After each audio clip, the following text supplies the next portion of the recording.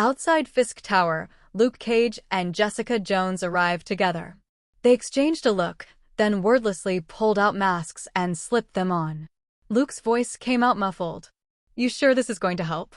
Jessica snorted. "It's still better than walking in there with our faces on camera." Then she lifted her boot and smashed the glass entrance like she'd been waiting years to do it. "I've wanted to do that forever," she said, stepping through. Alarms didn't even get a chance to settle before a pack of Fisk's men spilled out of the lobby, guns already raised. The moment they saw two masked intruders, they opened fire. "I've got this," Luke shouted, charging straight into it. Bullets pinged off him like rain hitting steel. He didn't slow down. He plowed forward, grabbed one of the gunmen by the collar, and yanked him close. "Where's Daredevil?" Luke demanded. The thug, panicking, pressed his pistol against Luke's neck and fired. The round flattened and dropped like a coin. Luke flinched and hissed, more annoyed than hurt. "Yeah, that still stings." He sent the guy flying with one punch. On the other side, Jessica crashed into the group like a wrecking ball. She swung two men around and used them like clubs, knocking others off their feet in a messy chain reaction. When she ran out of bodies to throw, her eyes locked on a thick concrete pillar. She walked over, wrapped her arms around it, and pulled. With a cracking groan, the pillar tore free. A several-ton chunk of concrete lifted into the air like it weighed nothing. The lobby went dead quiet for half a second. Nobody in Fisk's crew had ever trained for woman swings building support beam at your face. They backed away on instinct.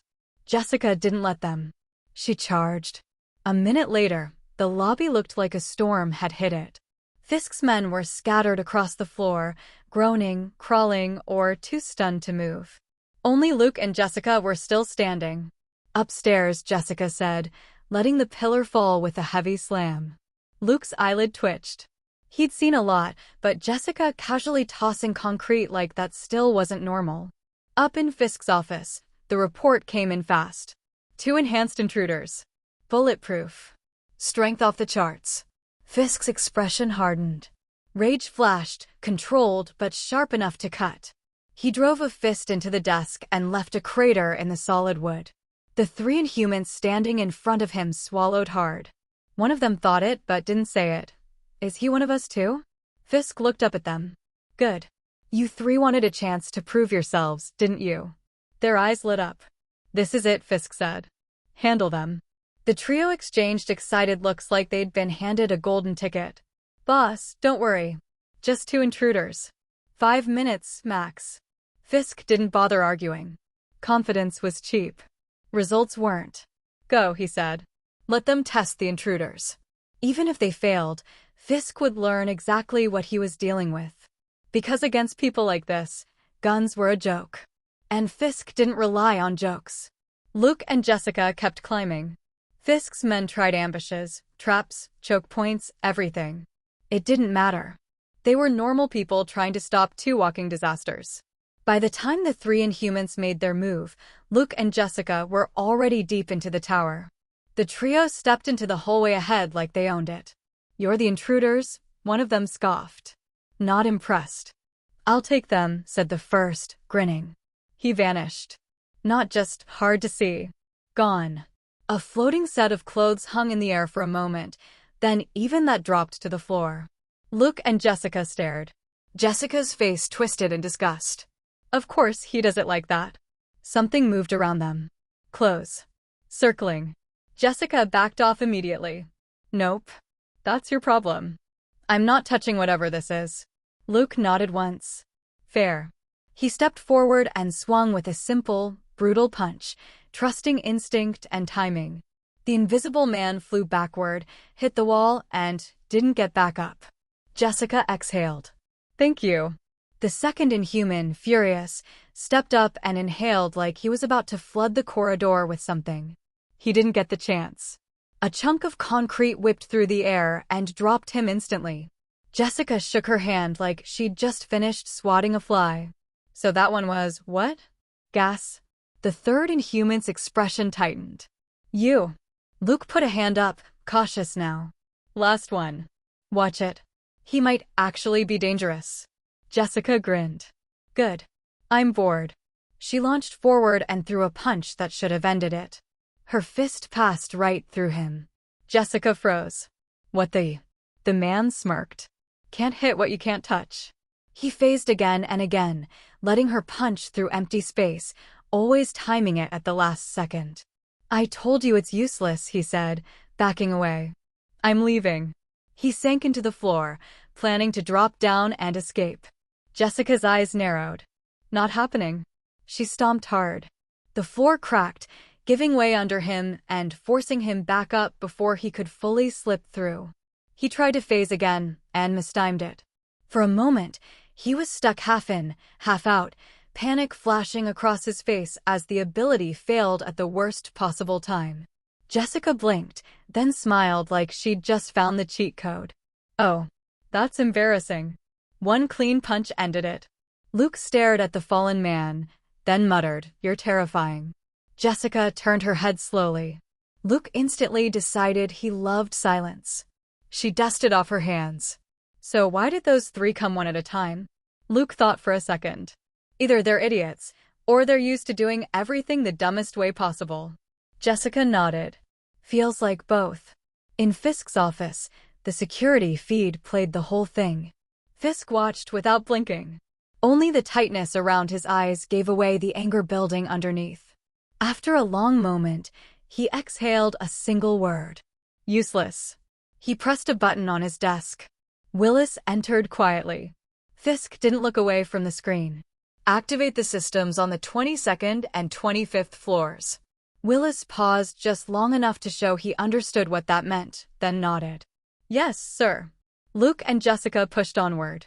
Around the 20th floor, something changed. The hallways were empty. Too empty. No gunmen. No shouting. No footsteps. Luke's shoulders tightened. This is a setup. Jessica slowed. Yeah, he wants us to think we're safe. They moved forward carefully, every sense alert. What they didn't know was the truth. The trap wasn't here. This was the quiet before Fisk's real counterattack. High above the tower, a figure hovered in open air, as if gravity had forgotten him. Roddy looked down at Fisk Tower, eyes narrowing as he zoomed in on the top-floor office window. There. Fisk. Roddy reached into his pocket and pulled out a small metal marble. It matched the bracelet on his wrist, same dense alloy, same high melting point. Electric arcs crackled over his palm as a magnetic field snapped into place. The marble vibrated, charged, and screamed with contained force. Roddy's voice was cold. Here's your answer. Then he released it. The sky cracked with a thunder-like boom. A blue streak of electricity and force ripped downward toward the tower like a launched judgment. Inside, Fisk was still watching the screens, unaware that something far worse than Luke and Jessica had just entered the game. Inside the office, Fisk was still weighing the odds. He'd cleared the middle floors, set traps higher up, tightened his people into kill zones. In his mind, it was simple math. Sooner or later, even monsters made mistakes. Then the world cracked. A blue streak of lightning punched through the outer wall like the concrete wasn't even there. It didn't slow. It didn't scatter. It drilled straight through steel, marble floors, support beams, everything in its path. For a heartbeat, the tower became a tunnel. The light speared downward, tearing through the entire building in a single line, then vanished into the earth with a soundless final flash. Only after it was gone did the noise arrive. A delayed, crushing boom that made the windows tremble and the furniture jump. Several floors below, Luke and Jessica froze mid-step. Jessica stared at the blackened hole a few meters ahead, her brain lagging behind what her eyes were trying to accept. What was that? Luke didn't answer. Cold sweat ran down his temples. He knew his body was tough. He knew bullets couldn't do much to him. But that? If that lightning had hit him directly, he had a feeling there wouldn't be anything left to test. They edged to the rim and looked up. Above them was open sky. Not through a broken window. Not through a collapsed corner. Straight through the building. A clean, vertical tunnel that cut the tower like someone had stabbed it with a glowing spear. Jessica's voice came out quieter. Did lightning just go through 30 floors? Luke shook his head slowly. That wasn't lightning. Not the kind nature made. Far away, the one who fired it was already gone. Roddy had watched the strike connect, confirmed the result, and left without hesitation. Before he disappeared, he retrieved the metal marble he'd used. It wasn't ordinary metal. It was a superalloy with an insane melting point. Any normal material would have vaporized long before reaching the tower. But this one held. And paired with Roddy's magnetic control, it became a weapon that didn't just hit. It erased. Back at Paradise Building, Roddy stepped in like he'd only gone for a walk. Daisy was still waiting in the living room. The moment she saw him, she hurried over and grabbed his arms, checking him top to bottom like she didn't trust her own eyes. Only when she found no blood, no bruises, no torn clothing, did she finally breathe out. Roddy smiled. "What are you imagining?" "Fisk isn't touching me." "He's not what I'm worried about," Daisy muttered, but her hand stayed on his sleeve anyway. Roddy didn't describe it with drama. Just the facts. A distant shot. A clean finish. Daisy laughed, half relief and half satisfaction. The king of Hell's Kitchen probably never imagined he'd die like that. No sympathy showed on her face. People like Fisk didn't deserve it. Roddy reached out and lightly tapped her nose. "Your problem's handled. Sleep properly tonight." Daisy hugged him without thinking, then realized what she was doing. Her voice softened. "Roddy, thanks." He looked down at her for a beat, leaning closer. A minute later, Daisy's face turned red, and she bolted toward her room.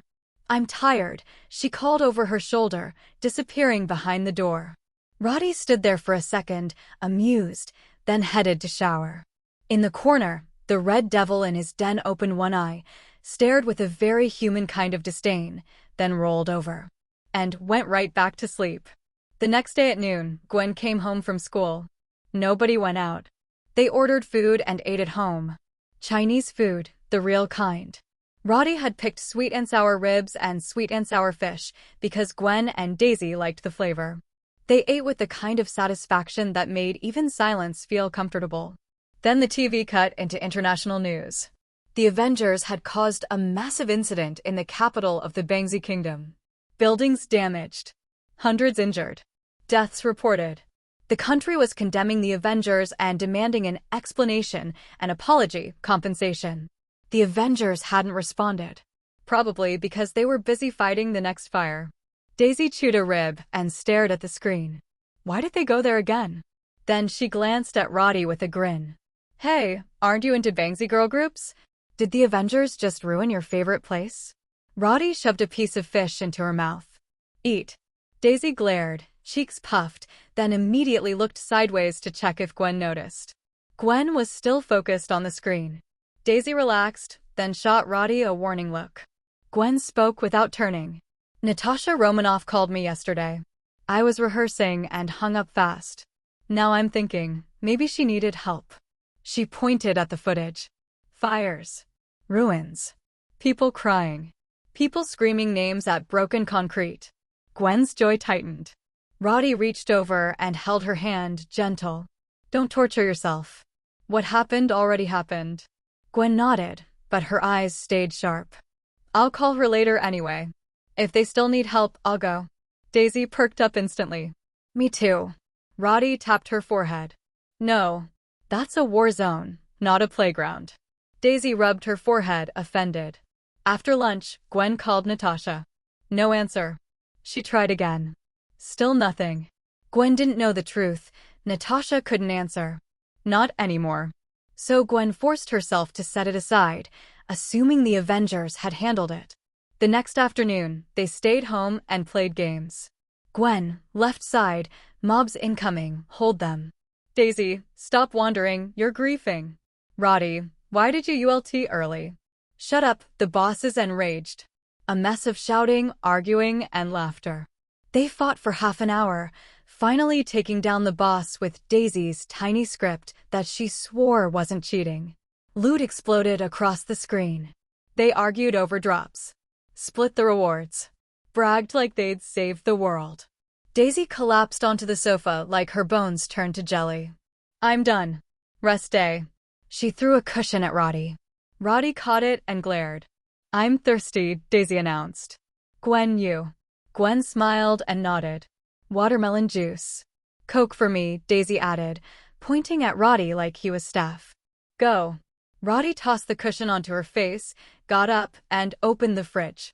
He handed Daisy her Coke and gave Gwen the juice, even unscrewing the cap for her. Gwen smiled. Thanks. Daisy smiled too. Completely shameless. Then Gwen's phone pinged. She glanced down, and her expression changed instantly. Roddy noticed. What is it? Gwen held the phone out. There's an update. Daisy leaned in. The headline was worse. Sokovia.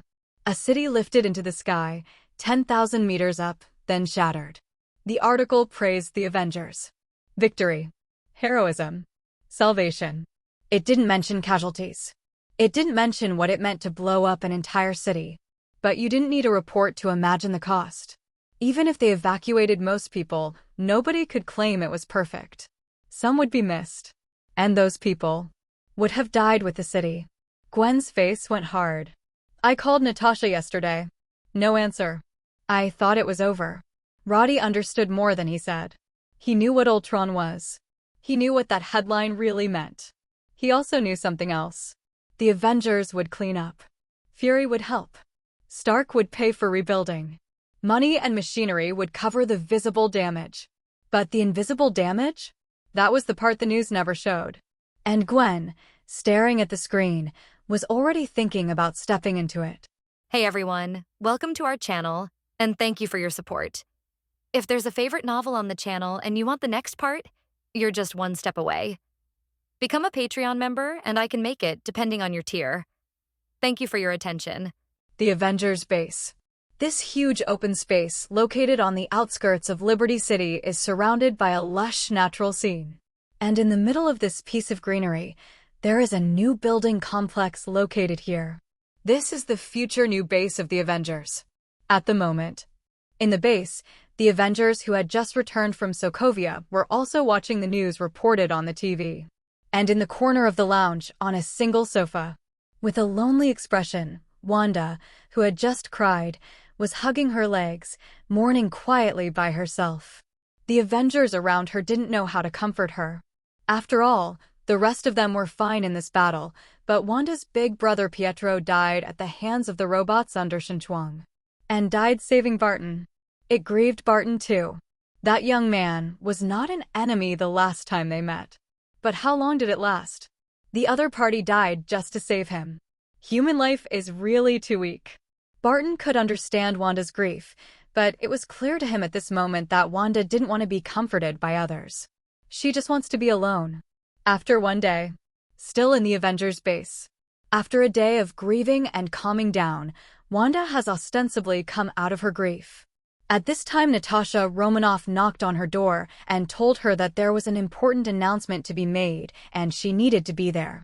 Soon, Wanda followed Natasha Romanoff into a hall. Here she met several strangers she didn't know.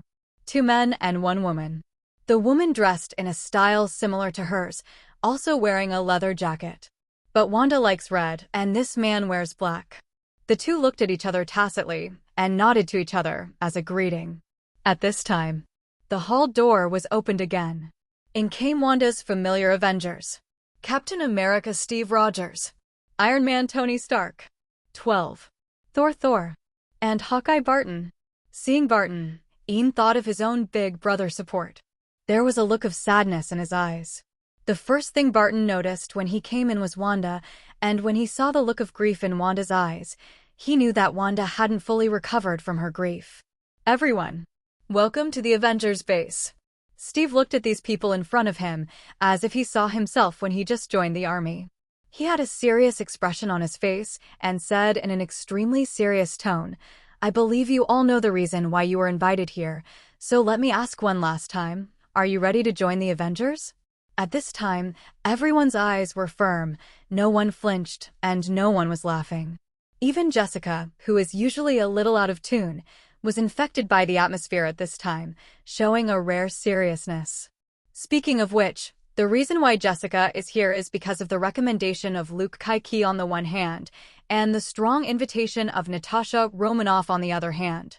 Yes, She was persuaded by Natasha. This woman is so eloquent that even Jessica, who had no intention of joining at the beginning, couldn't help but be persuaded by her. As for Luke Kaiki, after he was in contact with the Avengers last time, he originally didn't have much repulsion towards joining the Avengers. This time, he accepted the invitation from Natasha Romanoff again. He never thought of rejecting him and even introduced his friend Jessica to join. In the words of Luke Kaiki, the two of them joining the Avengers can not only contribute their own power to the world, but also use the energy of the Avengers to find Matt. Yes, they didn't find Matt at Faith's mansion that day. And Jean Vin is dead again. They had no choice but to completely lose all clues of Matt. Just when the two were worried about how to continue, Natasha Romanoff contacted Luke Kaiki, which made Luke Kaiki think that they could use the energy of the Avengers to find someone. To know, the Avengers are backed by super rich people like Tony Stark as their patrons. They even have their own moons. Under other circumstances, the Avengers might not necessarily help them find someone. But what if they originally joined the Avengers and became part of it? In fact, Jessica can be persuaded. There are also reasons for this. Definitely. More as Natasha Romanoff's sentence, "Do you want to change your life now? Do you want to get out of the shadow of the past?" It was this sentence that completely convinced Jessica. If this sentence was said by someone else, Jessica would just give the other person a middle finger in response. But those words were spoken by Natasha Romanoff, who was a member of the Avengers.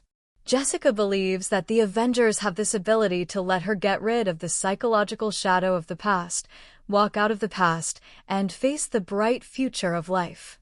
Among the newcomers present, in fact, only Jessica's invitation was more labor-intensive. As for the others, that doesn't require Natasha Romanoff to use any words at all, because they were originally willing to join the Avengers. Whether it is Wang Tian, who just lost his big brother and also lost his life goal. In fact, it has just been born, but it is a vision that is a combination of JRVS and part of Ultron. And Falcon Sam, who had already teamed up with and fought alongside the Avengers before. They all volunteered to join the Avengers. No one needs to convince them. Now, the Avengers family has welcomed a new batch of members. And as a member of the original Avengers, he is also the spiritual leader. Steve also shouldered the responsibility of training these newcomers. His task for the next period of time is to train them, not only to train their combat awareness, but also to cultivate their teamwork ability. After all, the Avengers are a team. If everyone plays their own way, then don't form any Avengers at all. Anyway, even if they are not together, they will continue to fight for the justice in their hearts. Like Barton, he has long wanted to retire to spend time with his wife and children. It was because of some reasons that I stayed and did not retire immediately. But now, with so many newcomers joining the Avengers, Barton also feels like he's the aging kid enjoying his retirement. Although he is not yet old, Barton feels that after so many battles, he no longer wants to continue fighting. In contrast, he wants to be with his family more and enjoy that ordinary life. Regarding retirement, Barton also mentioned it to the captain. Wait until the training of these newcomers is over. He can get away with it. And now, he still needs to stand on the last post. On the side of the Avengers, the training of the 5 new members is in full swing. While on the other side, Roddy looked at the mournful Daisy in front of him with a speechless face. "Tell me about you. No matter how much you train, you can hurt yourself?" Roddy said angrily while applying medicine to Daisy's arm. Turn out to be. Just now he suddenly heard Daisy's scream from the gym. Thinking that something happened, Roddy immediately teleported to the gym, only to see Daisy clutching her left arm with tears in her eyes, looking in pain. "What did you do?" Roddy asked her. Daisy pointed to a pile of dumbbells on the ground. Then he told him that she was experimenting with a new move of her own, and she accidentally injured her arm. Roddy was completely speechless. Is it possible to randomly test a new move like this that is not sure? Don't know how to come a little bit first? Later, Roddy checked Daisy's arm and found that the bone in her left little arm was slightly cracked. Fortunately, she stopped in time, so the problem didn't get worse. Now it's just a little bone fracture. If it breaks, it will be even more troublesome. Soon. Roddy bandaged Daisy and put 2 splints under the gauze to fix her little arms so that she couldn't help but move around. Don't move around these few days and take care of your wounds, you know? Roddy got up and put the medical kit back to its original position, poured another glass of water, and handed it to Daisy. I was hurt and couldn't move. Daisy shook her bound arms. Roddy, you just hurt your left hand. Having said that, Roddy still brought the water glass to her mouth. Drink it. Daisy took a sip with a smile and said, Roddy, I'm hungry. No, it's only after 1 o'clock in the afternoon, and you're hungry within 2 hours of lunch? Roddy felt that Daisy did it on purpose. She just wanted to take the opportunity to dispatch herself. But seeing her pitiful look, Roddy couldn't say anything. After a while, Roddy comes over with a bag of potato chips. Let's eat, he said. Daisy looked at her injured arm, then looked up at Roddy with teary eyes. All right, I'll feed you. Defeated, Roddy unwrapped the bag of potato chips and held a piece to her mouth. Gotcha. The crisp sound of potato chips sounded. Daisy's eyes were narrowed with joy. Next, Roddy was sent by Daisy to do many things. Either she was thirsty for a while, or she wanted to take that or something again. Seeing that she was a wounded person, Roddy endured it. In the end, she even had to be hugged by Roddy when she went back to her room to rest. Roddy gritted his teeth and endured again. Yet just let her go. Daisy also said that her arms were tied and she couldn't change her pajamas by herself, so she asked Roddy to help. When Roddy heard it, he sure couldn't stand it anymore. So he taught Daisy a lesson. The beaten Daisy stopped crying and begging for mercy. It was almost 1 o'clock in the morning. Daisy had fallen asleep in a daze, with a happy smile on her lips. Roddy felt that he was still in good spirits. Although it took 3 or 4 hours to teach Daisy just now, he wasn't tired at all. But seeing that Daisy was already asleep, Roddy thought about it and decided to let her go today. Sleep. 160. Lie down and close your eyes, and the room quickly became quiet. Next day, it was more than 8 o'clock in the morning. Before Roddy even opened his eyes, he felt something was sweeping back and forth on his nose. A little itchy. Opening his eyes, Roddy saw Daisy looking at him with a smile. You're awake. Daisy leaned against him, resting her head on Roddy. Why do you wake up so early? Don't you take a rest? Cannot fall asleep. Daisy looked up at him. Roddy, what kind of relationship do you think we have now? What do you say? Roddy asked him back. No, I want you to say it. Daisy looked at him. It's all like this, what else can it be? Roddy patted her little head lightly and said, From now on, you will be my little girlfriend of Roddy. Hearing this, Daisy also showed a happy expression on her face. But soon she said angrily, Why is it a little girlfriend? Where am I young? Kiki. It's not a good thing to say, otherwise something will happen. But Daisy was certainly not small at all. This Roddy can attest to that. However, let's not tell Gwen about our affairs for now, okay? Daisy suddenly said, I'm not ready yet. What if Lewin gets angry? Don't worry, Gwen won't be angry. Roddy said. In fact, Roddy felt that the ice-snow-smart Gwen probably had already seen his little thoughts. It just didn't break him down. So, even if Gwen really found out, at most Gwen would beat him up, and after the beating, his anger would dissipate. No, I'm still a little worried. Let's not tell Gwen yet. Let's tell her when I'm mentally prepared, okay? Daisy shook her head and said that she was really a little scared to face Gwen now. After all, she is a third party involved, right? How unreasonable. And Gwen was so nice to her. If it weren't for the fact that she couldn't control herself, Daisy would never have done such a thing. Facing Roddy every day, it was really hard for Daisy to resist his attraction to her. Maybe even Roddy himself didn't discover his special attraction to the opposite sex. But Daisy, who was with Roddy all day, knew it all too well. Otherwise, she will never do such a sorry good sister thing. Blame Roddy. P.S. The third one is here. In the room. Roddy returned a message to Gwen with his phone, then put the phone aside and called out the system interface. System, sign today's check-in. Last night was too busy, so there was no check-in. However, the system does not stipulate that the sign-in must be completed within a certain time period after midnight, as long as it is within 24 hours of the day, no matter what time period it is. It doesn't make much difference. Ding. Congratulations to the host for signing in and getting the ability to shrink from the Mutant Toy Master. Hearing the system's prompt, Roddy discovered that this was another variant ability that he had never heard of. As for the name of the Toy Master, he has never heard of it either. I guess it's a very unpopular mutant. After all, there are tens of millions of Marvel's mutants, but except for those mutants of X-Men, Brotherhood, and Hellfire Club, most of them are not well known. For those who only watch movies, aside from these mutants, they have never heard of the others. Roddy had read some comics related to it, but I didn't see the whole thing. So it is normal for some unheard of mutant and variant ability to appear. But this shrinking ability is the center of his logic? Shouldn't it be about color? Immediately, Roddy also looked at the inactive ability column on the system interface. Zoom. Alpha level. This is actually an alpha level ability. Roddy was a little surprised. Subconsciously looked towards the bathroom of the room. Couldn't it be the luck that Daisy brought him? Just like the good luck that Gwen brought him last time. The system still has this kind of hidden rule? Roddy thought. I always feel that this system seems to have suddenly become a little unscrupulous.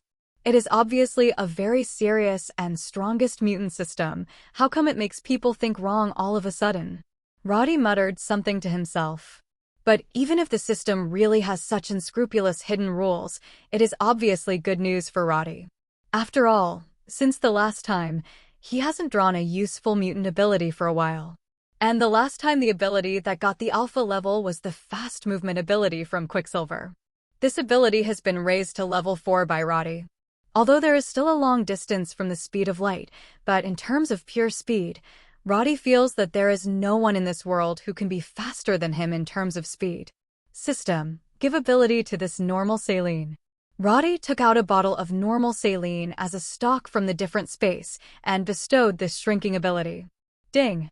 Successfully granted the target item's shrinking ability. Congratulations to the host for obtaining a random strengthening 1,300 times shrinking ability. How many? Roddy couldn't resist sitting up straight. He double-checked.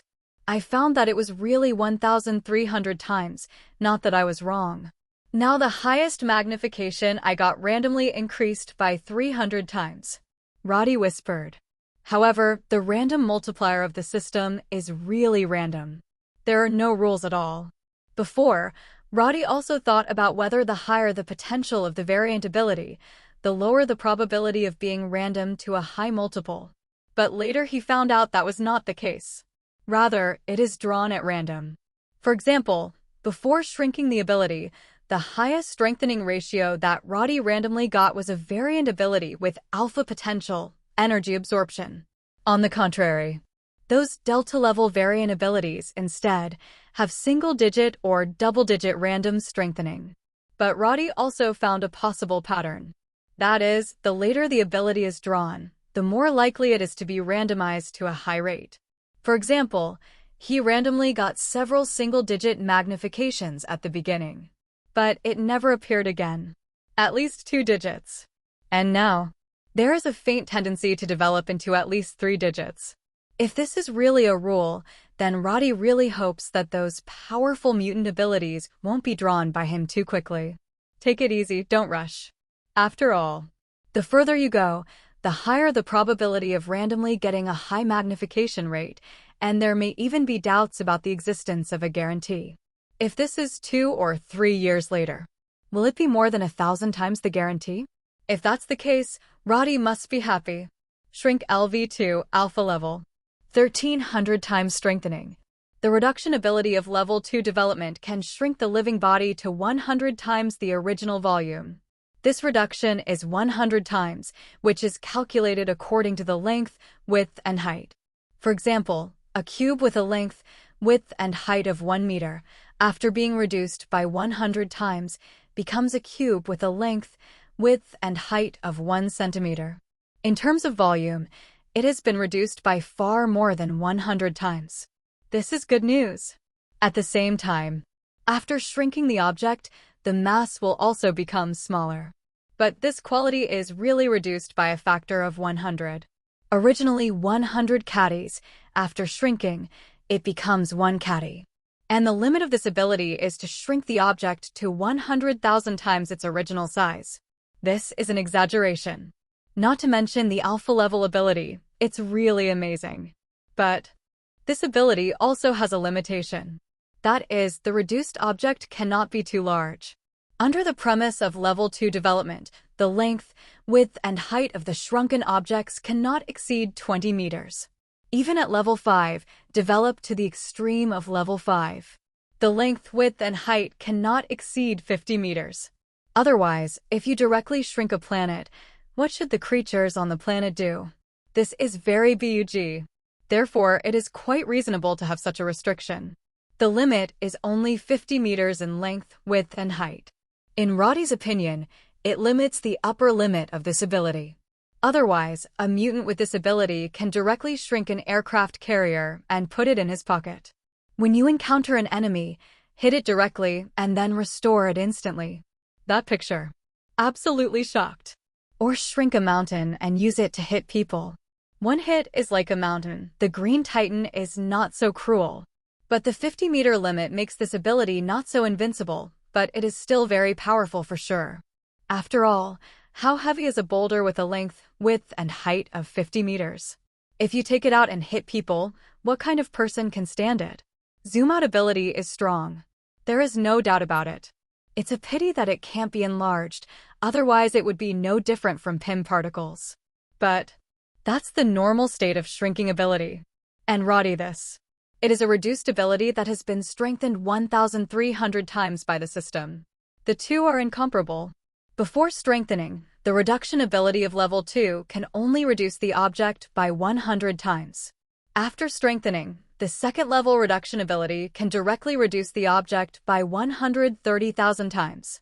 It is even more exaggerated than developing to the limit of level 5. Before strengthening, the level 2 shrink ability can only shrink objects whose length, width, and height are within 20 meters.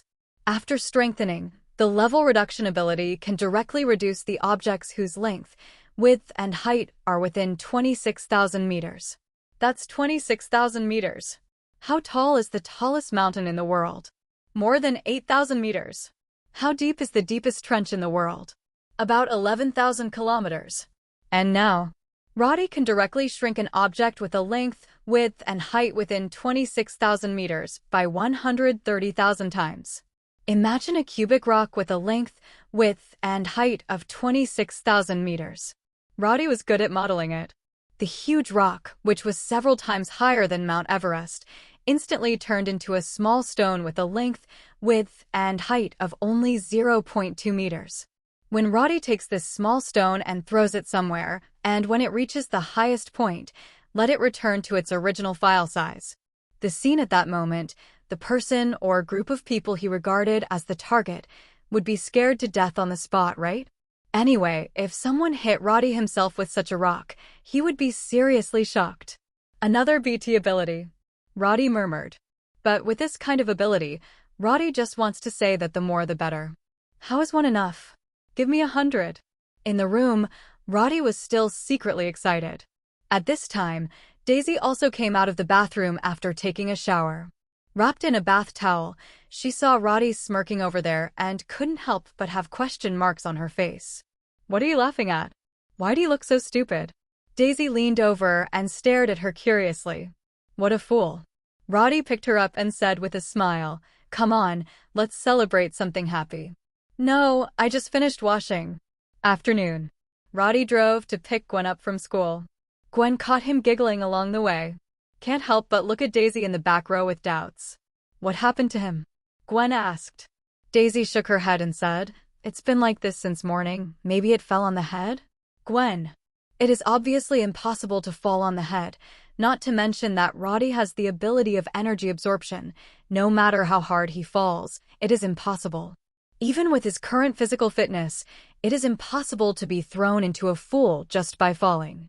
"Don't talk nonsense, I just thought of it for fun," Roddy said. "What fun?" Gwen asked curiously. "I'll tell you next time." Roddy smiled and said. In fact, he thought of how to use the shrinking ability he just obtained. Not to mention anything else, the problem he was still worrying about, the placement of the mechanical legion, was completely solved now.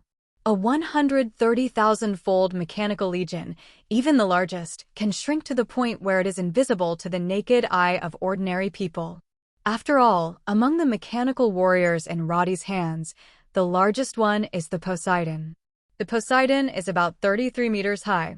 Reduced by 130,000 times, that is a height of about 0.25 millimeters. How small is 0.25 millimeters? Put it on the ground. A person can't see its existence at all. Can you see every speck of dust on the ground? Unless it floats right in front of your eyes, you won't see it at all. This is still the largest mechanical warrior. The smallest mechanical warrior is only 2.2 meters, which is so small that you can't see it even if you put it in front of your eyes. In this way, let alone a million mechanical warriors. Even if it is tens of millions. Roddy can also pack them into a box and put them in a different space to take and use at any time. Or, just leave the box alone, no problem. Night. The three of Roddy had dinner outside and watched a new movie before going home. But tonight Gwen is going home again. No way. She's still a student, though now Chief George has accepted the fact that his precious daughter is with a playboy like Roddy. But this does not mean that he will agree with his precious daughter not returning home every night. So, Gwen currently lives at home at least 3 or 4 days a week. The rest can live with Roddy. This is also No Money is Good, that Gwen fought for with great difficulty. But when she graduates from high school and can go to university, this situation will change. After all, in the United States, going to college means a child can be independent. Many young people from the United States move out after college. At that time, Gwen moved directly to live with Roddy, and I believe that even Director George would not have any objections. After sending Gwen home, Roddy and Daisy returned to Paradise Mansion. As soon as they got home, Daisy couldn't wait to take Roddy and ran to her bedroom. As for why not go to Roddy's bedroom? In Daisy's words, she was afraid that Gwen's nose would be too sharp and she would smell her. Roddy didn't know what to say. He could only silently cooperate with her. This night, Roddy didn't get much rest. Next morning, Roddy woke up before 8 o'clock. He turned around and saw that Daisy was still asleep, so he didn't bother. System sign in. Roddy, who did not sign in on time last night, made another sign. Ding. Congratulations to the host for signing in and obtaining the Man of Steel ability. This comes from Mutant Colossus. Huh? Hearing the system prompt, Roddy couldn't help showing a surprised expression. Man of Steel? To be honest, when I first heard the first half of the sentence, Roddy was still wondering, why did Superman's Iron Man come to mutant? Can't be. Superman is also a mutant, right? Think about it and know it's impossible. Not to mention, everyone knows that Superman is a Kryptonian. Even if it is divided according to the world, mutant belongs to Marvel and Superman belongs to DC. These are not the same worldview. P.S. The fourth one is here. Fox. But Roddy understood after hearing it. Feelings are not Superman's iron body, but Colossus' iron body. As soon as he thought of the appearance of Colossus after transformation, Roddy understood why this ability was called the Man of Steel. But, just like Superman's body of steel is infinitely stronger than steel, the steel body of Colossus is not ordinary steel, but a carbon steel similar to money. Its hardness is second only to adamantium and vibranium. Therefore, these two are abilities that are said to be the Man of Steel, but actually have nothing to do with steel at all. But what really surprised Roddy was, he just drew a shrinking ability with alpha-level potential yesterday. Why did I get another Colossus Man of Steel ability today? It stands to reason that the ability of Colossus is also alpha-level, right? That is to say, Roddy has won the alpha variant ability for 2 consecutive days. This has never been done before. It is equivalent to playing a card game and drawing 2 SSRs in a row. But Roddy never won an SSR in his previous life. That thing is not for him. Man of Steel. Alpha class. Opening the system interface, Roddy saw this ability in the column of the inactive ability. Not surprisingly, it is the potential of alpha level. Another variant with high potential ability. The point is, Roddy was still thinking about how to solve Daisy's physical fitness problem. After all, her shockwave ability is strong, but it is also very frustrating to injure the enemy 1000 and self-destroy 800. And the key point is that Daisy's physical fitness is only at the level of ordinary people. But if she can have a Man of Steel, then the effect will be completely different. When the time comes, Daisy 460, who has become Iron Man, can fully release her own shock waves with all her strength. There is no need to keep your hands because you are worried about whether you will hurt yourself. Think of this. Roddy paused when he was about to take out the spare saline solution from the different space. He looked at Daisy, who was still sleeping beside him. The last time I gave the ability to Gwen was because it was too late, and the ability was drawn earlier, but this time I can completely give this ability to Daisy directly, without going through another step. Roddy said heartily. As for how to explain to Daisy that he can bestow abilities on others? Does this need an explanation? Given the relationship between the two of them, how can this be explained? Anyway, it's a good thing. Daisy wouldn't ask, and Roddy didn't need to find a reason to prevaricate. Just say that this is a special ability of oneself. After all, in a certain sense, the existence of the system is indeed a special ability of Roddy. Or others do not have. Around 9 o'clock. Daisy just woke up from a deep sleep. Roddy didn't wake her up early. She was quite tired last night after all. Roddy has excellent physical fitness, coupled with a large amount of energy stored in his body. As long as the energy is not exhausted, he can be tireless. But not Daisy. Her physical fitness is only at the level of ordinary people. It's normal to be tired. But soon, Daisy's physical fitness can reach the level of a Superman. Even if it is not in the transformation state, Colossus has a physical quality far beyond ordinary people, but it will be infinitely stronger after transformation. Pty, wake up! Roddy gently removed the hair covering Daisy's face and said to her, "When you wake up, go and wash your face. I have a gift for you later." "What gift?" Daisy stretched in a daze and asked. "You'll find out later. It's a good thing anyway," Roddy said. Hearing this, Daisy got up obediently and then went to the bathroom to wash her face and brush her teeth. After a while, she came out of the bathroom. "My arm doesn't seem to hurt anymore," Daisy said to Roddy when she came back. Her arm was injured the day before yesterday, and normally it won't get better so quickly. But the medicine that Roddy applied to her before was all produced by Osborne Group, which is expensive, and the effect will be better naturally. That's why the pain went away so quickly. But it is not completely clear, still need to pay attention to some. But soon Daisy won't have to worry about her arms anymore. "What gift did you just say?" Daisy asked. "This is it." Roddy took out his right hand. Daisy looked at his empty palm suspiciously. "You don't have anything in your hand," she says.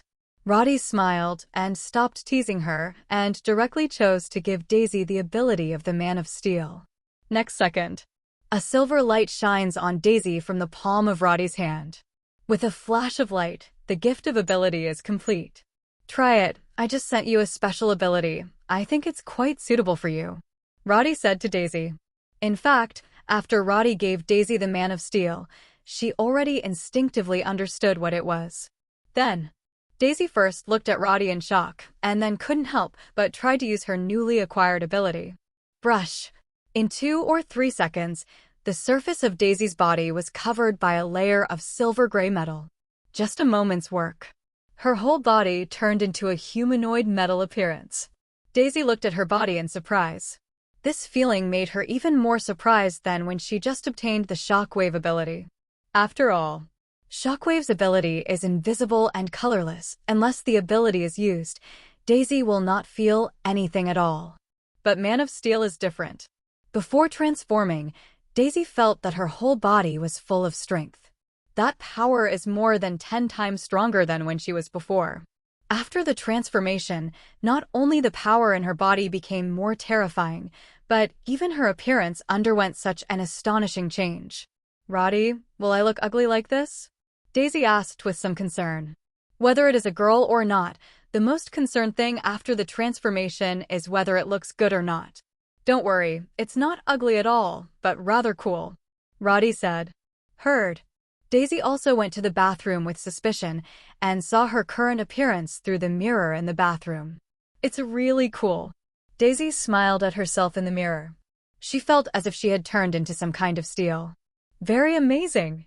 After admiring her transformed appearance for a while, Daisy tried to transform back.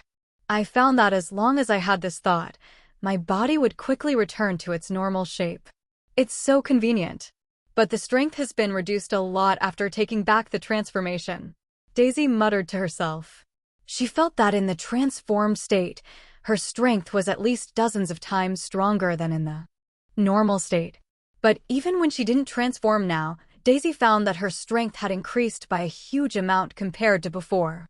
And Daisy found her arm was completely healed. This ability seems to be more than just transforming and improving physical fitness. In the process of transforming, she also healed her physical injuries, by the way. In fact, Daisy felt right. The Man of Steel ability of Colossus is not only as simple as improving strength and defense, but at the same time, as long as his injury level is less than 70%, he can instantly heal his injuries through transformation. At the same time, in the transformed state, he no longer needs to eat, breathe, or even rest. That is to say, as long as he is in the transformed state, he is a perpetual motion machine. He no longer needs those things that human beings need. Definitely only in the transformed state. If the transformation is withdrawn, then it's just that the physical fitness is much stronger than ordinary people. Not as exaggerated after transformation. And Colossus's stamina and strength after transformation are also quite terrifying. Among them, the power can reach hundreds of tons. Much stronger than Luke Kaiki. Definitely, that means after the ability has been developed to level 5. Now Daisy, who has just acquired this ability and whose development speed is still at level 1, only has a power of 10 or 20 tons after transformation. It is far from reaching the level of hundreds of tons. And the upper limit of the strength of the Man of Steel can actually reach 1,000 tons. That is, the effect of developing this ability to the limit of level 5. 1,000 tons is already a rather exaggerated figure. After all, the human body is only so small. How big is a fist? With such terrifying power compressed into such a small volume as a fist, the destructive power it can unleash is simply unimaginable. The other side. While Daisy was admiring her newly acquired ability, Roddy is also feeling the changes in himself. After giving the Man of Steel to Daisy, Roddy gets a Man of Steel after random strengthening. And the magnification he got randomly this time is not as high as yesterday, but also reached 500 times. Not less. Moreover, Roddy's Man of Steel is still at level 2 development. One level above Daisy.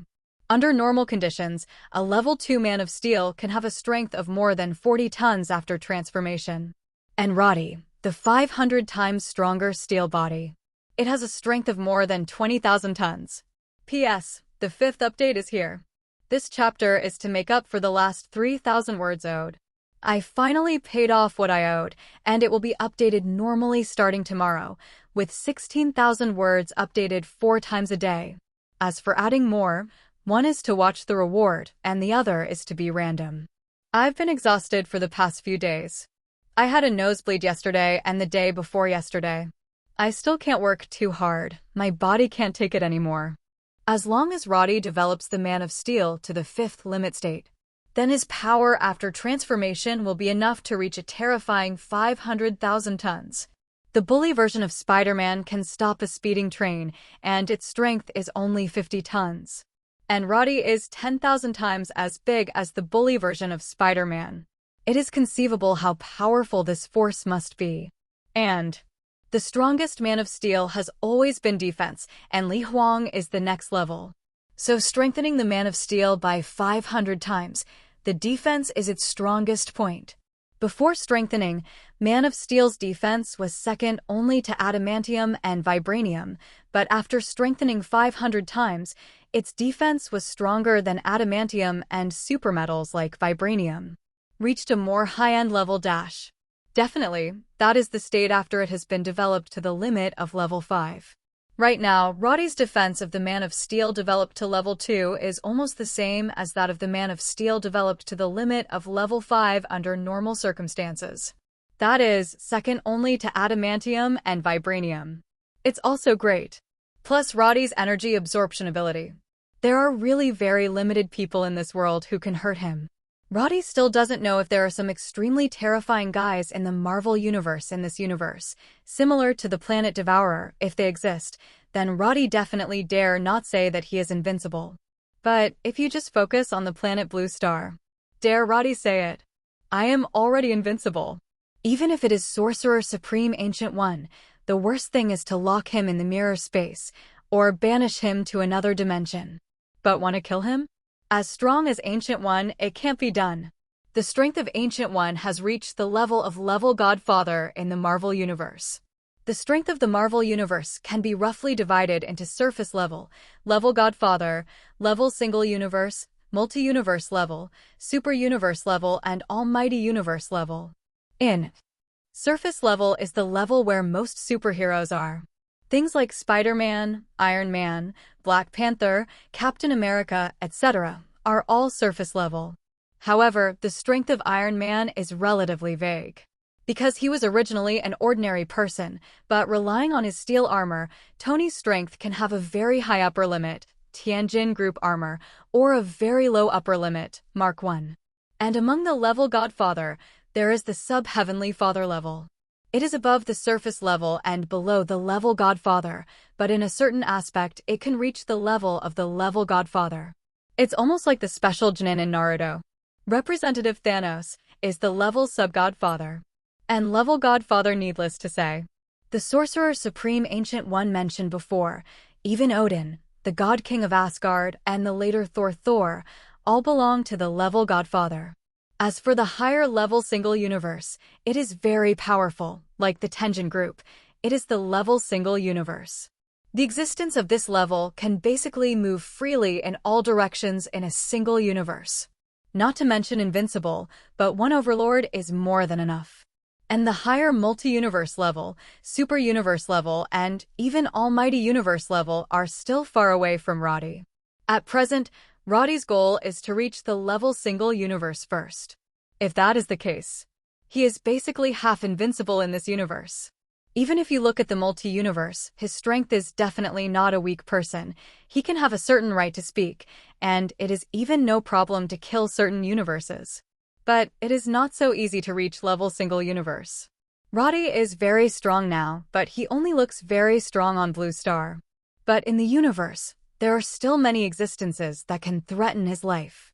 Not to mention the overlord of the universe like Thanos, just a Ronin. I'm afraid it would be very dangerous. After all, Ronin always takes his own space battleship with him when he travels. It is estimated that Roddy is enough to absorb it. At present, Roddy's strength should have touched the threshold of Yaishin Father. In terms of his defensive ability, he has definitely reached the sub-heavenly father level. But other aspects are slightly stretched. The speed is okay, but most of the battles in the universe are driven by spaceships. Roddy can only run on solid matter. To fly, he has to rely on the magnetic field, but the magnetic field in many places in the universe is extremely weak, and Roddy will be blind when he gets there. So, this aspect is where he needs to strengthen in the future. In terms of attack, Roddy's energy absorption can release energy, which can also achieve a strong damage effect. There are also Cyclops, which are not weak. Magnetic field manipulation can also give Roddy great destructive power. In this regard, Roddy should be second only to defensive ability. But Roddy has a fatal weakness. That is, the spiritual level is very stretched. If you encounter an existence like Sorcerer Supreme Ancient One, it is easy to be slapped out of your soul like the Green Titan. Although Roddy's speed is fast, he can dodge. But what if you can't escape? You can't take chances.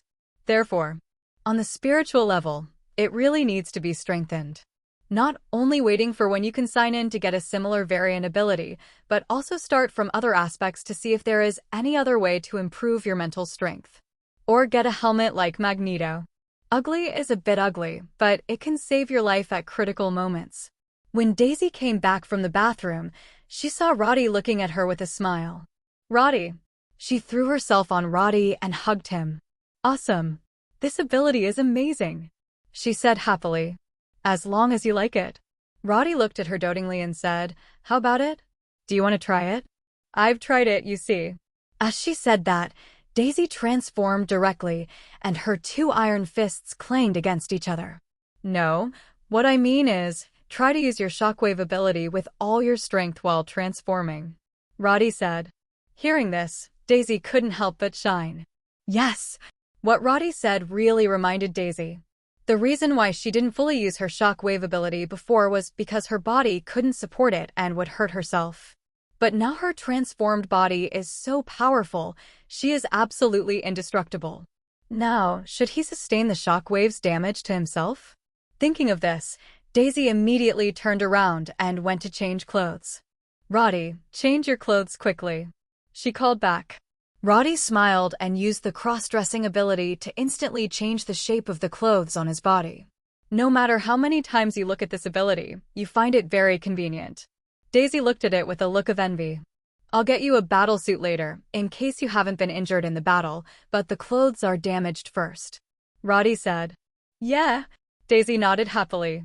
In fact, she has long envied Gwen for having a beautiful and practical battle suit. It's just that she is not a superhero, just a hacker who likes to stay at home and type codes, so she has never proposed to Roddy the idea of wanting a battle suit. But today Roddy took the initiative to propose, so Daisy would naturally not refuse. Who would say no to a cool and sassy battle suit? However, Daisy and Gwen's situation is different. Because Gwen has the energy absorption ability, the battle suit only needs to be strong enough, but Daisy is different.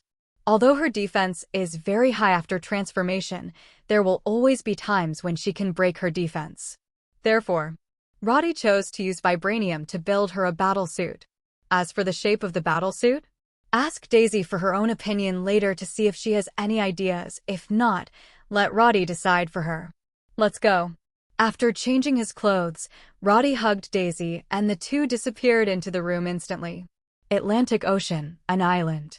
Roddy and Daisy appeared on this deserted island. Just here, there is no human habitation in a large area around, and you can use your ability to your heart's content. Roddy let go of his hand and said to Daisy. Daisy also had an excited look on her face. Obviously, she wanted to test the limit of her ability for a long time. In the past, it was only because my body couldn't bear it, so I didn't do it all the time. But now, Daisy thinks she can do it. Next second, Daisy's body began to be covered with a silver-gray metallic luster. 2 or 3 seconds later, she had completely turned into a metal person. Seeking flowers, 0. Man of Steel, open. Daisy took a deep breath, although she didn't need to breathe in this state, but she got used to it naturally. How can the breathing habits developed in 20 years be changed? Clenching her fists, Daisy looked at a mountain in the distance. Sean is the short hill on the island. Not tall. It's like 200 or 300 meters. Next moment, Daisy punches out. An astonishing shock force blasted along her fist towards the mountain hundreds of meters away. Bang! Amidst the loud noise that shook the sky, the short mountain of 200 to 300 meters was directly shattered by Daisy's fist. Countless rubble flew towards the sky, and some vegetation on the mountain was also instantly shattered by this terrifying force. The concussion wave was smashed to pieces, and some poor insects had no time to escape, and they ended up with no bones left. Wait until the dust settles. Looking at the short mountain again, there was originally a mountain of 200 or 300 meters, but now there is only a bare base left. It's like 20 or 30 meters. It looks very weird. Daisy couldn't help covering her mouth at this moment, looking at the destructive effect of her punch with a look of surprise. Roddy, did I really do this? She looked at Roddy in shock and asked. Roddy nodded and said, your ability is already very strong, but you have never really used it in the past. But how much strength did you use just now? 0. Daisy thought about it and said 40%. This surprised Roddy a bit. He thought that Daisy's ability would be very powerful in terms of destruction, but he didn't expect that with only 40% of the effect, it could flatten a short mountain. This is really a bit of the taste of shocking fruit. Roddy thought about it, and then asked, "How do you feel about your body? Can you support a stronger shock ability?" Daisy nodded and said excitedly, "I was also worried about this problem just now, but I found out that 40% of the shock wave hit me and I was fine, not even a little bit of pain. Then try to add a little bit more, add 10% to 10%, don't add too much at once." Roddy said, "Yeah." Daisy. Nod. Next moment 1. She punches again. This time she used 50% of her ability. The shocking force blasted out directly made the deserted island under the two people's feet vibrate. After a while, the vibration gradually calmed down. "I feel like I can add more," Daisy said. So she continued to increase her ability by 10%. Until the last punch, Daisy has displayed 10% of her concussion ability. With this punch, Daisy subconsciously blasted this force into the sky, because she was worried that if she continued to face the front, the whole deserted island might collapse. Then, Daisy's punch directly shattered the clouds thousands of meters high in the sky. The originally thick cloud layer was directly shattered under her punch, and there were even terrible marks like cracks in the sky. These traces spread over an area of about hundreds of square kilometers file size, and they existed for 3 or 4 seconds before disappearing. Daisy looked at the scene in shock, but she could already feel a tingling pain in her arm just now. Obviously, even in her transformed state, fully exerting her ability would still hurt herself.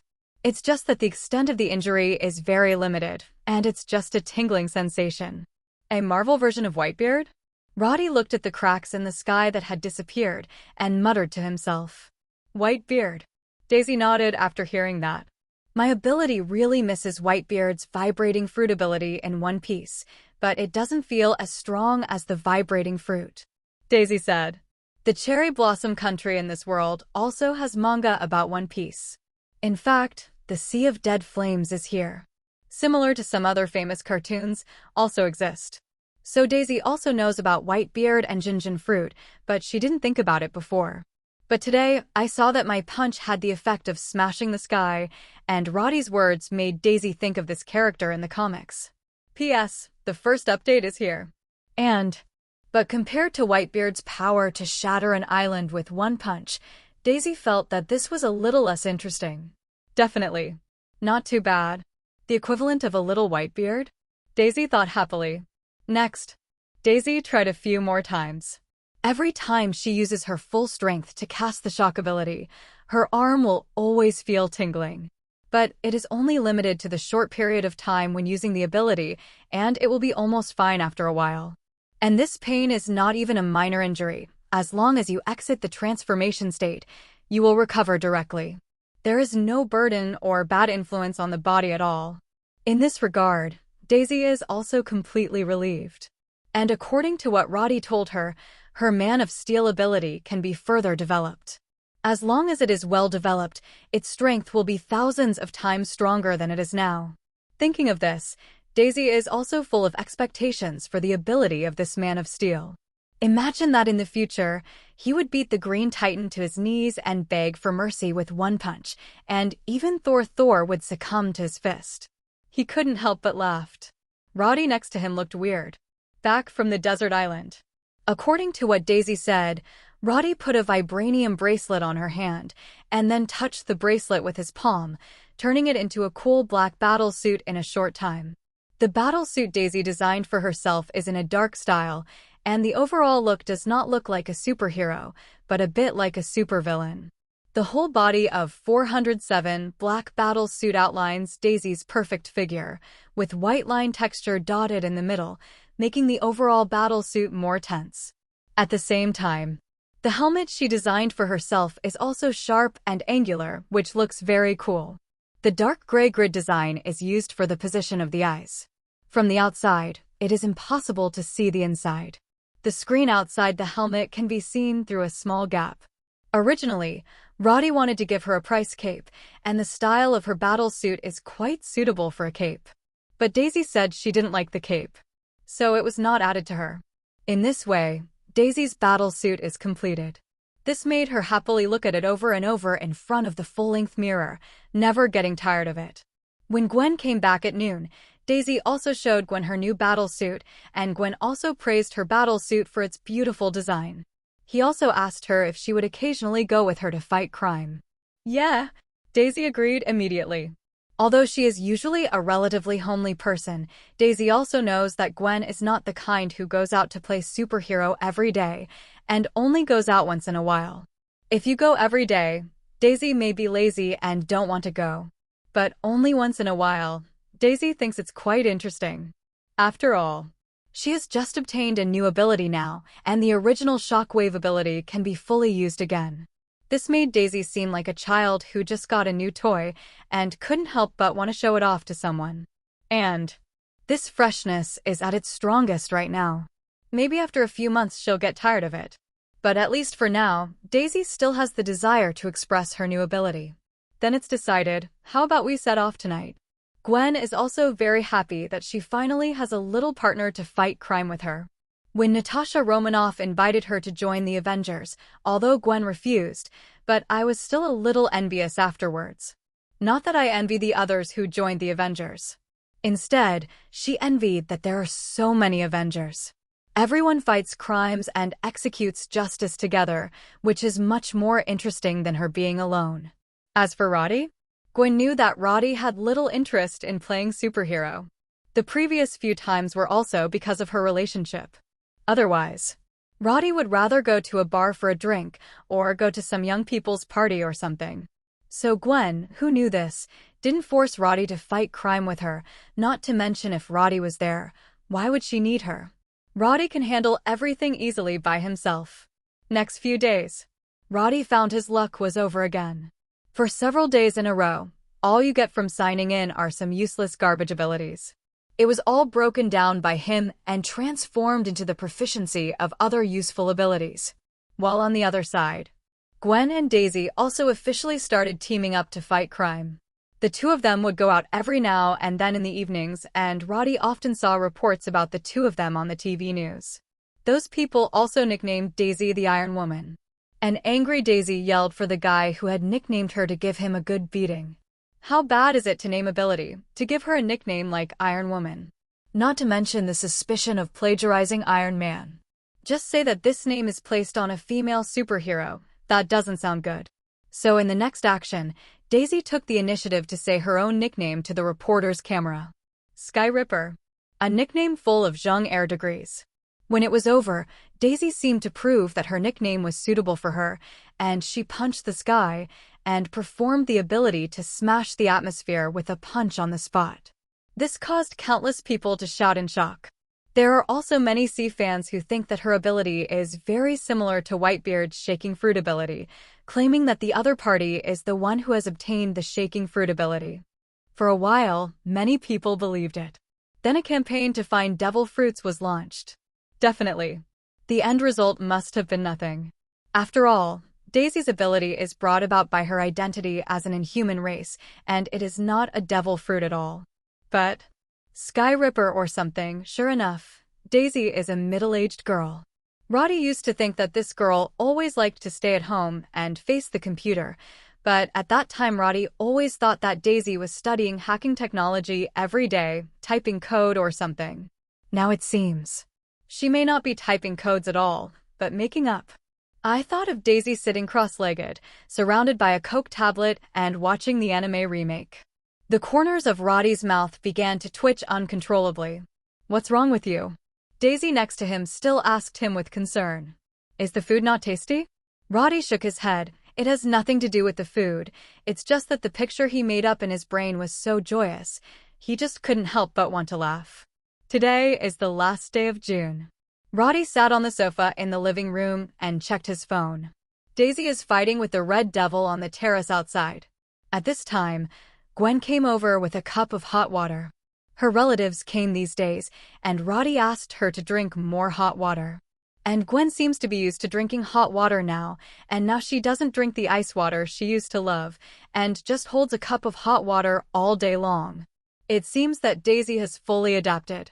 Gwen sat down next to Roddy, looked at Daisy, who was playing with the Red Devil outside, and said with a smile, "Yeah, that's pretty good too." Roddy nodded. At this time, Gwen next to him looked at him with a half smile, and it wasn't until Roddy was a little creepy that Gwen looked away from his face. "What do you eat for lunch?" Gwen asked. It's as if nothing just happened. But Roddy didn't think he was hallucinating. With Gwen's look just now, he doubted very much that Gwen already knew about his relationship with Daisy. It's just that she didn't say anything, as if she was waiting for the two of them to take the initiative to ask her about Kunbai. "Order a meal delivery service, you order." Roddy picked up the tablet from the coffee table and handed it to her. Gwen reached out to take it, and Roddy also excused himself to go outside. On the terrace, Daisy was still playing with the red devil heartlessly. I don't know if I read it wrong, but Roddy always thinks that this silly dog seems to have grown up a bit recently, and he is obviously much taller than before. Silly dog, is this the second development? Roddy thought. But the bull ant in his eco-garden grew bigger than the others after he gave him the mutant ability. And recently it has almost grown to the size of a normal mouse. Not to mention others, even Roddy has never seen such a big ant. Can only say, this thing is definitely a mutation. Maybe the red devil is also in a similar situation, but because of the small size of the ants, although the length is more obvious. And the red devil is originally an adult husky, its size is not small, so the head of the group is a little slower. But there's one thing Roddy doesn't understand. It was also given the mutant ability by him, why the bull ant and the red devil would change in size. But not Gwen and Daisy? Is it because they are human? But the bull ant and the red devil are animals, so they are different? Roddy didn't know if this was the case, but Gwen and Daisy hadn't changed much, which was good news. He didn't want to see Gwen and Daisy grow 2 or 3 meters tall one day. That picture. Too beautiful to dare to think. Roddy, the red devil, is so smart. I feel like he can understand what I say. Seeing Roddy coming out, Daisy walked over excitedly and said to him. But in the next second, Roddy's words froze the happy expression on her face. "Gwen really wants to know about us," he said. "Daisy, Gwen knows." She subconsciously looked into the living room. At the moment, Gwen was sitting on the sofa ordering food, completely ignoring the two people outside. Definitely may have noticed it, but just pretended not to see it. "Real or fake?" Daisy asked quietly. "It shouldn't be wrong. I feel like Gwen is waiting for the two of us to confess to her." Roddy said, "How are you?" "It's been so long, are you ready?" Daisy shrank her neck a little scared. "Will Gwen kill me?" she asked. "I think it might have been me who was beaten." Roddy spoke his mind. He had felt that Gwen might already know about them, and thought about what would happen if Gwen found out, but after much deliberation, he probably wouldn't be able to escape if he was beaten up. "Will the two fight together?" Daisy asked. Roddy shrugged, saying he didn't know either. "Let's confess in the afternoon. It's not a problem to keep it a secret," Roddy said. In fact, he wanted to confess to Gwen a long time ago, and he wanted to say it the next day after that day. It's just that Daisy won't let him talk. Said she wasn't ready yet and needed to wait. Roddy also considered Daisy's situation, so he kept hiding it from Gwen. But now, probably can't hide it. Seeing that Daisy still looked worried, Roddy gently took her hand and said, "Don't worry, I will tell Gwen about this matter, and you can just sit aside and leave the rest to me. 0.4, is this really okay?" Daisy asked worriedly. "That can't be helped," Roddy said. Hearing this, Daisy also nodded. It can only be the afternoon. After lunch, Roddy brought Gwen up to the front. "Gwen, I have something to confess to you," Roddy said seriously. "Say it." Gwen looked at him with folded arms. Seeing Gwen like this, Roddy was absolutely sure that she really knew it all along. Otherwise, he wouldn't be so calm. "No, let me say it." Just as Roddy was about to speak, Daisy, who was lowering her head, suddenly raised her head and said. Then, without any explanation, he dragged Gwen into the room, leaving Roddy standing outside alone. "Wow!" Roddy turned his head and glanced at the red devil who was calling out to him. I don't know if it's an illusion, but he always felt that there was a bit of gloating in the dumbfounded eyes. "Silly dog, come here." Roddy waved. The red devil hesitated, probably because he was afraid that Roddy would beat it, so he hesitated before coming over. "You silly dog has really grown up a lot." Roddy observed the red devil and was sure that this silly dog was indeed a lot bigger than before, but because he saw it every day, he didn't notice it before. Woo! The red devil who was touched by Roddy whimpered in fear, as if Roddy was going to stew it into a dog meat hot pot. P.S. The second one is here. Roddy patted its dog's head angrily. Silly dog, won't you grow bigger than a lion and tiger in the future? If that's the case, your master, I won't be able to take you out, Roddy said. The red devil tilted his head and looked at his master, as if he was thinking about what the master said. After a while, the door of the room opened. Gwen came out of the room with Daisy. When Roddy saw it, he quickly let the silly dog play by himself and then looked at Gwen, who was walking over. You guys finished talking? Asked Roddy. Gwen gave him a savage look, then stomped on Roddy's foot. Then what else do you want? The two of us will fight directly to decide the outcome, she said viciously. Roddy also pretended to be in pain at the moment, and then said with a smile, No, how can I be willing to let you fight? Huh. Gwen snorted angrily and turned away, although she has accepted Daisy. But facing Roddy, a flirtatious boyfriend, she was still a little angry. Daisy, who was following Gwen, also gave Roddy a helpless look at this time. Roddy winked at her, then turned around and followed Gwen, even coaxing and being obedient, which gradually made Gwen laugh. Let her stop keeping a straight face. I'll forgive you this time first, but if you have a next time, don't think about asking me to forgive you so easily, Gwen said angrily. Yes, I will definitely tell you in advance next time. Roddy nodded. What? Gwen stared at him with wide eyes. No, I mean there will be no next time. Roddy quickly changed his words. Subconsciously spoke his mind. When Daisy next to her heard this, she couldn't help but looked at Roddy in surprise. This guy has a lot of guts. The tone that Gwen had finally let go came up again. Roddy couldn't help it, who made him say it smoothly. I can only continue coaxing. Seeing him like this, Gwen didn't know whether to scold him or beat him up. This man, although from the first day they met, Gwen knew that the other party was a playboy, and it was impossible to love only himself with all his heart.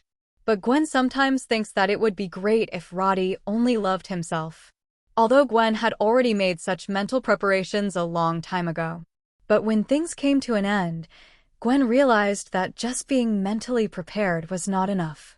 But at the moment, looking at Roddy coaxing him in front of him, Lewin found that he couldn't be cruel to him at all. There was no way she would leave Roddy, and she couldn't even beat him to vent her anger. Gwen sometimes wonders if she has fallen into some love magic cast by Roddy, or why is she so devoted to this man? Even Roddy can accept two votes. If it was in the past, she would never even have thought about it. But now, Gwen felt that this didn't seem to be unacceptable, and Daisy was also very nice, and the two of them got along well. If this person was Daisy, Gwen felt that she could accept it. I'm so crazy, Gwen said heartily. In order to make Gwen happy, Roddy has been working hard in the next few days. Daisy is also helping. She didn't care that Roddy had two girlfriends. She was the third one after all. So in order to be able to stay by Roddy's side and to make up for the guilt in my heart, Daisy has also been helping Roddy these days to please Gwen. In a few days, Gwen was also relieved. In fact, she wasn't that angry at first. After all, she has noticed the relationship between the two for a long time, and some cobweb signs in daily life do not mean that there is a problem between Roddy and Daisy. It's just that she didn't say it clearly. But in her heart, she had already accepted Daisy's existence. It's just that what Roddy accidentally said in his heart that day made Gwen a little annoyed. So I lost my temper for a few days. But it's almost enough to lose your temper for a few days. If it continues, she is also worried that Roddy will be impatient, and don't be self-defeating at that time. That is not what she wants. Gwen lost her temper just to make Roddy take herself more seriously and let him know that she doesn't care about his flirting at all. But that doesn't mean Gwen wants to leave Roddy. Then, a few days later, the three return to the way they were before. It's just that when he is resting at night, Roddy sometimes has to think about where to go. If it was when Gwen was home to live, then there was nothing to worry about, but when Gwen was around, Roddy had to choose. He would like a piece. But whether it is Gwen and Daisy, it is impossible for them to agree. At least not for now. Fortunately, Roddy thought of a good idea behind him. When Gwen is away, he rests in Daisy's room. If Gwen came to live, he would rest in the master bedroom in the first half of the night and then go to Daisy's room to rest in the middle of the night. Definitely. Occasionally Roddy is kicked out by Daisy. Let him not disturb his sleep. But most of the time Daisy would still let him in. In this way, Roddy will become very busy every night and often needs to run around. Fortunately, his physical fitness is good enough. Otherwise, within a few days, he might be exhausted. And that's just 2. If this becomes 5, 6, 7, or 8 in the future, it will be even more difficult to arrange the time. There are not even enough hours in the day. You can't stay in your room during the day and don't go out, can you? Is that going to rot in there? On this day at the end of July, something big happened on Blue Star. However, very few people know about this matter, and even fewer know the specific details. Unlike the last battle in Sokovia, it was basically exposed by the media afterwards. And it's not happening in the United States, but Hong Kong on the other side of the ocean. But on the day when the incident happened, Roddy, who was far away in Liberty City, still felt that strange feeling. He couldn't even tell what it felt like. In short, for a moment, he felt as if the whole world was pulled away, and he even vaguely saw the surrounding space twisting and deforming. But that was just a momentary change. Everything returned to normal afterwards, making Roddy even think he was hallucinating. Until a portal with sparks appeared in front of him, and then a bald woman in a yellow monk robe came out from the other side of the portal. Sorcerer Supreme Ancient One. Roddy looked at the figure that appeared in front of him, and his complexion became serious all of a sudden. He had long thought that Ancient One would come to his door, but he had waited for a long time before, and the Sorcerer Supreme who protected Blue Star from alien invasions did not appear. At that time, Roddy wondered whether Ancient One didn't know his existence at all, but seeing Ancient One suddenly appearing now, Roddy knew that the other party still knew of his existence. Why didn't he come to him after so long? Is it because he is no threat to the world? Or will he save the universe in the future? Roddy thought of many possibilities in an instant. However, Roddy belatedly discovered that Ancient One's body turned out to be an illusory form. You are. Roddy looked at the Ancient One magician who seemed to be in a soul state in front of him. Young man, you're special. There was a reassuring smile on Ancient One magician's face. She walked up to Roddy slowly and said in a peaceful tone, "As you can see, my physical body has died, and now I am in the state of soul." Roddy nodded and then asked, "Magician, do you have any important explanations for coming to me?" The Ancient One magician shook his head. "I discovered your existence a few months ago. You are special and different from everyone in this universe. You come from a place outside the universe, but even I can't find out your origin." The Ancient One magician spoke calmly, but what he said made Roddy feel terrified. Months ago? Was that when he just crossed over? Unexpectedly, Ancient One magician found him so early. If the Ancient One magician wanted to attack him at that time and eliminate him as an outsider, Roddy would have no chance of escaping at all. After all, at that time, Roddy only had a half-baked self-healing ability and the teleport ability he had just acquired. Not even the slightest ability to resist. Originally, I really wanted to exile you. The Ancient One magician glanced at Roddy with a smile in his eyes, as if he had seen through his inner thoughts. But then I used Time Gem to observe the future and found that your existence is beneficial to the entire universe. Among the millions of possible futures I've seen, the ending of our universe always ends in catastrophe. But since you appeared, the future of the universe has changed. He may still go to the Great Destruction, but there are also some possible futures in which he is carried over to the next stage. The Big Bang? The next phase? The Ancient One magician started saying something Roddy couldn't understand. But it sounds like his coming is still good for the universe. But think about it, if one day this universe is going to be destroyed, how could Roddy, as a person living in this universe, not do something? If he had that ability, he would definitely prevent the destruction of the universe. In that way, his existence is indeed beneficial to the universe. When I saw these possible futures, I changed my mind, and I wanted to see if you could prevent the universe from going to the end of the Big Bang. The Ancient One magician looked at Roddy with a smile, as if looking at his own child. Roddy felt weird. The Ancient One magician paused suddenly when he said this. Seems to be waiting for Roddy to ask her. So, Roddy thought for a while and then asked, Ancient One magician, I don't know what you mean by the Great Destruction and the next level 1 paragraph. What does the collective mean? Does the Great Destruction mean that the universe 137 will be destroyed? The Great Destruction is the end of the universe, and it is also the end of everything. Ancient One magician said calmly, every universe has a Great Destruction. The only difference is that the time is longer or shorter. Then how many years in the future will the Great Destruction of our universe be? Roddy asked urgently. This Great Destruction really represents the destruction of the universe. Think about it, if even the universe is about to be destroyed, wouldn't the creatures in the universe usher in their own demise? Roddy didn't want that day for himself or those he cared about. So he really wanted to know when this big shattering would come? If it's far away, then there's nothing to worry about. Even if Roddy's luck is not good, if it really takes millions of years, he will already be above super universe level, right? At that time, it is not up to him to decide whether or not the Great Destruction will come or not. But if it's been a few years, it's too bad. Roddy didn't think that it only took a few years for him to reach at least a multi-universe level of strength.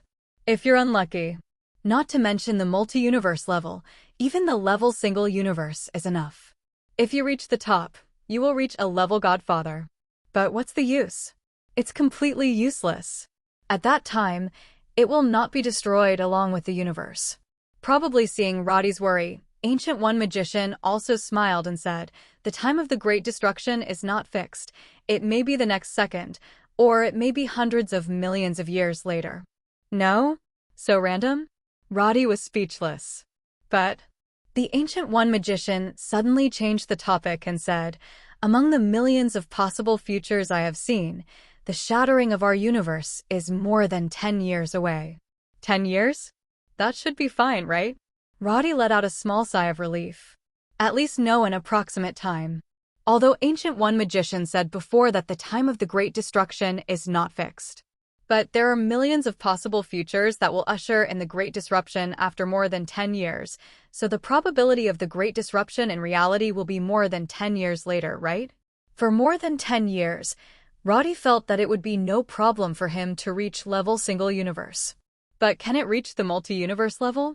That's not easy to say. Ancient One magician, what did you mean by the next stage? After learning about the Great Destruction, Roddy curiously asked the Ancient One magician about the lower level 1 segment she was talking about. But the Ancient One magician who heard Roddy's question smiled and shook his head. It cannot be said. Can't say yet? Roddy was helpless. Since the Ancient One magician said he couldn't tell, then even if he continued to ask, the magician would definitely not tell him anything. Well, anyway, as long as it can solve the problem of the Great Destruction, it doesn't really matter if you go down to level 1 or not. Roddy nodded.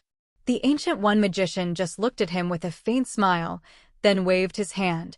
The space in front of him was suddenly distorted and shape-shifting. When everything recovered, Roddy found himself on a busy street. This is Hong Kong. Roddy looked at the various billboards around him and the Cantonese spoken by the passers-by in surprise, and looked at the Ancient One magician next to him in surprise, wondering what she suddenly brought herself here for. And Roddy found that the people around him didn't seem to see their existence at all. Even Roddy touched them with his hands curiously, but his palm went straight through the bodies of these people. Is this an illusion? Asked Roddy. The Ancient One magician shook his head and said, no, this is the past, half an hour ago. Half an hour ago? Roddy suddenly remembered. That seemed to be the moment when he suddenly felt the whole world change inexplicably. Before Roddy could ask any more questions, he suddenly saw two familiar figures appearing in front of him. Long face, back hair, this is not a curly blessing. No, it is Dr. Strange. And the one following him, isn't that the Modu magician? This guy seems to have betrayed Kamartaj because of the Ancient One magician consuming dark dimensional energy. So, what about Dr. Strange versus Dormammu? Roddy turned to look at the Ancient One magician. Magician, is there any special reason for me to see these? Asked Roddy. The Ancient One magician walked up to Doctor Strange, who had already stopped, and said, "This is my successor, and also the strongest sorcerer supreme in the future. My time is running out. If you encounter any problems in the future, you can go to him." Not much time? Ancient One magician, are you serious? Do you think you can come back anytime you want? The boundary between life and death seems to be really the same on your side. Roddy was silent. He felt that the Ancient One magician was fooling himself. Definitely. It must be true that the Ancient One magician asked him to go to Doctor Strange if he didn't understand.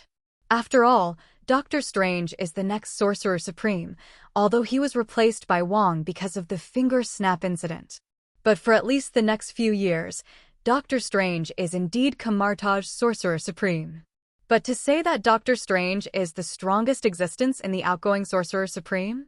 Roddy couldn't tell if it was true or not. At least in many universes, Doctor Strange can't be called the strongest Sorcerer Supreme. But it can't be denied that there are some universes where Doctor Strange is really strong. I just don't know if the Doctor Strange in this universe is the one who pulls the road, or the one who is crazy. Or is it the one that is becoming the strongest Sorcerer Supreme? Hope it's not the middle one. Roddy remembered that there was a demonized Doctor Strange that directly collapsed the entire universe, and in the end he even had to seal himself to avoid affecting the multi-universe. The group of magicians, in Roddy's opinion, is really prone to accidents. For some reason that Roddy doesn't know, those Mephistas of different dimensions especially like to convert their power into spell books for them magicians to watch. It would be nothing if he met someone sober in the world like Ancient One magician. At best, just look at it, but definitely not use it. But if you encounter Kaecilius and Doctor Strange whose obsession cannot be given up, it is easy to cause big trouble. If one is not good, it is also very common to collapse the entire universe. If it is more careless, it will affect the multi-universe, causing countless universes to be affected. That is also possible. But magician originally is a very crispy existence. If you don't give them a chance to cast spells, if you don't give them a chance to cast those dangerous spells, then even a single bullet can kill these magicians. While Roddy was thinking about what the phrase Ancient One magician meant, Doctor Strange was already fighting with Kaecilius and the others. As the space of the dark dimension in the sky gradually invades the main universe, terrible dark energy is also pouring onto this planet. Suddenly, Roddy stared at his feet with wide eyes. At the moment when Dormammu's power invaded, he felt a force deep in the ground under his feet that seemed to be struggling to recover in advance. Roddy looked at Ancient One magician in surprise and found that the other party was looking at him with a smile. "That's Tenjin Group?" asked Roddy. Ancient One magician's eyes showed, "You really know," and then nodded. "That's right, that's the member of the Celestial Group who has not yet recovered. When Dormammu invaded, his power tried to wake up early, but failed," Ancient One magician said. Really? Although Roddy has known for a long time that there is a certain member of the Celestial Group conceived inside the Blue Star. But he didn't expect this guy to have self-awareness before he was fully conceived. And he even tried to wake up early. But apparently he failed. The gestation of the Celestial Group is not that simple.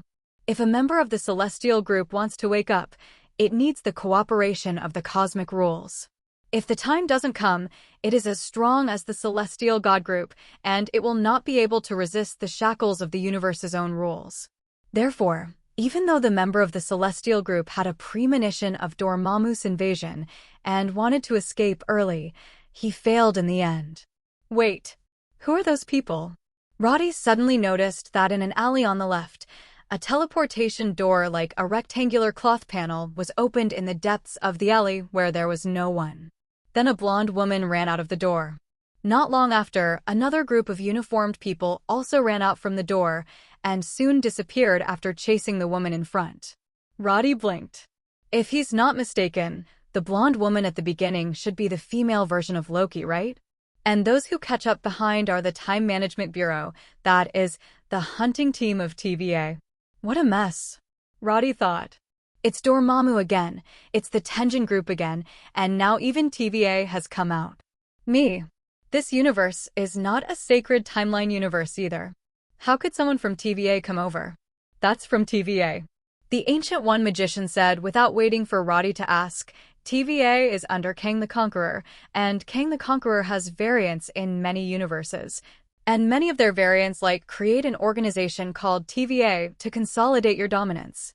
So, there is actually more than one TVA? Do these variants of Conqueror Kang have any special obsessions? Why do everyone like to make a TVA so much? Even if you want to create an organization to secure your own dominance, why is it always called TVA? Can't you change your name? Roddy complained wildly in his heart. I feel that Conqueror Kang's brain must be a bit seriously ill. But let's not talk about whether Kang the Conqueror is mentally ill or not, but there are TVAs in this universe, and this is what surprised Roddy the most. Could it be that the Great Destruction mentioned by Ancient One Magician is actually the future of the universe set by Kang the Conqueror? Any timelines that weren't heading towards this future were he cut out? So what is Roddy's existence? Different numbers? Or is it also in Kang the Conqueror's calculations? Roddy suddenly had a creepy feeling, as if there was an invisible hand behind him controlling everything. Although these variants of Kang the Conqueror all like to create TVAs, the properties of these TVAs are also different. The Ancient One magician seemed not to see Roddy's ugly face and continued on his own, and our universe TVA, the meaning of its existence is also to prevent the coming of the Great Destruction. Although Ancient One magician didn't clearly see Roddy's figure in the corner of the peeped future, she was already extremely sure in her heart that the figure she couldn't even see clearly was. It's Roddy. He is the only one who can ignore the power of Time Gem so that even Time Gem cannot see his existence. These things Ancient One magician did not tell Roddy. Roddy didn't know either. The future is changing at any time. Ancient One magician is not sure if he told Roddy these things in advance. Will it affect the original future? So she can only remind Roddy in another way. Make him aware of the existence of the Great Destruction. Give him a sense of urgency. So, if Roddy originally had a 99.99% probability of reversing the occurrence of the Great Destruction, then after being reminded by the Ancient One magician, this probability may increase to 99.99%. 99% or even higher. The other side. After hearing what Ancient One magician said, Roddy knew in his heart that the unknown power that Ancient One magician said was actually his system. It was the existence of the system that blocked his origin. Also erase him from certain existential prying eyes. In simple terms, it is that Roddy does not exist in the cause and effect of this universe, but appears in a vague form. Unless, like Ancient One magician, he was discovered before the system was awakened. Otherwise, after that, no one will notice his abnormality. After understanding this situation, Roddy also heaved a sigh of relief. Fortunately, I thought I was already being targeted by those cosmic gods and the like. It seems that I still underestimated the ability of the system. Roddy thought to himself. The existence of the system is undoubtedly his biggest trump card. Since even Ancient One magician, who happened to discover him early in the morning, didn't peep into the existence of the system, then Roddy can rest assured to know. Ancient One magician holds a time gem in his hand. Even she, who owns the time gem, didn't see any traces of the system, let alone others. Seeing Roddy's relaxed expression, Ancient One magician also smiled. She didn't press about Roddy's secret, though. In fact, most of the time, Ancient One magician is a person who has no desires or desires. She pays attention to doing things naturally, and she has a kind of disillusionment. And she doesn't even care about her own life, let alone the secrets hidden by others. That's why the Ancient One magician never bothered Roddy. Instead, he didn't come to find Roddy and tell him these things until after his death. While Roddy was chatting with Ancient One magician about Kang the Conqueror and TVA, the dark dimensional space in the sky also gradually receded. The surrounding objects and people eroded by the dark energy also returned to their previous state. Only Kaiselius and others who originally absorbed the dark energy were taken away by the retreating Dormammu amidst the screams. After all, these guys are Dormammu's believers. Since Dormammu promised that Doctor Strange would not invade the space of the main universe, he would naturally not keep these believers with their own power here. Just drop by and take a piece away. However, the results of Caecilius et al. Who were taken away are probably not very good. Everything that enters the dark dimension is assimilated into dark energy. Dormammu's so-called immortality, great power, and other deceptive words are actually lies. But in a sense, he doesn't seem to be lying either. Isn't being part of the dark dimension equal to eternal life in another sense? And you have become a part of the dark dimension, and the entire dark dimension is equivalent to countless you. How strong is the power of the dark dimension? Doesn't that just give you 280 extremely powerful power? So, actually Dormammu didn't lie or cheat. Space distortion, deformation. Roddy found himself back in the living room. The Ancient One magician was quietly floating in midair at this moment, with a faint golden light covering her around her body. Combined with her bald head, she looked like a Buddha. Magician, what are you? Roddy looked at the suddenly high-profile Ancient One magician in puzzlement. My time is up. Ancient One magician looked at Roddy with a smile and said, young people, remember that the universe is endless, and only by going farther can we see more futures. As he spoke, the body of the Ancient One magician became more and more illusory.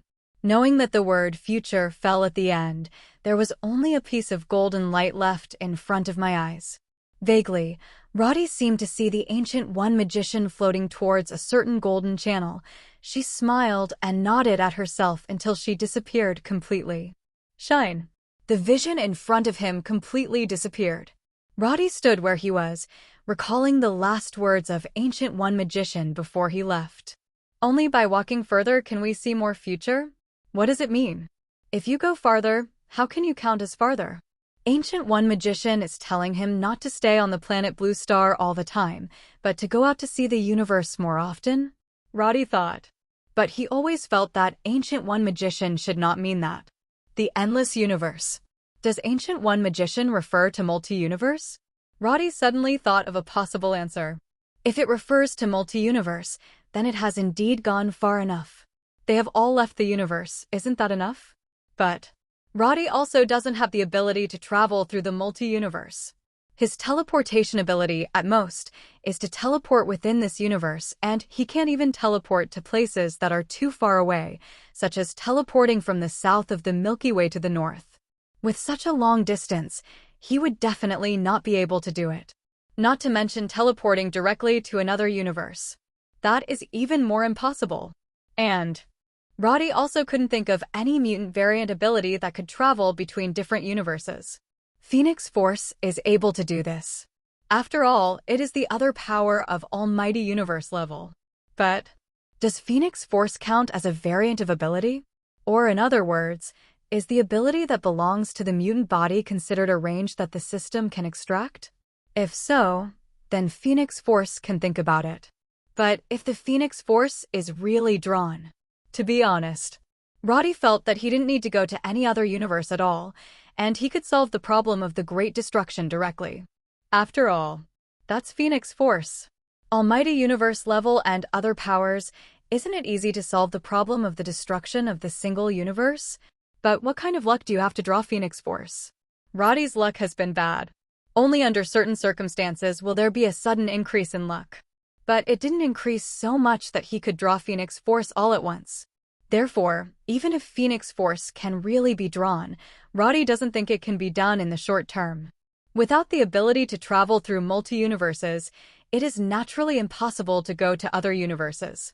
If you cannot go to other universes, you may not be able to reverse the fate of the universe in the Great Destruction more than 10 years later, and you will die in the end. Definitely. Nor is it absolute. Maybe in a few years Roddy will draw Phoenix Force? Or is there a mutant that he doesn't know that also has the ability to travel through the multi-universe? Anyway, there are all kinds of possibilities. Roddy didn't need to be worrying now. Just continue to live the life as you want, and you can't change anything if you are frightened. However, there is still a sense of crisis that should be there. For example, the Ancient One magician said before that he could go to Strange if he wanted to know anything. Roddy thought it was a good suggestion. And if he remembers correctly, it seems that Kamartaj has magic that can travel through multi-universe? Or runes or something. Roddy can't remember clearly either, but he seems to remember having similar abilities. That being the case, Roddy decided to go to Camartage to visit the newly appointed Sorcerer Supreme. Considering that Doctor Strange has just dealt with Dormammu, coupled with the alternation of the old and new Sorcerer Supreme, Camartage may be busy at the moment. So Roddy didn't go to visit immediately. About 4 or 5 days later, Roddy thought it was almost time. So he drove to 177A, Bleecker Street in Liberty City, where Camartage Holy Place is located in Liberty City. Camartage has 3 holy places. This holy place in Liberty City is the lair of Doctor Strange. Unlike the Ancient One magician who likes to stay in Camartage, Doctor Strange prefers to stay in the holy place of Liberty City, treating this place as his own residence, eating and lodging almost all here. But ordinary people, say, cannot find this holy place. Just like the Muggle expulsion spell in Harry Potter's world, Shima-Taj has a similar spell that can prevent ordinary people from finding the holy place. In the eyes of ordinary people, this building does not exist at all. There is no house number 177A at all. But in fact, the holy places there never changed. This is the power of magic. Not scientific at all, but it's magic. At 2 o'clock in the afternoon, there were not many pedestrians on the road, so Roddy parked his car in a paid parking space on the side of the road. As soon as he got out of the car, he saw a figure in a cloak standing at the door of a building with a different style across the road. The figure stood at the door of the building, not moving and not knowing what it was doing. At this time, the door of the building opens. Then 2 men, one tall and one fat, came out of it. Wang, listen to me. I really suggest you go to the hospital for a physical examination. According to your current eating habits, your body will soon go wrong. The tall, long-faced man walking on the left is Strange, who just succeeded Ancient One as Camartage's new Sorcerer Supreme. And the chubby-looking jubilant man walking next to him is Camartage's librarian, Wang. Wang at the moment was walking ahead with an impatient expression. Strange, who was behind him, also quickly caught up and seemed to want to continue persuading him to go to the hospital for a checkup. At this moment, both of them stopped in unison, looking at the figure that appeared in front of them. The figure was wearing a dark green cloak, and his entire face could not be seen clearly in the shadow. But that familiar feeling made Strange and Wang both stop in their tracks and looked at each other with frowns. "Hi, my friend, what's the matter with you?" Strange asked. At this time, the man in the cloak in front of him suddenly reached out and took off his hood, revealing a face that was very familiar to both Strange and the king. "Modu! *2. The 2 exclaimed. In the next moment, he immediately put on a defensive posture and looked at Modu in front of him with a serious face. "Haven't seen you for a long time," Modu said lightly. "I don't think it's been that long." Strange spoke. Modu's eyes were bloodshot, and he felt as if he hadn't slept well for several days and nights. At this time, the king said, "Modu, why did you betray Camartage? Didn't you hate traitors the most in the past?" Wang's question made Modu look over. "It's you, so you have become Strange's little follower now?" Modu looked at his former junior with indifference and said mockingly, "In the past you followed Ancient One, now you follow Strange behind Lan Chi. Wang, you like being a follower so much?" "Hey, Wang is not my follower," Strange explained. "No one will think that I am your follower, except this madman." Wang glared at Strange and then said to Modu with an ugly face, "Modu, you have changed. You wouldn't say such things in the past. It seems that you have been possessed." "Magic?" Modu sneered. "The ones who are really possessed are you. It's you magicians. In this world, there should be no magicians. You are the biggest threat in this world." He roared, hysterical like a lunatic whose faith had collapsed. "Sorry. Excuse me." At this time, a strange voice suddenly came from behind Modu. The 3 looked at each other at the same time. It was a very young and handsome Asian young man, well-dressed, and from Strange's past professional perspective, the price of the other's attire was at least $100,000 or more. And the watch that was inadvertently exposed on his hand, if Strange read it correctly, The value of the difference should be more than $1 million US. Don't ask him how he knew, because he used to own a watch of the same brand, but the grade was not as high, but it was worth more than 300,000 US. Obviously. This is a rich man. He should be a rich second generation. After all, if they are young talents of this age, they are basically famous, and Strange doesn't think he has never heard of them. Sir, this is a private matter between us. Please don't get involved, Strange said to the man. His original intention was not to implicate innocent passers-by. After all, although Moda looks depressed, it is precisely because of this that he is even more dangerous in this state. After all, what's more dangerous than a madman with a weapon of mass destruction? And Mordo is a lunatic with a weapon of great destruction. He is now more insane than any lunatic. No matter what crazy moves he makes, Strange will not be surprised. Excuse me, I'm here to find someone. Do you know a man named Stephen Strange? Roddy asked with a smile. Yes. The young man who suddenly appeared and interrupted the conversation between the three of them happened to be Roddy, who happened to be visiting Dr. Strange. You looking for me? No, there is no such person. Strange and Wang spoke at almost the same time. It's just that what the two of them said actually has two meanings. After the words were spoken, the two looked at each other. Wang had a disgusted expression on his face, and his eyes seemed to be looking at a fool. Strange also realized that he should not admit that he was the person the other party was looking for. After all, now is not a good time. And if Moda didn't care about the passerby just now, then after knowing that the other party is looking for Strange, I'm afraid it won't be so easy to let him go. Mordo's hatred for Strange is second only to a magician. After all, Strange is now the new Sorcerer Supreme in the Ancient One Magician mantle. Modu is so crazy now, on the one hand, because of the collapse of faith, how much he supported Kamartaj in the past, and how much he hates Kamartaj now. At the same time, the Ancient One Magician passed the position of Sorcerer Supreme to Strange, a newcomer, not the old man who had been by his side for so many years. It is impossible for Modu to say that he has no complaints in his heart.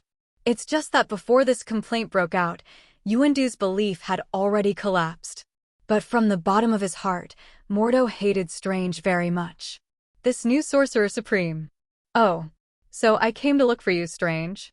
Mordo looked at Strange with a sneer and said. Subsequently, he turned his head to look at Roddy. His eyes were cold and he said, "Doesn't this gentleman know what to come to Strange for?" Mordo instinctively thought that the other party was guided by someone to come to Strange to learn magic. Just like countless people in the past who were directed to find Kamartaj. Even himself. Only, this time the other party came to the holy place in Liberty City. Someone told me that if you don't understand anything, you can come to Mr. Strange, so I came here. Roddy nodded and said, "But let's not talk about it, sir." What did you just say? Magicians shouldn't exist? Is this the world's biggest threat? What? You disagree with what I said? Mordo looked at Roddy coldly, as if the other party was already a dead man.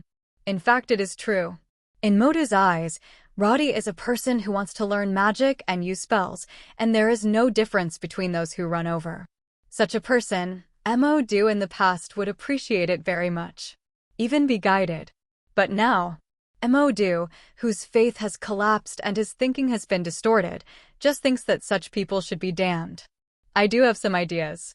Roddy nodded and said, "First of all, I want to ask, sir, you should also be a magician, right?" Mordo nodded.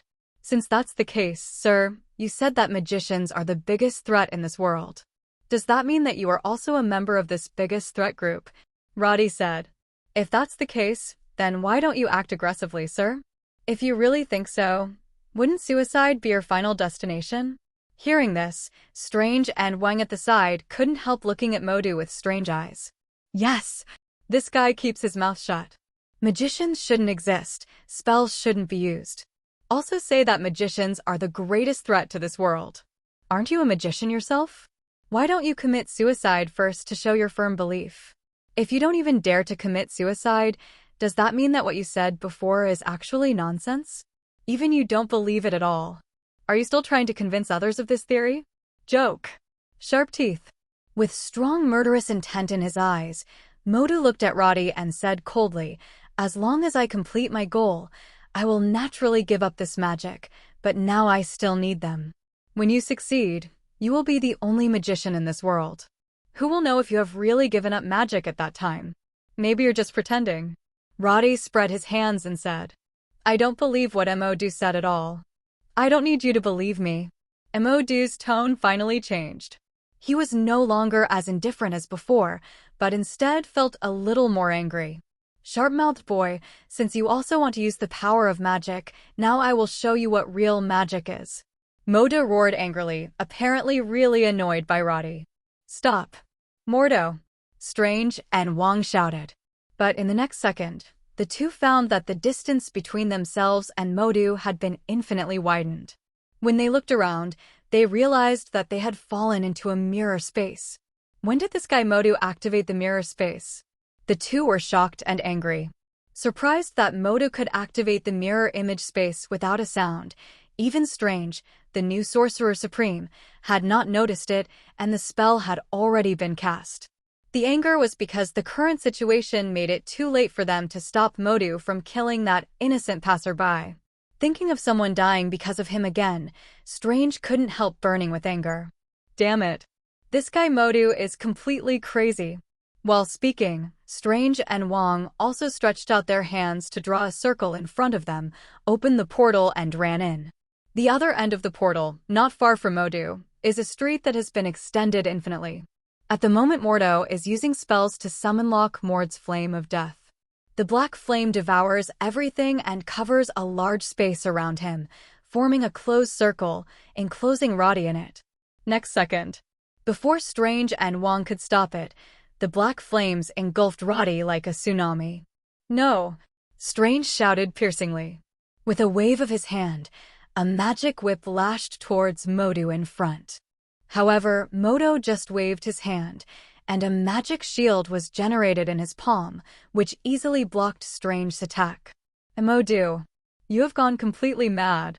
Now you have become a threat to this world," Wong shouted loudly. At the same time, they teamed up with Strange beside him to besiege Modu together. The two displayed various attack magics in an attempt to defeat Modu. However, the strength of Modu after Blacken is several times stronger than before. He easily blocked the attacks of Strange and the King, and even had the strength to counterattack, making Strange and the King look a little overwhelmed for a while. "It's useless, you can't stop me." Modu laughed, just like Kaisalius in the past. The difference is that Kaisalius used the power of the dark dimension, but Modu used pure dark magic. He didn't know where he learned these spells. Each of them was surprisingly powerful. Includes previous Lock Mortar's Flame of Death. Under his control, it directly transformed into a black dragon and attacked Strange and Wong. Just when Mordo suppressed Strange, the new Sorcerer Supreme, and Wong, the Librarian, with his own strength, a voice that should have disappeared suddenly sounded behind Mordo. "Is this what you rely on? Dark magic full of evil breath." The movements of Mordo's hands couldn't help but pause. With a surprised expression on his face, he turned and looked behind him. Really? He saw that Roddy, who should have been burned to ashes by the flames of death, was standing behind him intact at this moment, looking at him with a smile. "It's like a cat playing with a mouse." Modu's heart skipped a beat. Then he said in disbelief, "Impossible. There is no trace of magic on your body. How could you survive under the flames of death?" "Traces of magic?" Roddy smiled. "Sorry, I forgot to tell you, but I actually have a magical immunity physique." It wasn't just Modu who was stunned. Even Strange and Wang, who were slightly embarrassed after being beaten just now, were dumbfounded after hearing Roddy's words. Magical immunity? Is there such a body in this world? Wouldn't that be their magician's teacup? Nonsense. Modu said angrily, "There is no such thing as magical immunity in this world. You must have used some other method, right? Ask for flowers." Roddy spread his hands and said helplessly, "I can't help you if you don't believe me, but the fact is like this." "Stop bluffing me," Mordo yelled. Then with a wave of his hand, the death black dragon that was entangled with Strange and the King came towards Roddy. "I don't believe you can block the second time," he growled. And Roddy just looked at him with a smile, standing on the spot with his hands folded, not showing the slightest intention to dodge.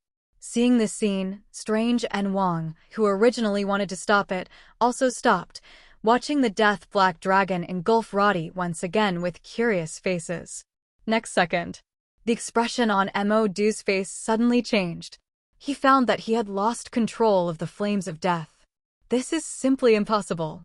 Unless usefulness in dark magic is behind him, but apart from the witch he met before, who else in this world can surpass him in dark magic? Look at Mo.Do's face. Strange touched Wong beside him with his elbow, and said to him. Wong nodded, he saw it too. Mo.Do's face seemed uglier than eating Ollie. Just when the two were still wondering, the death black dragon, who was majestic a second ago, suddenly seemed to have encountered something terrible at this time, and the death flames that formed the black body instantly dissipated. 0. Follow. The huge flame of death is constantly shrinking towards the center. About 3 or 4 seconds. The flames of death that originally covered hundreds of meters were compressed into a volleyball file size. Then the boo disappeared between Roddy's hands. Disappeared. Strange and Wong stared wide-eyed, watching this scene happen in front of their eyes in disbelief. This man actually devoured that terrible flame of death. How did he do it? Is it really the constitution of magical immunity? Duh. Can magical immunity swallow magic? Isn't that two different things? The two wanted to break their heads, but couldn't figure out what the reason was. And Mo.Do, who watched the flames of death he summoned being swallowed with his own eyes, roaring hysterically at this moment, angrily cursing Roddy as a nasty thief. Roddy? I have already said that I have a magical immunity physique, but you still want to deliver it to your door by yourself. Now the magic is stolen from me, you say I'm a thief? This is too much. That being the case, it's back to you. For the sake of you wanting this black flame so much, let's go. Give it back to you. As Roddy said, a black flame appeared in the palm of his hand. Next second. As soon as he raised his hand, the terrifying black flames shot out toward him. The flame instantly engulfed Mo.Do. In the black flames, a bright red light flickered, flickering on and off. About 2 or 3 seconds. The red light was like broken glass and instantly turned into countless fragments and disappeared. Immediately afterwards, there was the scream of Mo.Do. Goo. Strange and Wang looked at Mordo, who was engulfed by the flames of death, and an inexplicable picture of himself being scorched by the flames of death emerged in their minds. Involuntarily, the two of them also swallowed their saliva and looked at the smiling Roddy over there, feeling a little scared of this man in their hearts. So miserable. It's too awful. Is Mordo dead this time? The two thought to themselves. After all, the flame of death is an evil flame summoned from another dimension. It can not only incinerate matter, but also incinerate soul. It's a pretty scary dark magic. Speak up. Fortunately, this flame of death is not a kind of flame that only targets the soul, otherwise Roddy really couldn't absorb it. After all, his energy absorption ability can absorb magic power, but if it is the kind of magic attack that only targets the soul, he really dare not say that he can absorb it. I'm afraid that before I can absorb it, my soul has already been tortured in pain. The black flames of death quickly dissipated. A body that was roasted and no longer had a human form was exposed. Strange and the king stepped forward to check and found that Mordo had been burned to a charred appearance if he hadn't drawn a lot of magic runes on himself. At this moment, I am afraid that even the coke will not be left.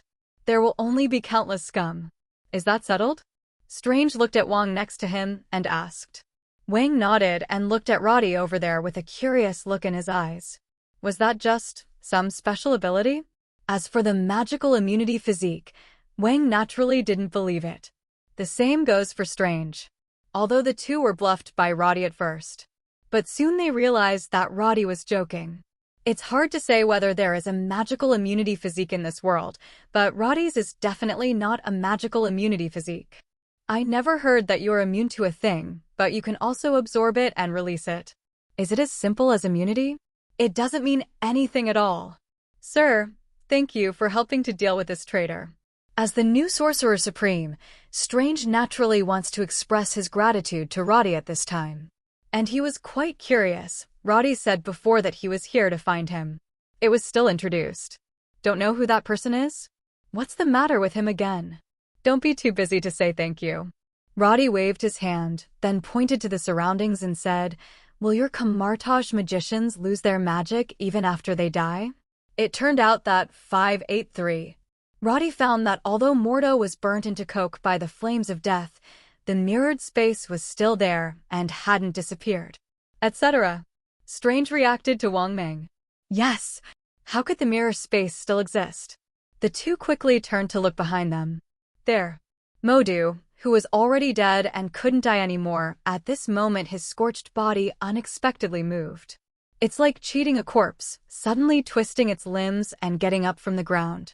That scene, to be honest, was pretty scary. In particular, Modu was scorched by the flames of death at this moment, and his inhuman form, the whole look has a horror element, coupled with the weird body movements. It makes it easier to feel fear. Fraud? Still not dead? The three looked at Modu, who got up. At this moment, Modu opened his burned mouth and let out a painful roar from the depths of his throat.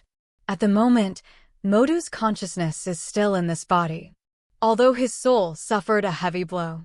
But it's still there, it's not gone. But he's in really bad shape right now. And worst of all, although he didn't die completely, the backlash from using a lot of dark magic finally reflected on him when he was extremely weak at this moment. Modu felt that his soul was being torn apart by countless claws. Countless bright-colored granulation began to grow from the surface of his body.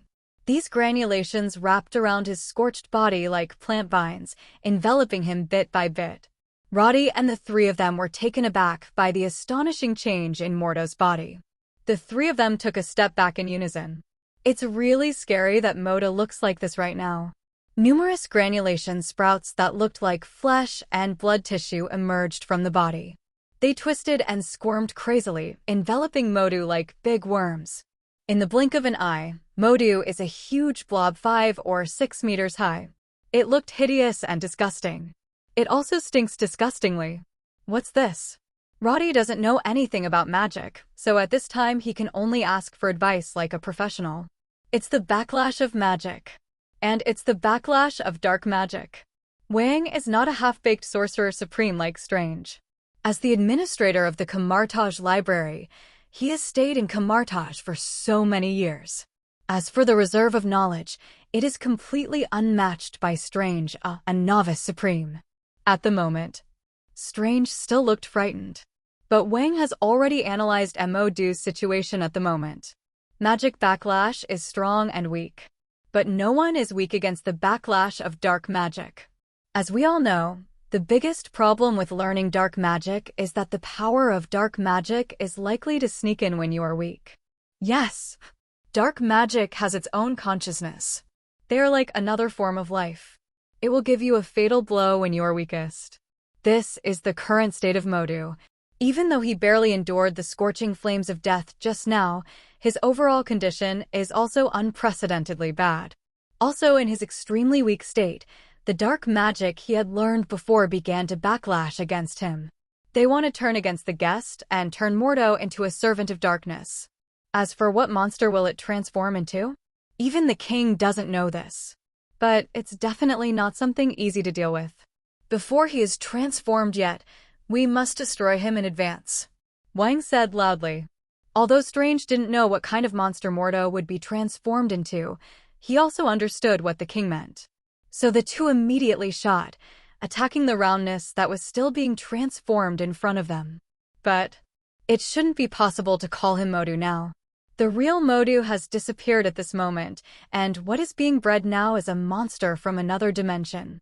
Boom. Bang. The magic attack fell on this huge amounts of blob that was constantly bulging and bursting, but whether it was Strange or Wang, the attacks of the two were unable to cause any damage to the blob. Even their attack seems to hasten the breeding of monsters. Stop.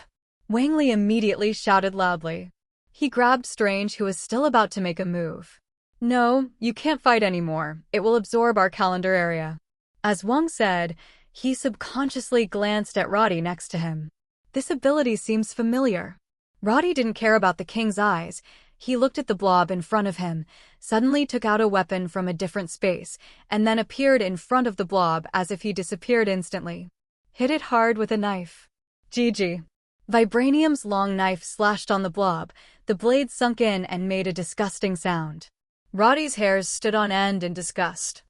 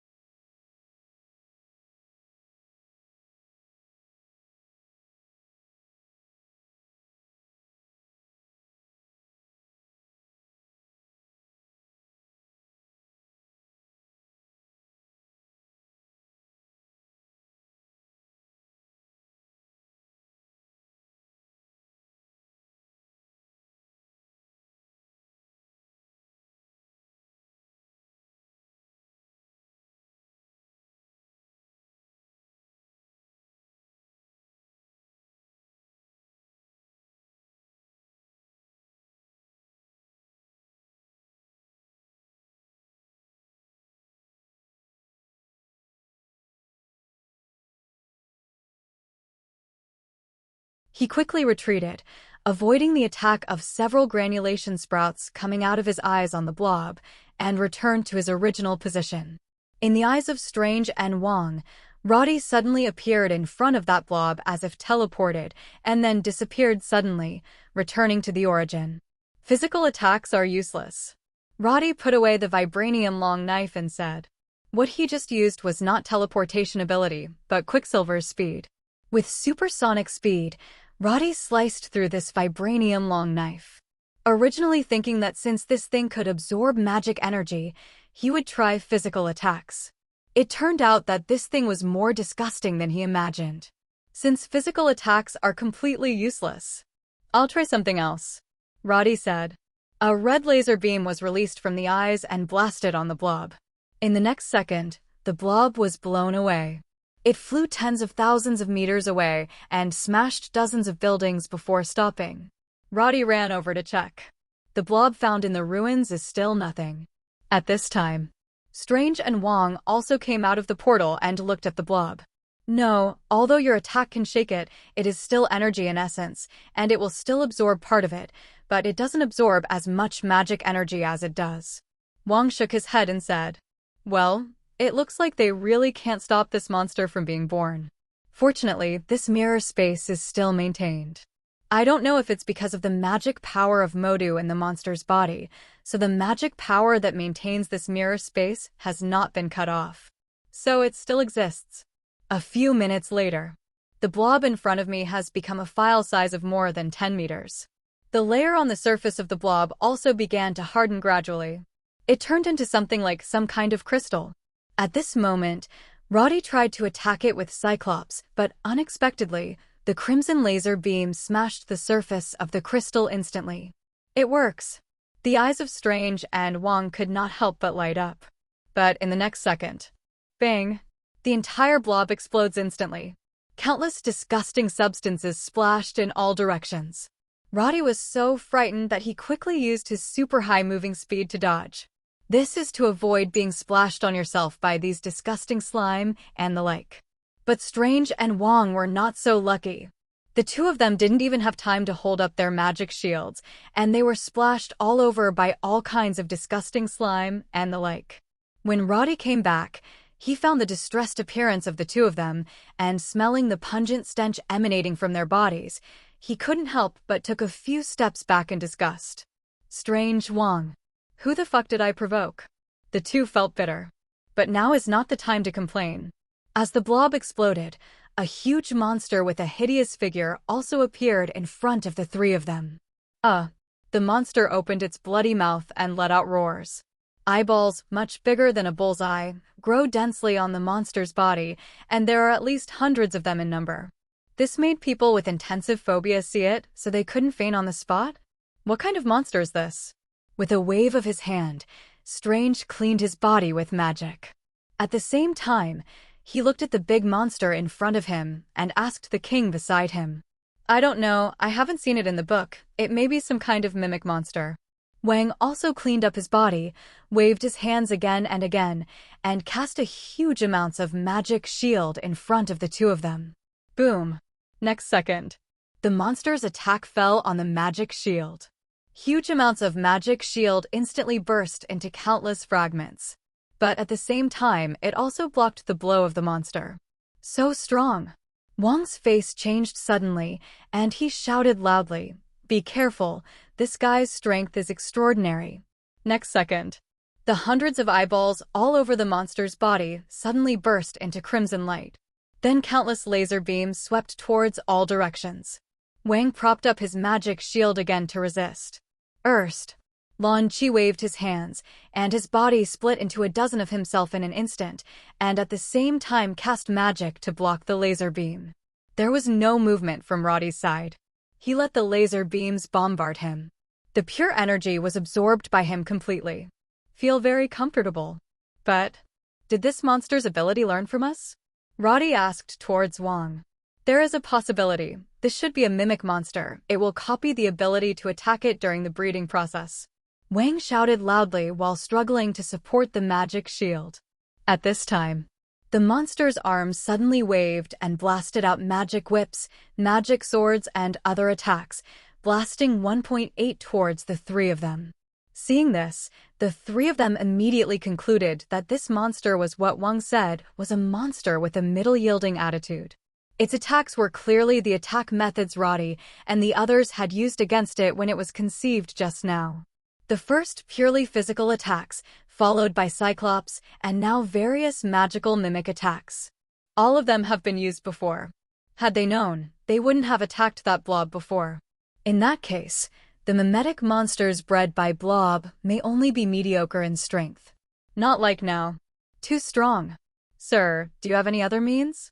While resisting the monster's attack, Strange turned around and shouted at Roddy.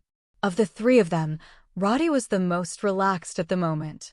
There is a trick I just learned. I don't know if it will work, but give it a try. As Roddy said, he raised his hand and blasted out the huge energy he had just absorbed, instantly blasting the holy object in front of him back.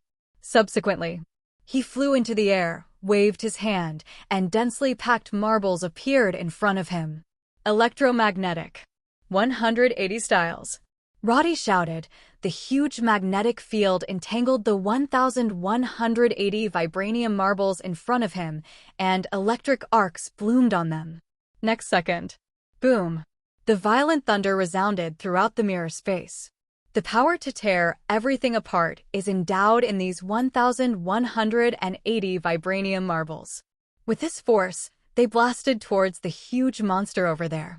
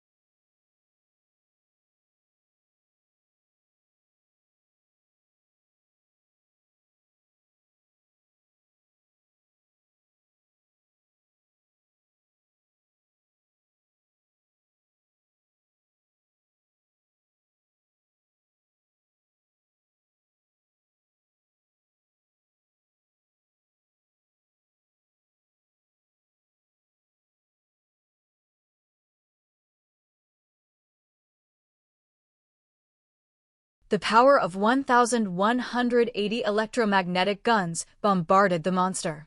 That is a force that almost destroys everything. The huge monster's body was riddled with holes in an instant. Countless yellow-green blood splattered. The huge monster's body was unexpectedly strong. Facing this wave of attacks, it was not killed immediately, but was still screaming in pain. Is one time not enough? Roddy thought. Just do it again. Next second, Roddy waved back the 1,180 vibranium marbles.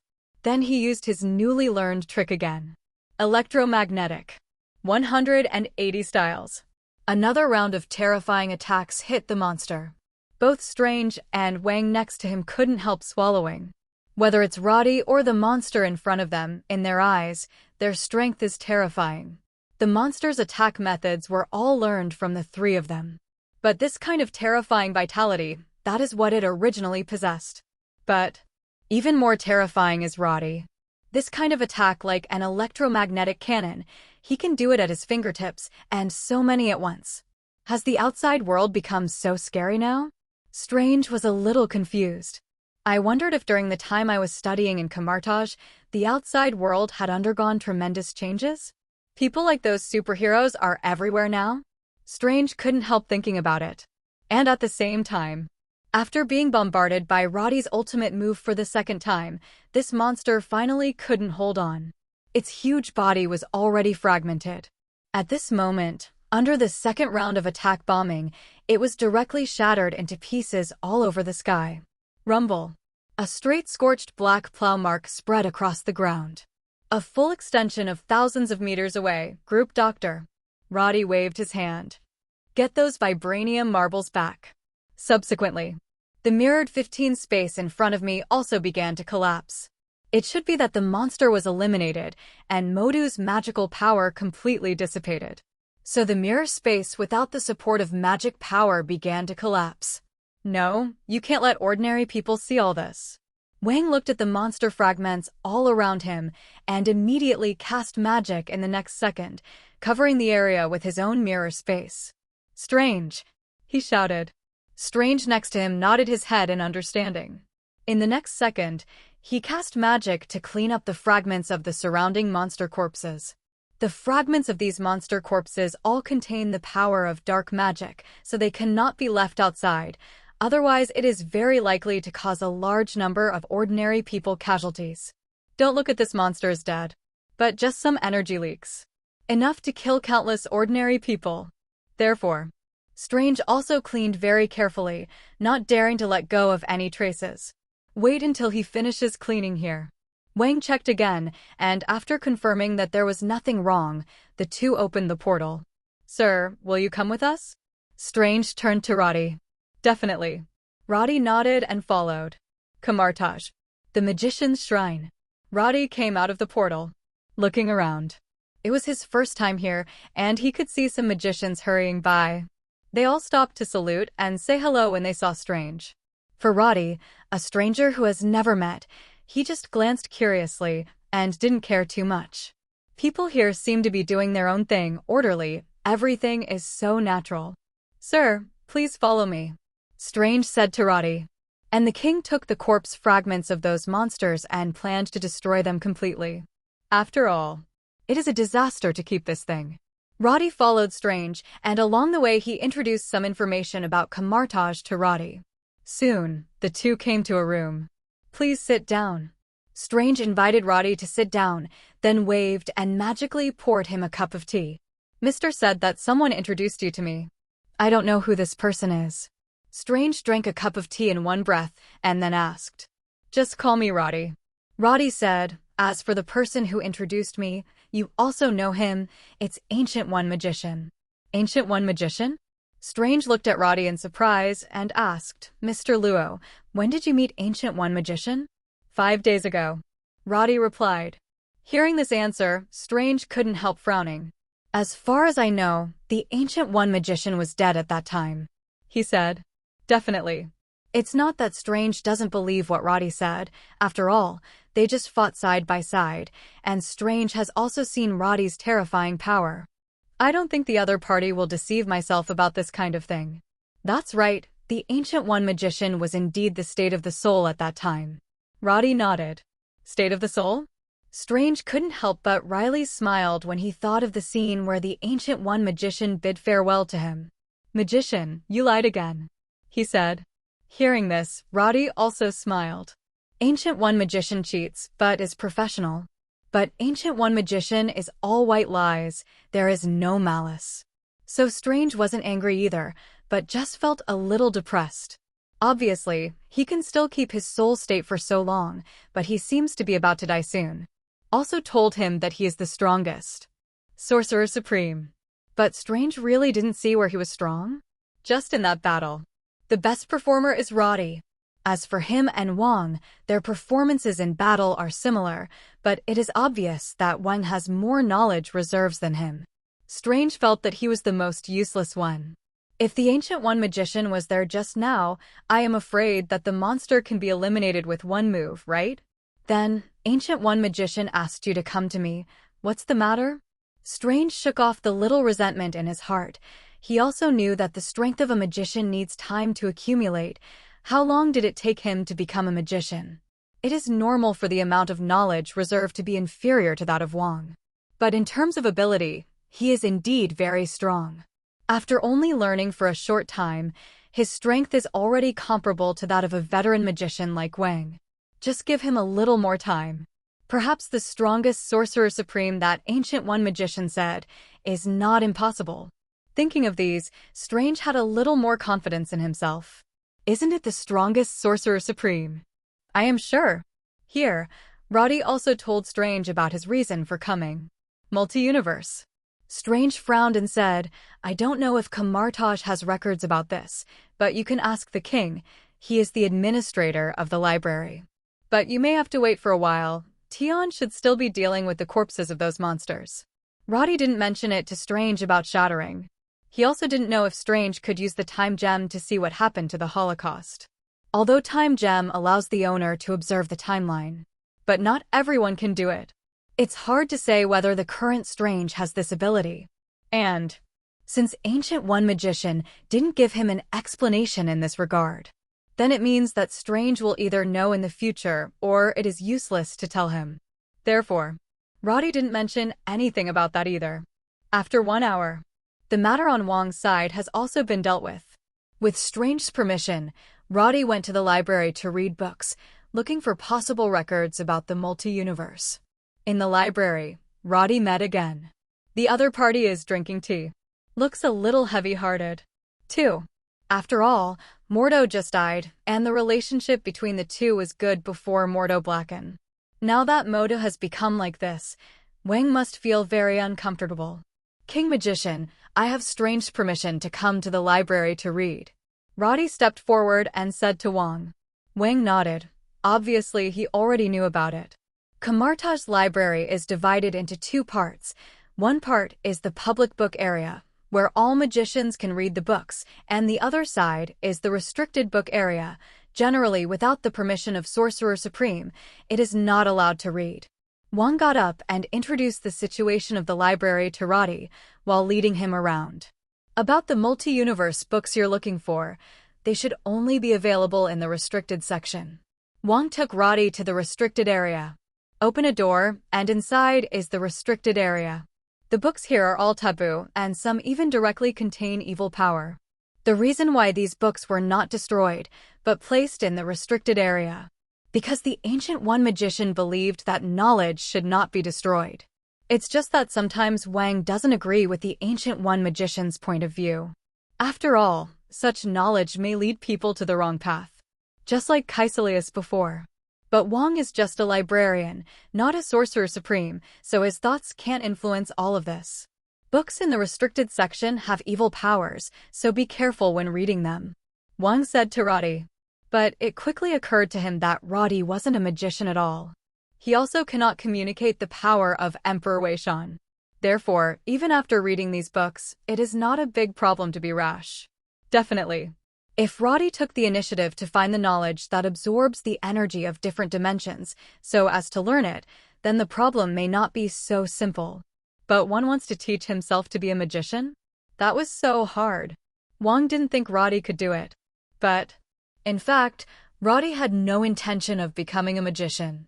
There are already many kinds of his powers. And the spells of Kamartaj can only be used by borrowing the power of Visandi. Roddy didn't want Wysandi's power to enter his body. That might reveal some of his secrets. And the strength of his 507 people has always been given by others. What if one day Emperor Weishan is unwilling to give it? I'm afraid that all these magicians will have to be abolished. Do not worry. Wang Magician, I just want to find records about multi-universe. Roddy said. Wang nodded. He also believed that Roddy did not deceive himself. So after telling Roddy what to come to him, Wang turned and left the restricted area. After Wang left, Roddy also walked to a bookshelf, randomly found a book, and opened it. There are not many books in the restricted section, but there are also hundreds of copies. Most of them can be picked up and viewed directly, but some are locked with enchanted chains. These books are especially dangerous. But the book Roddy is reading now is not too dangerous. The following days, Roddy would come to Kamartaj to read books from time to time. Anyway, he has the ability to teleport, and it is very convenient to come and go, no worse than the magician's portal. After reading the book for several consecutive days, Roddy's understanding of magic is also much deeper. Have to say, what Mo.Du said before was actually not wrong. That is, magicians are indeed the world's greatest threat. Definitely. This is talking about the fallen magician. Ordinary magicians are Asgardians sworn to protect Blue Star. Naturally, there is no danger. But if a magician has fallen due to a certain obsession, especially if the magician's ability is still very strong, that is extremely dangerous. For example, Doctor Strange. Strange is a very dangerous magician. Once he falls due to certain things, it is entirely possible to drag countless multi-universes to die together. However, Roddy has observed that the strange in this world doesn't have that special obsession. Although Christine in this world has not been with Strange yet, Christine has not had any other boyfriends, and the two will occasionally contact each other. It's just that Strange is a bit of a straight guy, but he has never dared to face up to his feelings for Christine and has not confessed to him for a long time. But as long as Kristen is single, Strange will always have a chance. And Strange, who didn't lose Christine, naturally wouldn't lose Blacken either. It's like Superman's weakness is Louise. Strange's weakness is Christine. Whether he wants to admit it or not, this woman does have a special place in his heart.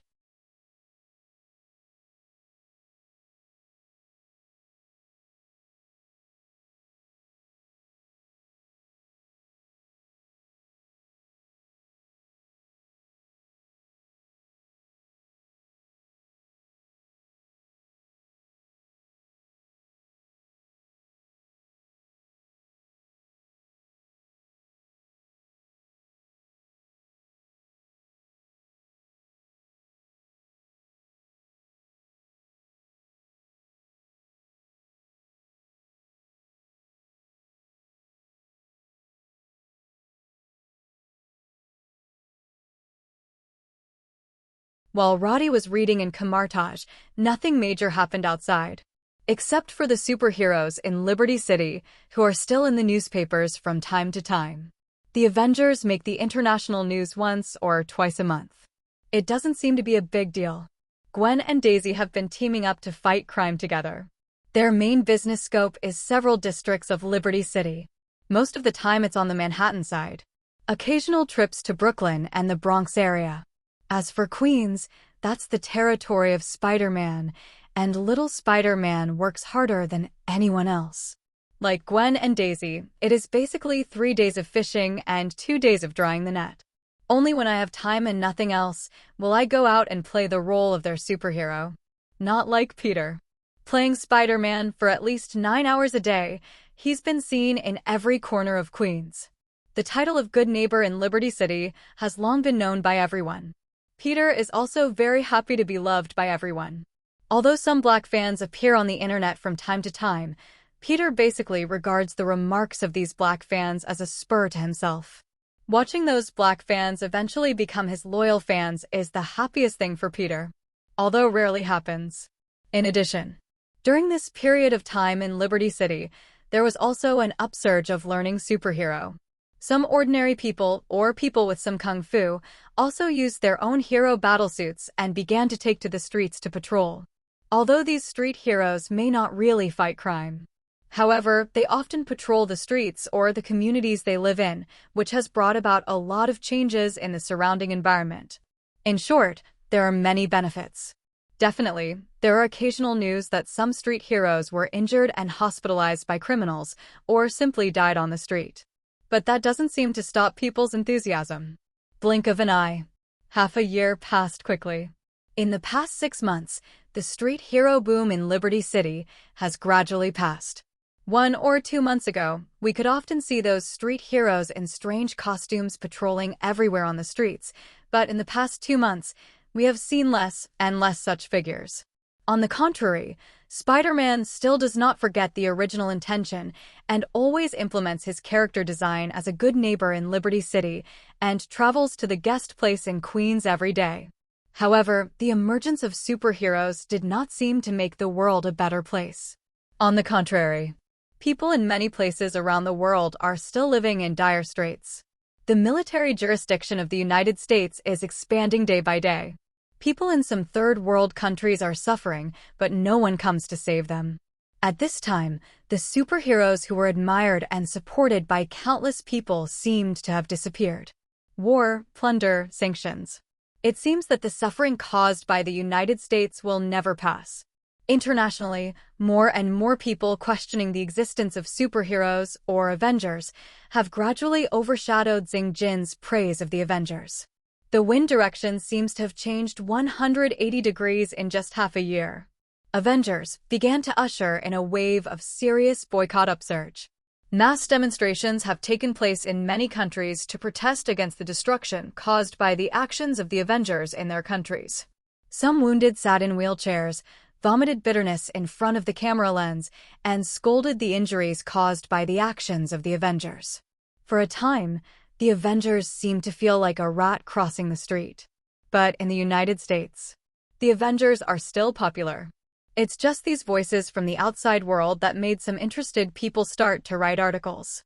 Especially in several operations, the Avengers have caused a lot of local losses. Some members of Congress even suggested that the Avengers should be disbanded, or their law enforcement powers around the world should be limited. An unofficial organization should not have such great power, and their weapons beyond the range of civilian use should also be confiscated. They should not continue to be used indiscriminately. This discussion in Congress also attracted the attention of some people within the Avengers. For example, War Machine James Rhodes, who joined later, proposed that they should pay attention to some official suggestions and should adjust some of their future actions. However, Rhodes' proposal was not accepted. Steve thinks that the official proposal is not worth adopting. For those members of Congress, Steve thinks that they are a group of vampires who can't get enough. The Avengers should have their own autonomy. This cannot be taken away.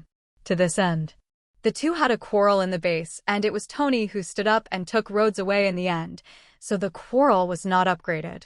But after that time, there was already a faint crack inside Xia Choja. It's just that the crack is not obvious yet. But once the rift continues to widen, the trust between the Avengers will be challenged again. This day, Roddy is reading at home. The book is on loan from Kamartaj, not the magic book in the restricted section, but a book of the week on leisure magic in the public area. Roddy is very interested in the content of this book. Been watching it for 2 days. Almost finished watching it now. At this time, Daisy ran over with her mobile phone. Look, Roddy, something happened to the Avengers. She ran to sit next to Roddy, clicked on the news report video on her phone, and let him watch it. Roddy put the book aside and looked at the news reports on the phone. It turned out that several Avengers headed by Captain America Steve were carrying out a mission abroad a few hours ago. As a result, something unexpected happened during the mission, causing dozens of innocent people to be bombed. Some of them died on the spot, and some of them died on the spot. A small part is still being rescued. The report also mentioned that the person involved in the incident, Scarlet Witch Wanda Maximoff, has not accepted any interviews at present, and the outside world has once again raised severe protests against the excessive law enforcement power of the Avengers. It feels like something is really going to happen to the Avengers this time. The foreign ministry spokespersons of many countries have announced that they will no longer accept Avengers to carry out any operations in their countries. Daisy put down her phone. Although she is not a member of the Avengers, but she is also a superhero, Daisy can't help but feel sad to know Avengers is the biggest superhero team in the world. It is also the first superhero team to have a pivotal position in the world. The existence of Avengers, to a certain extent, inspired other superheroes so that even if they encountered various difficulties, they still did not give up their superhero body. And now, the Avengers met with unprecedented backlash. It's not even clear whether the entire alliance will survive. And once the Avengers are forced to disband, this is a heavy blow to superheroes all over the world. Don't worry, the Avengers will not disband. Roddy glanced at Daisy, then said, "Really?" Daisy knew that Roddy was not the kind of person who likes to be aimless. Since he said that the Avengers would not be disbanded, then the Avengers would definitely not be disbanded. Although it won't be disbanded, the government will definitely intervene in it. In the future, the Avengers will no longer enjoy the current degree of freedom. Roddy said. He remembered the plot of the Civil War. Although the real cause of the Civil War is the Winter Soldier, not the official regulation of the Avengers that will be staged next. After all, if it's only the latter, the Avengers' opinions are at best inconsistent. But you definitely won't fight your own people. The reason why it will develop into a civil war is purely because the Winter Soldier killed Tony's parents, and Steve refused to let Tony avenge his parents, and he was unwilling to hand over the Winter King. This is the real incentive. The former can only be regarded as the fuse. But if the fuse is not ignited, it is just a fuse. But the existence of the Winter Soldier was the match that lit the fuse. I knew it was impossible for the authorities to let the Avengers go out of control all the time. I know the style of those people too well. Daisy didn't doubt what Roddy said at all. The summer haters had been too free in the past few years. And the Avengers originally were too powerful. It is equivalent to nuclear weapons running around the world. Faced with such a powerful existence with unlimited freedom, how can the major countries of the world trust them? These people probably wanted to restrict the Avengers a long time ago. Just never had a good chance. But now, here's their chance. Not only because of the resistance to the Avengers from the outside world, but also because someone already knew that there were two voices inside the Avengers. This is their chance. The collapse of a powerful empire is often due to internal reasons. The pressure from the outside will only make the empire more united in many cases. Like the Chitauri invasion. Another example is the Time of the Future Endgame. All good proof. But if there is an internal problem, the members can no longer trust each other, or even be hostile to each other. Then there is no need for outsiders to do anything. This powerful empire will fall apart by itself. For the Avengers Civil War, Roddy has no plans to participate. That's the business of the Avengers themselves. If he has the time, he might as well read a few more books. Although he had searched all the books in the restricted section, he couldn't find any records about multi-universe.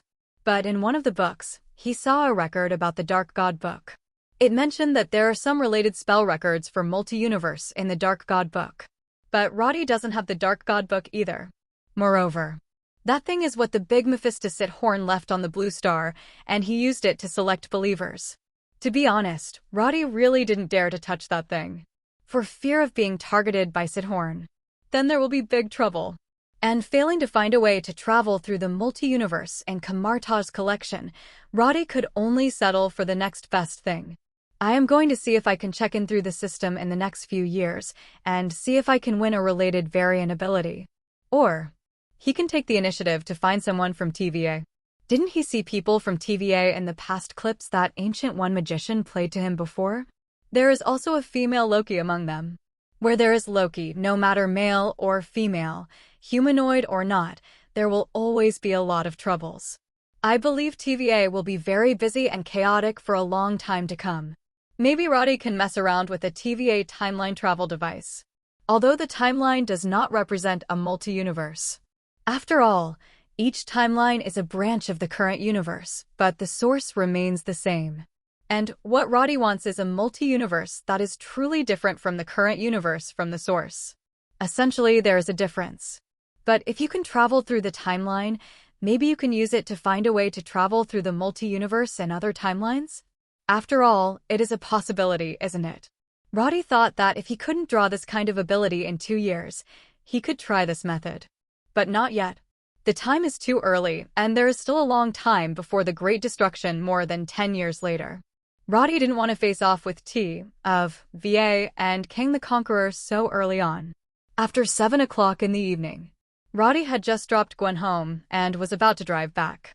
When passing the Brooklyn Bridge, he suddenly saw a person sitting on top of an arch structure on the bridge. The line of sight draws closer. Roddy saw the other person clearly. Roddy drives past below. He stared at the figure above. After a while, the black sports car that was driving on the bridge suddenly disappeared. The driver behind rubbed his eyes vigorously, thinking he was hallucinating. Strange, I only had 1 drink, so I'm drunk? The driver muttered. At the same time, the disappearing black sports car appeared in the sky, and then Roddy waved it into the different space, while he himself flew towards the top of an arch on the bridge in the distance. On the top edge of the arch, Wanda sat here, facing the sea breeze in the distance, thinking about things in a daze. These 2 days have been difficult for her. Originally, she managed to get out of the psychological shadow of the Big Brother's death, thinking that she became a member of the Avengers, and she could work hard together with the Big Brother to make herself a better self. But backfired. She doesn't seem to be a better version of herself. On the contrary, now she has become the murderer, the most willful Avenger, the rat shit in the Avengers, and other bad names, all of which have been put on her. Conscience of heaven and earth, she is just a teenage girl. She doesn't want that to happen either. The wind at night is very cool, especially on the bridge. The wind is strong, and it is easy to get sick and catch a cold if it blows for a long time. But Wanda at the moment does not consider these issues. She was wearing a thin jacket and a pair of skinny blue jeans, which perfectly outlined the lines of her legs. Sitting on the edge of the arch of the bridge, her body was slowly swaying back and forth in the wind, as if she might be blown and fall under the bridge at any time. Maybe I shouldn't have joined the Avengers at all. For a person like me who doesn't even know how to control his own power, becoming a superhero will only bring more pain to others. Wanda muttered to herself at this moment. Her heart was full of despair and self-blame, which made her go through all the sad experiences that happened in the past in her brain. This made her suffer even more.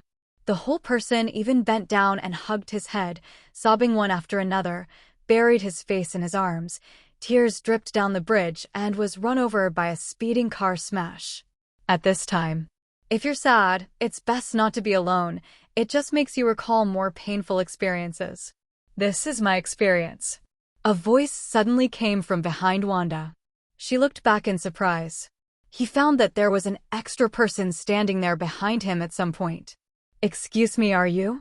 Wanda's eyes were red, and there were still traces of tears on her face. She asked subconsciously, and then her eyes dimmed quickly.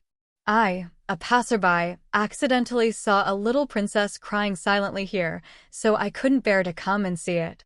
Roddy looked at Wanda, then walked over and sat down next to her. Careful, Wanda kindly reminded him. She herself is not afraid. That's because she can actually fly. Even if she really falls, it doesn't matter. But if Roddy falls, Wanda doesn't know what to do. Originally, she could protect Roddy with her own strength, but now Wanda's heart is full of doubts about her own strength. She was afraid that if she was not careful, she would hurt others again. This fear made her control over her power even worse. So she didn't dare to 177, and she didn't want to use her own strength to do that. Don't worry, I have good balance.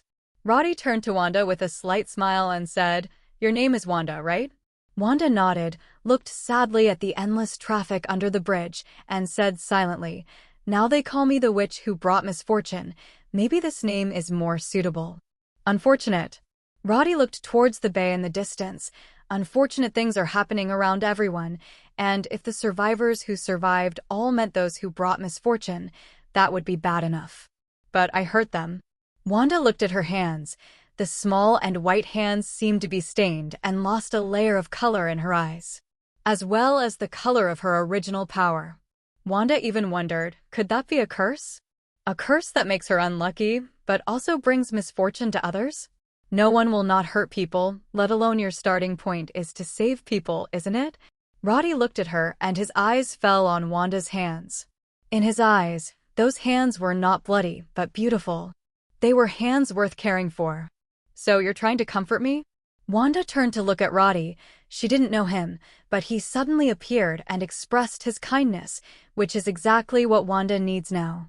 She really needs someone to talk to, but those people in the Avengers, Wanda is not saying that they are bad, but they're always used to telling her what to do and what not to do.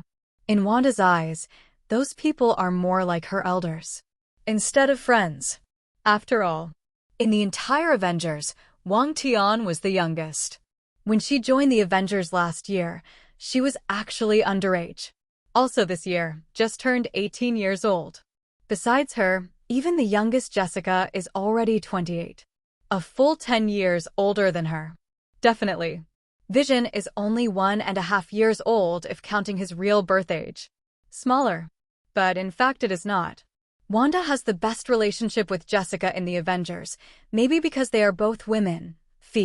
Plus Jessica is quite interesting. Wanda prefers to be with her. Other than that, her relationship with other people in the team is actually relatively normal. I didn't say that I was particularly close, nor did I say that I was particularly exclusive. It's pretty much the same anyway. Jessica, the only one who is relatively close, has been busy investigating an old enemy of hers recently and doesn't have much energy to care about Wanda's situation. For the past 2 days, Wanda has been shutting herself in the room alone.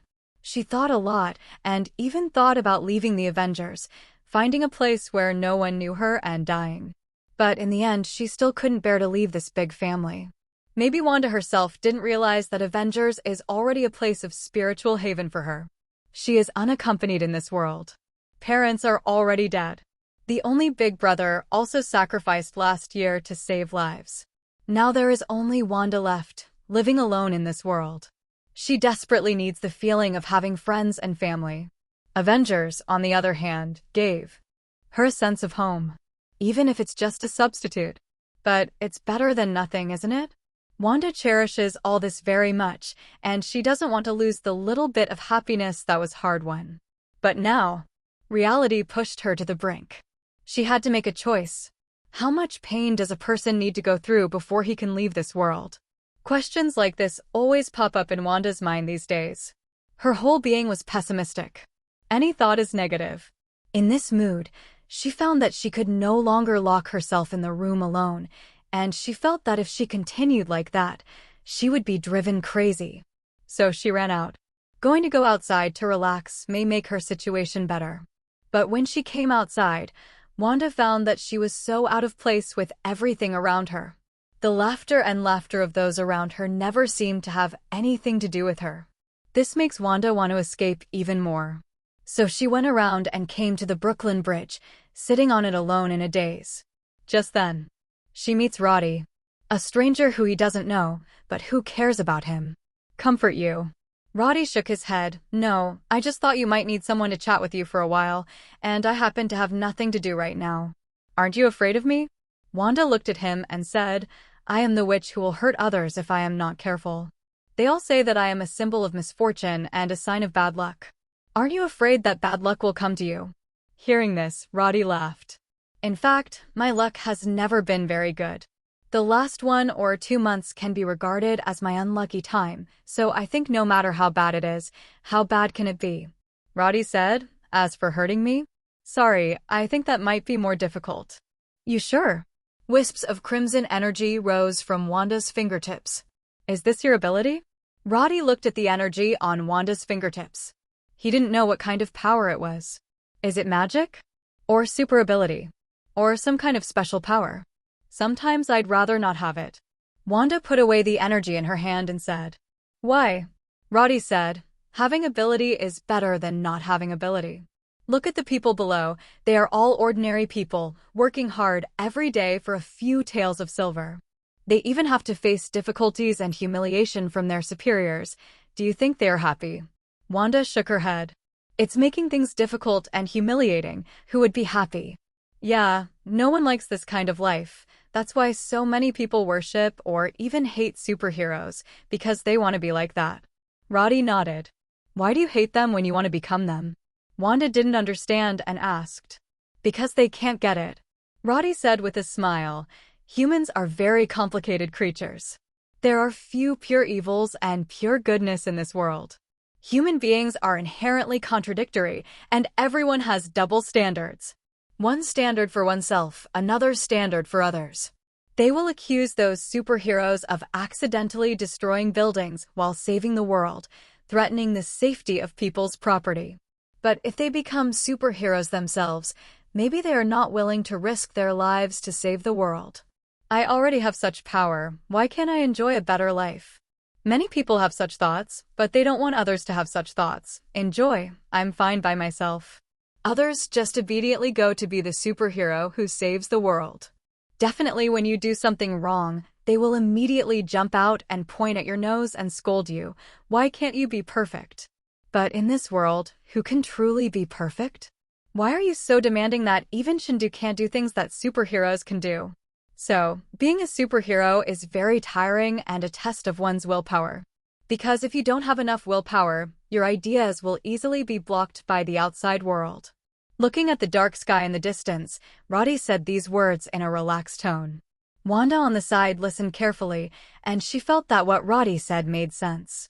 She is the superhero whose willpower is not firm enough and will be affected by other people's words, a superhero who is clearly going through suffering, but still desperately wants to save other people. A superhero who was clearly targeted by others maliciously, but still took care of everything and blamed all the faults on himself. Such superhero. Are you tired? I kind of understand what you mean by these words. Wanda thought about it and found that she felt a lot better in her heart. Before that, she took all the faults on herself. But as Roddy said, she is helping others. She didn't detonate the bomb. Her original intention was to prevent this from happening, but it didn't come. And it's just half a beat slower. Not to mention, even if you want to be scolded, that should also be Captain America Steve being scolded with her, right? After all, if Steve hadn't been influenced by the other party's words, so he didn't notice the other party's small movements, the bomb wouldn't have exploded, right? So, why is she scolded alone? It's not fair. Wanda thought of many things at once. It was as if she was in a dead end, and she was constantly trying to knock down that impenetrable wall, but she hurt herself more and more time and time again. And now, she suddenly realized that there was a road leading to the exit next to it, and there were no walls blocking it. Once people start to get into the horns, they will be more serious with themselves. Obviously, there are better options, but they just don't consider them. Don't go all the way. And that is obviously a dead end.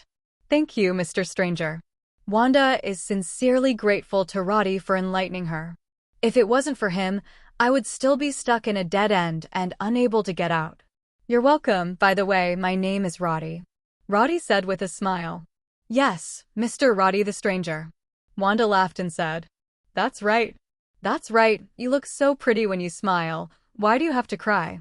Roddy looked at Wanda, who had a bright smile. She was really beautiful when she smiled, much prettier than the downcast one just now. Wanda, who was suddenly praised, couldn't help but blush. Do you often say this to other girls too? Wanda brushed her hair a little embarrassedly, while changing the subject. Don't always try to belittle yourself, be confident.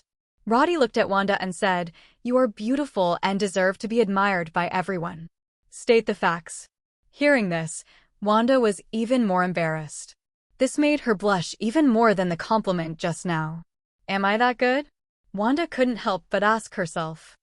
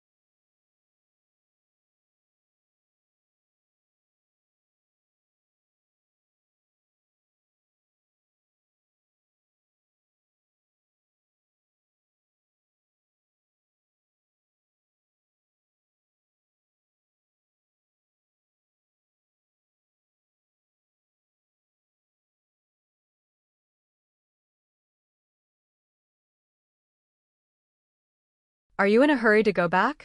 Roddy asked suddenly. Wanda looked at him in confusion and shook her head. No, it's still early, she said. It's not even 8 o'clock, which is really early. Then let me take you somewhere, Roddy said, holding out his hand and looking at Wanda. Wanda thought for a while, reached out and held Roddy's hand in hesitation. Next second, the figures of the two disappeared instantly on the bridge, the entrance to the amusement park. In a corner that no one pays attention to, Roddy and Wanda's figures appear here. Wanda was surprised to see the completely different environment around her. She looks at Roddy, blinks in surprise. You also have super ability? She asked. Roddy smiled and nodded. I never said I was a normal person, did I? Wanda thought about it and found that Roddy hadn't said that. It seemed that she had just thought that Roddy was an ordinary person all this time. And now think about it carefully. If it was an ordinary person, how could Roddy come to the arch of the bridge without making a sound?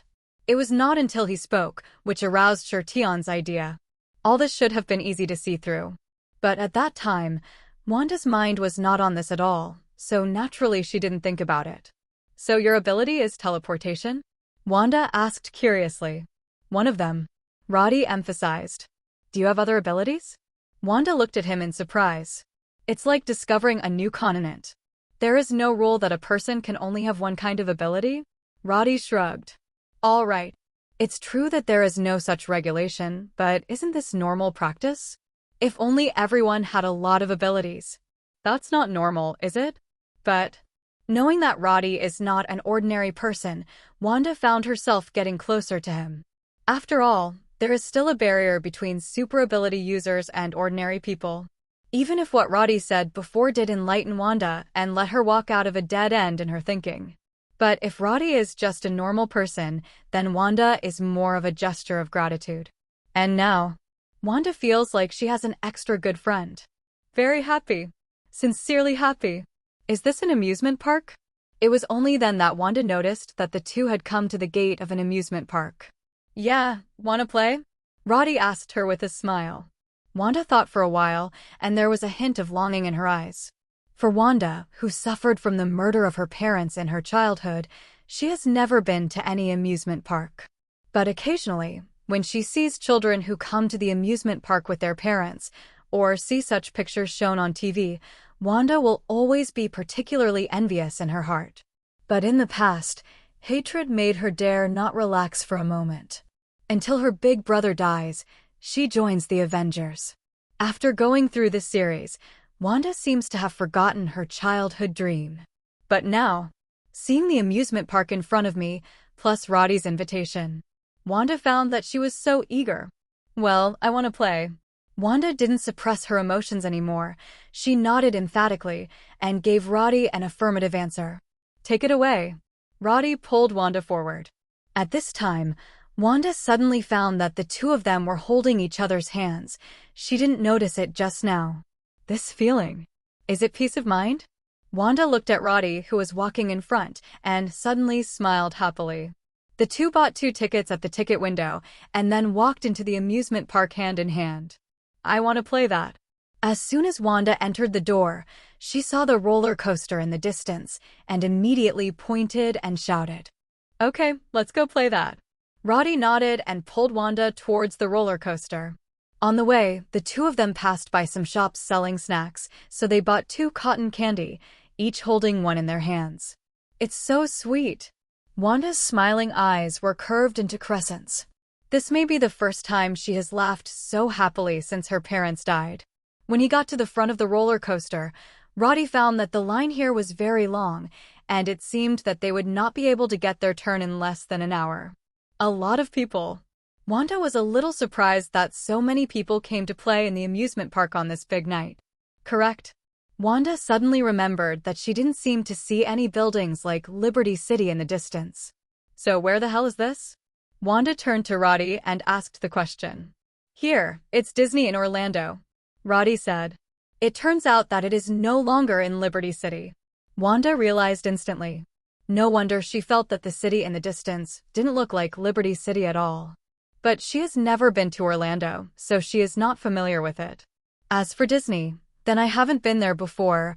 I just know that this amusement park is the largest and most successful amusement park in the world.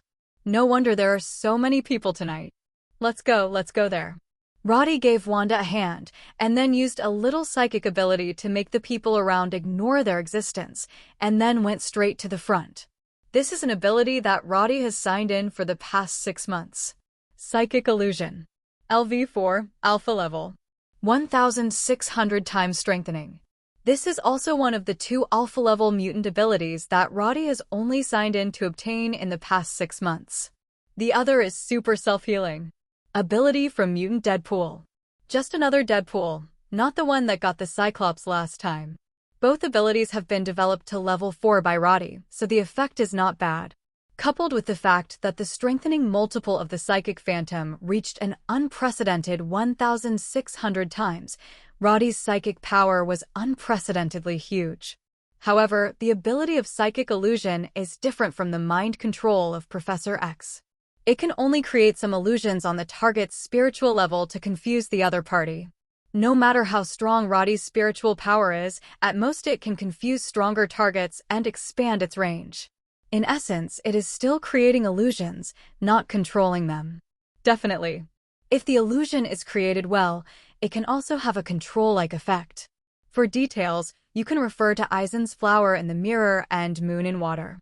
Although the details are different, many operations can be used as a reference. And the source of this ability is from the Illusion Master in the X-Men series. That is the son of the villain Colonel Stryker. The Illusion Master's ability is already very strong, and it can affect Professor X, who is extremely powerful in mind. And after strengthening by 1,600 times. That is incomparably powerful. At the moment, Roddy affected these people around him with his spiritual illusion. Let them not see the existence of themselves and Wanda. Why don't they seem to see us? Wanda was pulled by Roddy, and found out curiously that these people around seemed to be unable to see them at all, so she couldn't help but asked curiously, "Roddy, is this your ability too?" "Yes." Roddy nodded. "But isn't it good to jump in line?" Wanda is a little embarrassed. After all, jumping in line or something is always bad. "No, we are VIPs. Roddy waved the ticket in his hand. "There is a special channel for VIPs, so you don't have to queue up like ordinary tourists. As for why there are VIP tickets, but also to influence these people with psychic illusions?" That's what Roddy thought about for Wanda. "Then why do you use?" Wanda stopped in the middle of her sentence because she wanted to understand why Roddy did this. He did this not for himself, but for her. Now Wanda finally regained her mood and had a smile on her face. Roddy didn't want to get depressed again because of some people around her pointing fingers. "Thank you, Roddy." Wanda also understands that Roddy is doing this for himself. "I couldn't help being very moved in my heart. We're friends now, aren't we?" Roddy said, "So, don't say thank you in the future, it seems too raw." "Well, then I won't talk about it." Wanda nodded, a big smile on her face. Soon, the two passed through the VIP channel and got on a roller coaster that had just returned to the starting point. Asking for flowers, Roddy pulled Wanda into the front seat. The two put down their protective devices, looked at each other, and laughed tacitly. "Please let me out, thank you." This voice is... Roddy looked back. On the 2 seats behind them, a man and a woman just sat down. The man thoughtfully fastened the security device for his female partner and was about to buckle his own when he saw Roddy turning back from the front. "Roddy." John Wick looked at Roddy in front of him in surprise and said, "John, I didn't expect you to come to the amusement park." Roddy looked at him equally surprised. After passing through the VIP channel, Roddy has changed the influence of the illusion, and now it is simply to let people around see Wanda and mistake her for another unknown girl. This also prevents Wanda from being recognized or having to keep her head down and wear a hood. But Roddy himself hasn't changed in any way. That's why John Wick recognized him at a glance. "Is this the one you mentioned last time?" Roddy looked at the woman next to John now. The woman has healthy wheat-colored skin, looks thin, and has long golden hair, which is quite beautiful. "Let me introduce. This is my fiancée, Helen." John introduced Roddy to the most important woman in his life. "Hello." Helen also greeted Roddy generously. Is this your girlfriend? John looked over to Wanda sitting next to Roddy. When Roddy was talking to John just now, Wang Yin also looked back. Being watched by John at this moment, Wanda was a little nervous and felt that the man in front of her eyes was a little scary. Obviously, the other person should be just an ordinary person, but it made Wanda feel like she was being targeted by a terrifying beast. This is Wanda. Roddy introduced. Wanda, this is my good buddy John Wick and his fiancée Helen. Wanda nodded to the two and said hello. As for when Roddy introduced her name, neither John nor Helen had any strange emotions. After all, the name Wanda is not the only one in the whole world. Naturally, they would not think about the Wanda of the Avengers. After all, it looks like they're not the same person. The four chatted for a few words, and the roller coaster began to move forward slowly. So Roddy and Wanda turned back and stopped chatting. As the roller coaster rose to the highest point and began to fall rapidly, the tourists on the car also let out bursts of screams. Roddy heard Helen screaming from behind. John, on the other hand, didn't move. That's right, as an ace killer of the Continental Hotel, recently I heard that he has completed the so-called impossible retirement task, and he is already an appointment to become the legendary killer of the Continental Hotel. Hanwick. Definitely can't be screamed at by a mere roller coaster. To be honest, Roddy didn't feel anything either. But he saw Wanda shouting excitedly beside him, so he also yelled a few times in cooperation. The main thing to play is an atmosphere, isn't it? Then, Roddy heard John yell behind him too. He seriously suspected that this guy was just waiting for him to shout first. This inexplicable comparison psychology between men. 10 minutes later, the roller coaster returned to the starting point. Everyone got out of the car one after another. Roddy saw that when someone got out of the car, his legs went limp, and he sat on the ground directly, as if he couldn't get up. He heard a chuckle from beside him. Turning around, I saw Wanda covering her mouth and laughing. Apparently she saw that scene too. Let's go and play something else. Roddy pulled her and walked outside. John and Helen also went out with them, and then the four separated outside. It's a date after all. What about playing together? Feeling ruined. And would it be embarrassing to do something?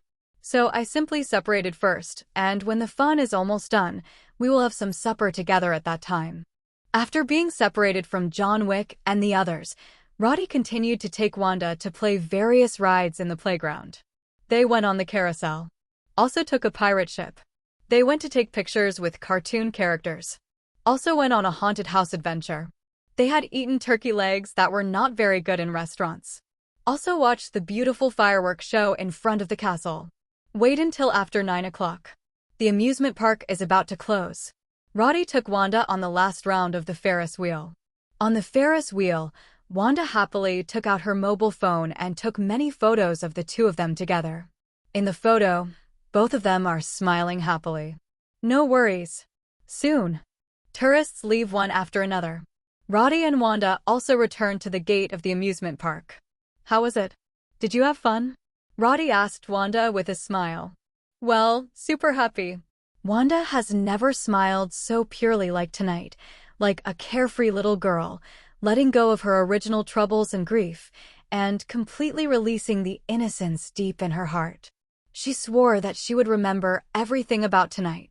I will never forget it in my life. Because here is the happiness and joy that she wanted but never had before. But joy is always short-lived. After tonight, Wanda knew that she would return to the Avengers base again and face the questioning and accusations from that person again. But she didn't want to escape these. Everything that happened tonight made Wanda braver than before. She felt that she already had the courage to face all the challenges of 537. She will no longer feel sorry for herself like before. I will not continue to be immersed in grief and cannot extricate myself. If she had to use a few words to describe Wanda's state at the moment, she thinks it can be described as renewed. Roddy, can you take me out to play again in the future? Wanda asked. Okay. Roddy nodded. If you want to come out to play, call me anytime. You already have my number, just call me. Will that bother you? Wanda said. Are you usually busy? No, in fact, I usually have a lot of time. Roddy said with a smile. The only thing I do recently is probably to read books, so if you want to come up, don't worry about disturbing me. Really? Wanda said in surprise. Real than real gold. Roddy nodded. Ahem. Sorry. We didn't bother you, did we? At this time, John Wick also came over with his fiancée Helen. He smiled and looked at Roddy, with a look of nobility in his eyes. Roddy punched him with a smile, and then said, "Let's go, find a place nearby to eat something, and talk about the two of you by the way." Hearing this, John and Helen also looked at each other, eyes full of love. In the restaurant, Roddy and the four of them ordered some food, and then they started talking about John and Helen. John told them how he and Helen met. They met in Paris. The two met by accident. That day John had just finished a task, and when he was about to leave, he met Helen, who was being chased by the creditor. From the very first moment he saw Helen, John found himself falling in love with her. In the past, he didn't believe in the so-called love at first sight in this world. I think that's basically what's on the brain. Take love at all. But that day, he realized that this was the feeling of love at first sight. So he helped Helen, who was in trouble, and the two got to know each other through this. Afterwards, John learned that Helen was cheated by a scumbag, so he was pursued by the local loan sharks. She didn't owe them any money at all, and the money was borrowed by the scumbag. In order to help Helen get rid of these loan sharks completely, John went into the other party's hero alone the next night. That night, bad luck for those gangsters who lend us money, because they met an angry John Wick. So at dawn, there were only dozens of corpses left in the manor, as well as various bullet casings all over the ground. Who killed these people? What weapon was used? No one knows. John has a good habit of collecting his own bullet casings without leaving any directional clues for the other party. For the next few days, John stayed in Paris and did not leave. And when he left, there was already one more person beside him. This person is Helen. To be honest, when John told this story, Roddy had a déjà vu feeling that he was watching a movie. As expected of the legendary killer of the Continental Hotel, he would kill a whole gang even if he was in a relationship. It seems that if there is no exciting big scene or something, it is not worthy of John Wick's love. What about you? How did you meet? After John finished his acquaintance with Helen, he looked at Roddy and Wanda and asked how they met. You may have misunderstood one thing. Wanda and I are not a couple. In fact, we just met today. Roddy took a sip of water, looked at Wanda, who was still immersed in the love story between John and Helen, and said. But John, who heard Roddy's words, was not too surprised. After all, what kind of person Roddy was, John Wick knew it all too well. This playboy, let alone spend a day, even if it takes a few minutes to get a woman, he just feels surprised. Helen was quite surprised. When she saw the expressions and behaviors of Roddy and Wanda before, she felt like a pair of teenagers and girls who just fell in love. Unexpectedly, the two just met today. Isn't this development faster than her and John's? And he and John are not young anymore, so naturally there won't be so many twists and turns in terms of love. But both Roddy and Wanda looked young. Especially Wanda. Helen even doubted whether this little girl was an adult at first. Although there was nothing obvious about her figure, her face was so immature, and Helen couldn't help worrying whether John's friend was cheating on underage girls. The four sat in the restaurant until almost 11 o'clock before leaving. The entrance of the restaurant. John and Helen got into the car. Are you sure you don't want us to take you back to the hotel? John lowered the window and asked the two of them. No, we'll just walk for a while. You guys go back quickly. Roddy waved his hand and said. Hearing that, John wasn't worried about any trouble they might encounter. After all, John didn't know Roddy's skills very well. If he was in trouble, John should be worried about the safety of those people on the opposite side, not Roddy and the others. Well, you haven't changed your address, right? I should send you a wedding invitation for Helen and me next month. John said. It's not changed, it's still the same place. Roddy smiled and said congratulations, and then the four said goodbye. After watching their car go away, Roddy and Wanda turned and walked towards the other side. Shall I take you back to the Avengers base? Roddy asked Wanda beside him. Well, it's getting late, I should go back. Wanda nodded. It was past 11 o'clock, and to be honest, Other people might already be looking for her everywhere.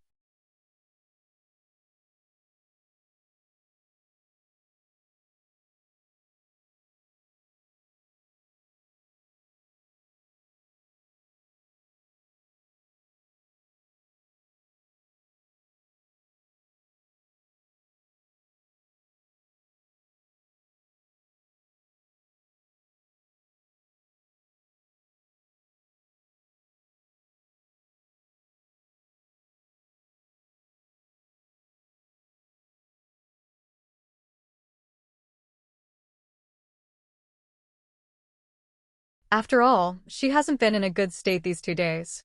If she is found missing, the other Avengers will definitely worry about what accidents will happen to her. Even if Wanda herself is fine, they are also worried that Wanda, who is not emotionally stable, will hurt someone. If that's the case, it will be even worse. Grab my hand. Roddy reached out and took Wanda's hand and said. Next second, the figures of the two disappeared instantly. I was so frightened that a wild cat on the trash can not far away was rummaging for trash, meowing, as if it had seen a ghost. Liberty City, somewhere in the suburbs. This is on a forest road not far from the Avengers base. Roddy shows up here with Wanda. Here we are. Roddy said.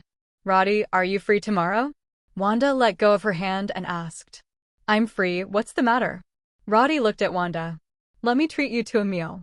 Wanda said, I know there is a very good restaurant nearby. When the time comes, I will call you. Sure. Roddy nodded, not refusing. Then I'll go back first. Wanda said happily when Roddy agreed. Well, go to bed early. Roddy waved her goodbye. At the same time, not far away in the Avengers base. The Avengers who just searched around but couldn't find the Wanda people also heard news from the artificial intelligence in the base at this time, saying that they found Wanda suddenly appearing on the road near the base. And there's another person around. While the Avengers who got the news were relieved, they were also curious about what Wanda was doing tonight. And who is this person next to her? Friday, do you have any pictures of the scene? Natasha Romanoff asked now. As the big sister of the Avengers and a member of the original Avengers, Natasha Romanoff is also very concerned about the two female members of the team. After all, there are few female members in the Avengers. Besides her, there were only Wanda and Jessica. And both of these have their own problems. Let Natasha Romanoff have to spend a lot of time on the two. Now it is normal to be concerned about the identities of the strangers around Wanda. After all, with Wanda's current emotional state, Natasha Romanoff is also worried that she will be used by someone with a heart. At this time, a photo also appeared on the screen in front of him. One of the people in the photo is none other than Wanda. She seemed to be in a good mood, with a smile on her face that she hadn't seen in a long time. And what really surprised Natasha Romanoff was the guy standing next to Wanda. He turned out to be Roddy, the man who was once marked as an extremely dangerous target by SHIELD. Even after the disintegration of SHIELD, Natasha Romanoff often thought of this person, but because the matter of Hydra needed to be resolved more urgently, Natasha Romanoff never contacted him again. But deep down, she was always anxious about Fury's and Jin's comments on Roddy. Although it cannot be said that Fury's evaluation must be correct. But at least most of the time, he's right about someone. It's him. Luke Kai-Ki and Jessica on the side also recognized the person in the photo. You know each other too? Asked Sam. The two nodded, and Luke Kai-Ki said, He's Spider-Woman's boyfriend, whom we met once in a restaurant. This man is a playboy. Jessica added. She remembered that the last time she saw Roddy in the restaurant, he was surrounded by two young and beautiful girls. I didn't expect to provoke Wanda again now. Unforgivable. A dude? Do I need to warn him? Sam said with a smile. A mere 0.8 playboy, he obviously didn't take it seriously. No, he's not just a playboy. Natasha Romanoff said with a serious expression. Does he have any special identity? Sam asked curiously. Even Luke Kai-Ki and Jessica looked puzzled. Apparently they didn't know something about Roddy either. After all, when SHIELD was still there, Fury, the former S.H.I.E.L.D. director, asked Natasha Romanoff to investigate these things. The only people present who knew about Roddy's situation were Natasha Romanoff and Steve. Maybe Tony knew something about Roddy too. But Tony wasn't there right now. Although Vision can access global network information, some things cannot be found on the internet. This man is dangerous. Fury asked me to investigate him before SHILD disbanded, Natasha Romanoff said. Perhaps because she was afraid that others would not understand, Natasha Romanoff said some more information about Roddy. For example, he once walked out of the sun, and the energy he carried on his body even exceeded the energy produced by the explosion of the world's largest equivalent nuclear weapon. And he has shown intelligence such as teleportation, ignoring the damage caused by various attacks, and so on. After Natasha Romanoff finished speaking, Sam and the others also realized the danger of Roddy. That is definitely more than any enemy they have ever faced. Even the old Ultron. It is far less threatening than this man. How could this dangerous guy be with Wanda? Sam asked the common question in everyone's mind. But no one could answer this question for a while, and at this time, Wanda happened to be back, and seeing everyone gathered here, she couldn't help coming over out of curiosity. You are all here. Wanda asked suspiciously, why are you standing here? Is there something wrong? Everyone shook their heads. Before they figured out the situation, they tacitly planned to pretend to be ignorant. Are you okay? Wanda said, that's fine, I'll go to rest first. After finishing speaking, she turned and walked towards her room, humming a little tune on the road. Very happy look. It's like Disneyland music, said Sam. At this time, Natasha Romanoff looked at Vision beside him and asked him, Vision, can you find out where Wanda went before? Heard. Vision stared blankly for a few seconds. I found it. It's Disney in Orlando, Vision said. I knew it was Disney music, Sam said with a laugh. It's a pity that he didn't respond to him, and now everyone is thinking about why Roddy and Wanda are together. Is Roddy getting close to Wanda on purpose? Maybe we should go see this Mr. Roddy. At this time, Steve opened his mouth and put forward his thoughts. After hearing the words, the others thought about it and felt that it was better to ask them face to face than to make random guesses here. As for saying that the other party is a dangerous person, feel sorry. Who is there who is not dangerous? What's more, they are not one or two, but most of the Avengers are dispatched together. Could it be that he is still afraid of this guy? If you want to go, I suggest going now, Vision said. He hasn't left yet? Natasha Romanoff instantly understood the meaning of Vision's words and said. Vision nodded. Roddy did not leave immediately. 15.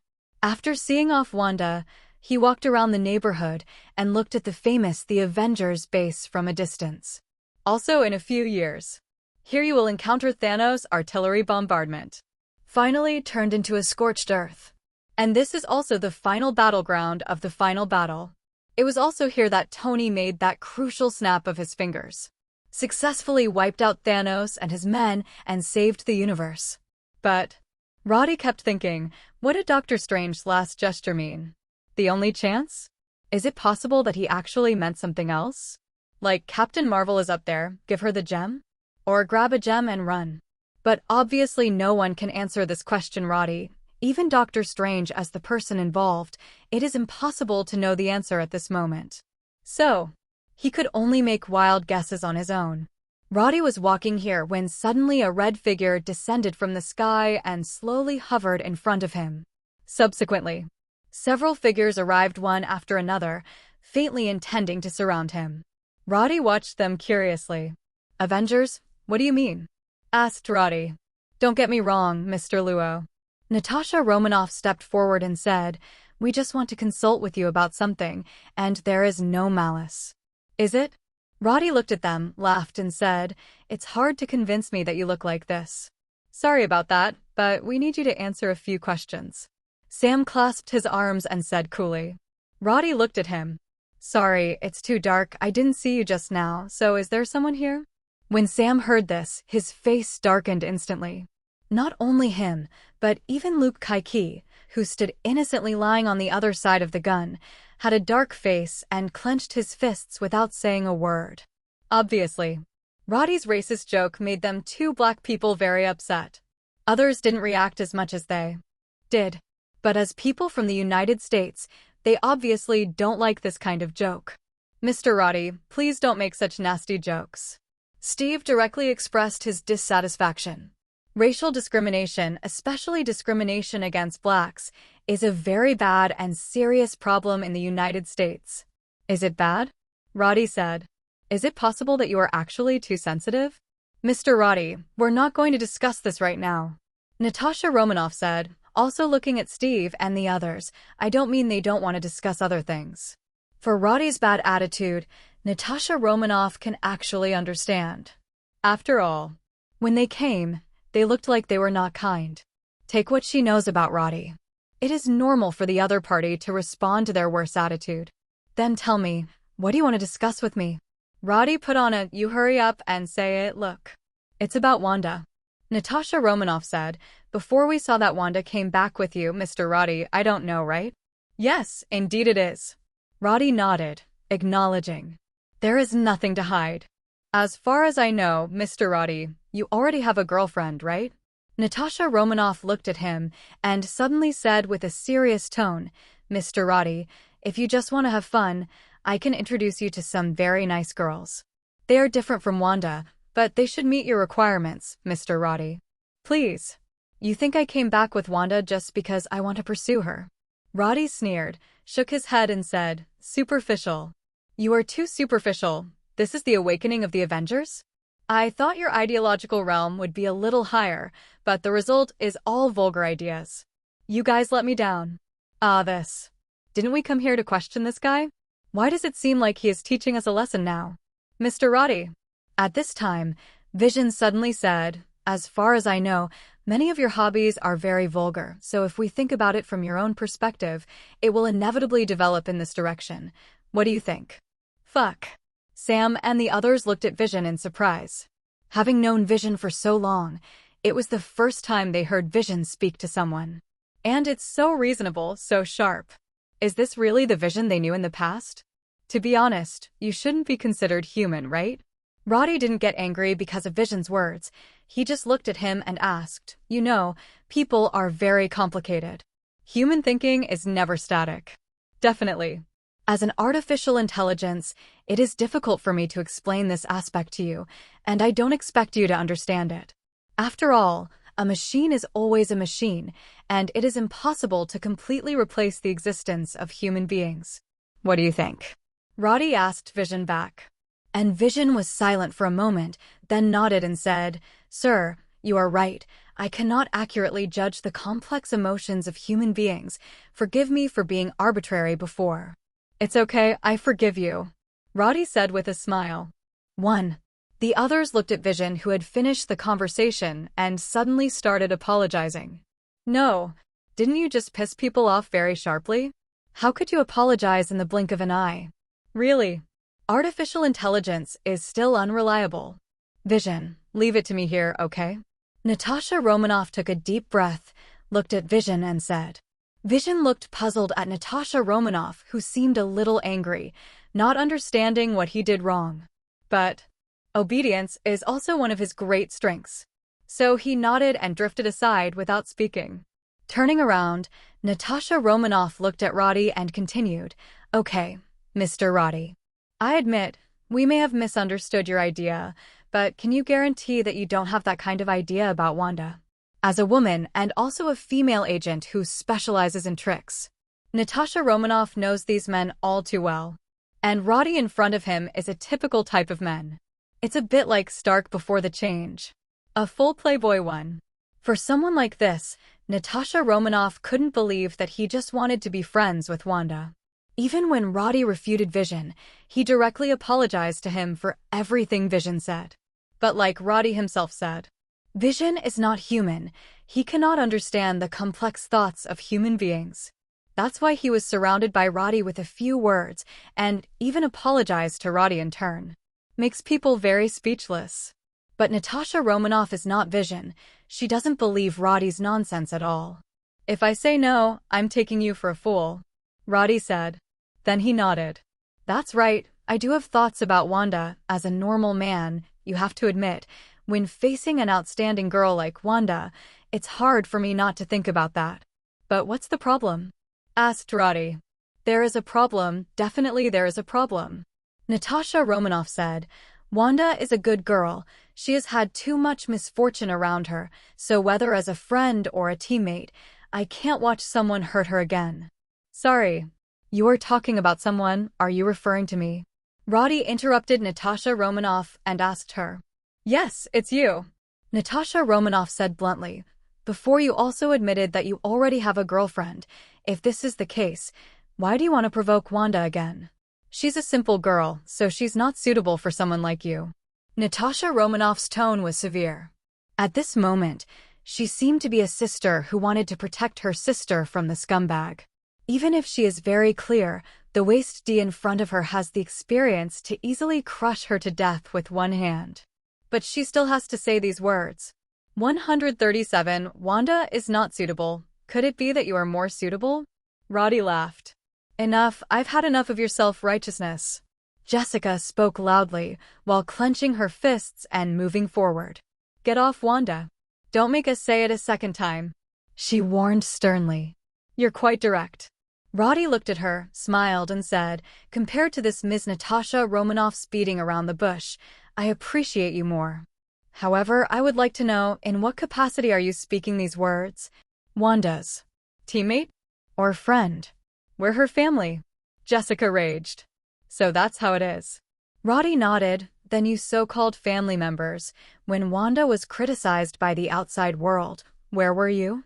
Has any of you positively expressed that you are willing to stand by her and support her? Or you made her feel the warmth of home? Is there? A few questions raised by Roddy made Jessica, who was still angry just now, dumbfounded instantly. But at this time, Steve on the side said, we never use bewitching words to our family to guide her, but tell her what is right and what is wrong. When people do something wrong, they have to bear the consequences. Criticism will only make us a better version of ourselves. I'm sure Wanda understands this too, and if she can get through this, she'll find it's all worth it. And it's useless to just comfort her blindly. Clap, clap, clap. Roddy looked at Steve while clapping and smiling. That is nice. Maybe you should give this speech a speech, or maybe you can write a book and your fans will pay for it. Hearing Roddy's eccentric words, Steve's expression also sank. It looks like the communication failed. Gotcha. Sam took out his weapon and loaded it.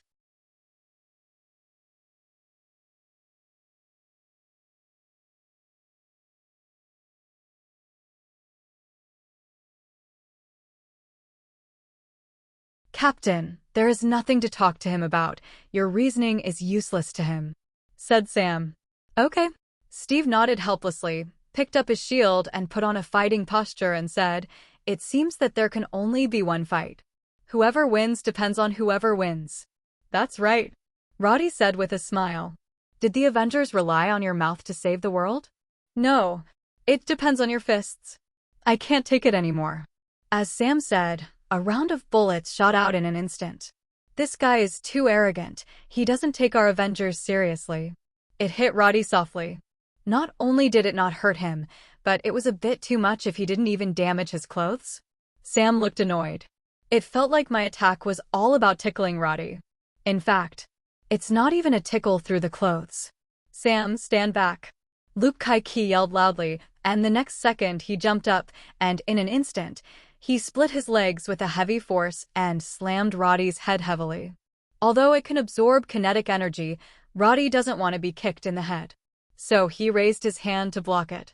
Luke Kaiki slammed into Roddy's arm. But still useless. Roddy grabbed his calf with a backhand, then turned half a circle and threw it out. Boom. The rushing Jessica dodged, causing Luke Kaiki to hit a big tree behind him. Thank you. Luke Kaiki got up from the ground, patted the dirt on his body, and said to Jessica speechlessly. He thought Jessica would catch him. At this time, Jessica had already rushed up. She waved her fists, posing in a martial arts pose, with a samba naked choke, intending to wrap Roddy around and make him immobilized. But when she rode on Roddy, shook his neck vigorously, grabbed his arm and tried to throw him down, but found that no matter how hard she tried, it was useless. Come down. Roddy flicked his arm hard. Jessica, who couldn't knock him down just now, was directly smashed to the ground by Roddy. He really has no mercy at all. In fact, Roddy's pity are only aimed at his own woman. Other people? That's none of his business. Jessica! Steve yelled as he ran. Jessica, who fell to the ground and suffered pain, rolled and avoided knowingly when she heard it. Next second, shwa! A buckler came crashing down on Roddy's head. Roddy reached out and caught it. Ong! This thing really vibrates. And Steve, who threw out the shield, looked dumbfounded at Roddy, who held his shield and didn't plan to return it. No, dude, why don't you play your cards according to the routine? I usually throw the shield out and the enemy will send it back to me. How did you get it right away? You give it back to me. Steve is in a hurry. He rushed forward to take back his shield.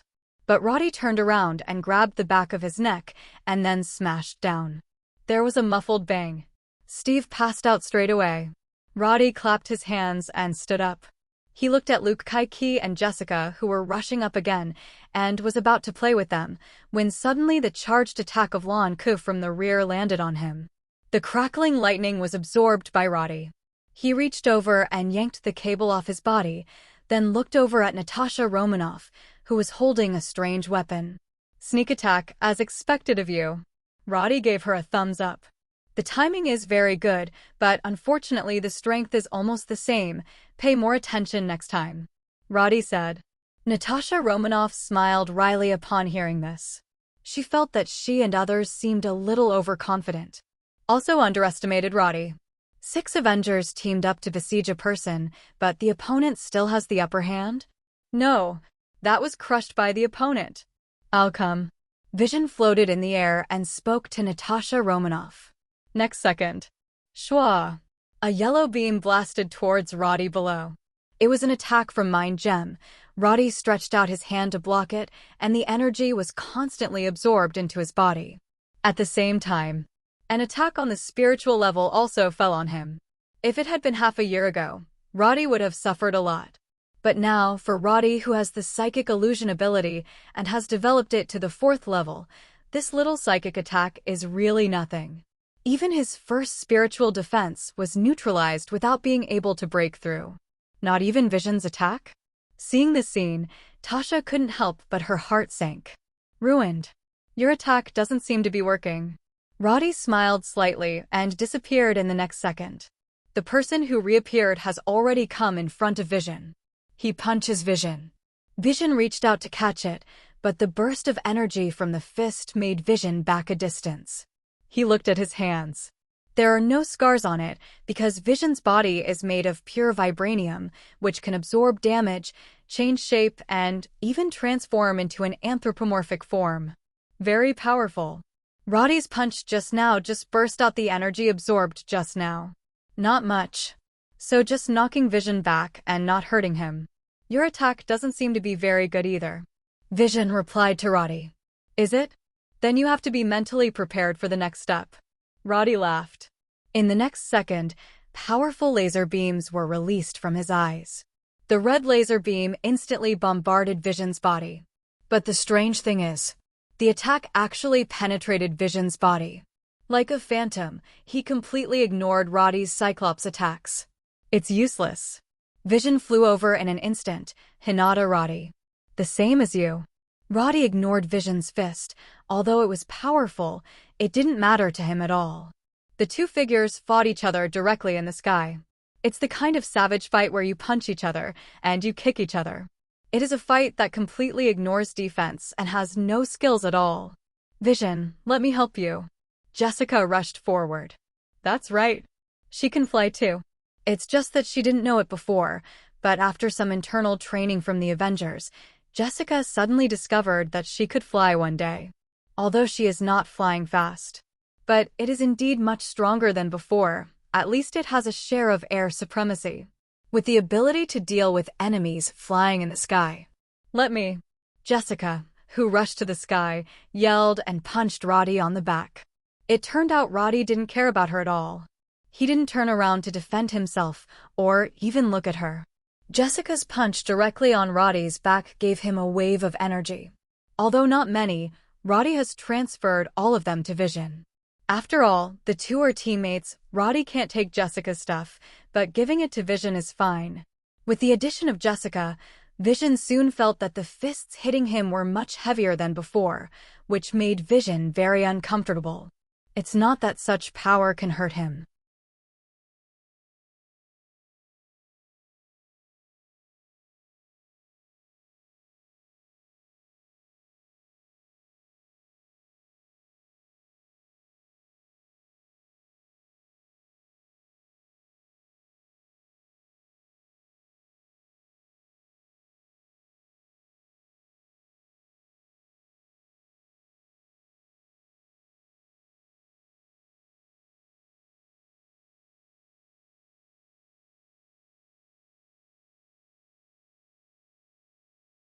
But when he thought that the extra damage was caused by his teammates, Vision felt weird. But Jessica didn't know it when she became a pig teammate. Still attacking Roddy vigorously. It looks like you have to hurt him. The four people who could only stare blankly were speechless. Jessica, come down. Natasha Romanoff yelled straight to the sky.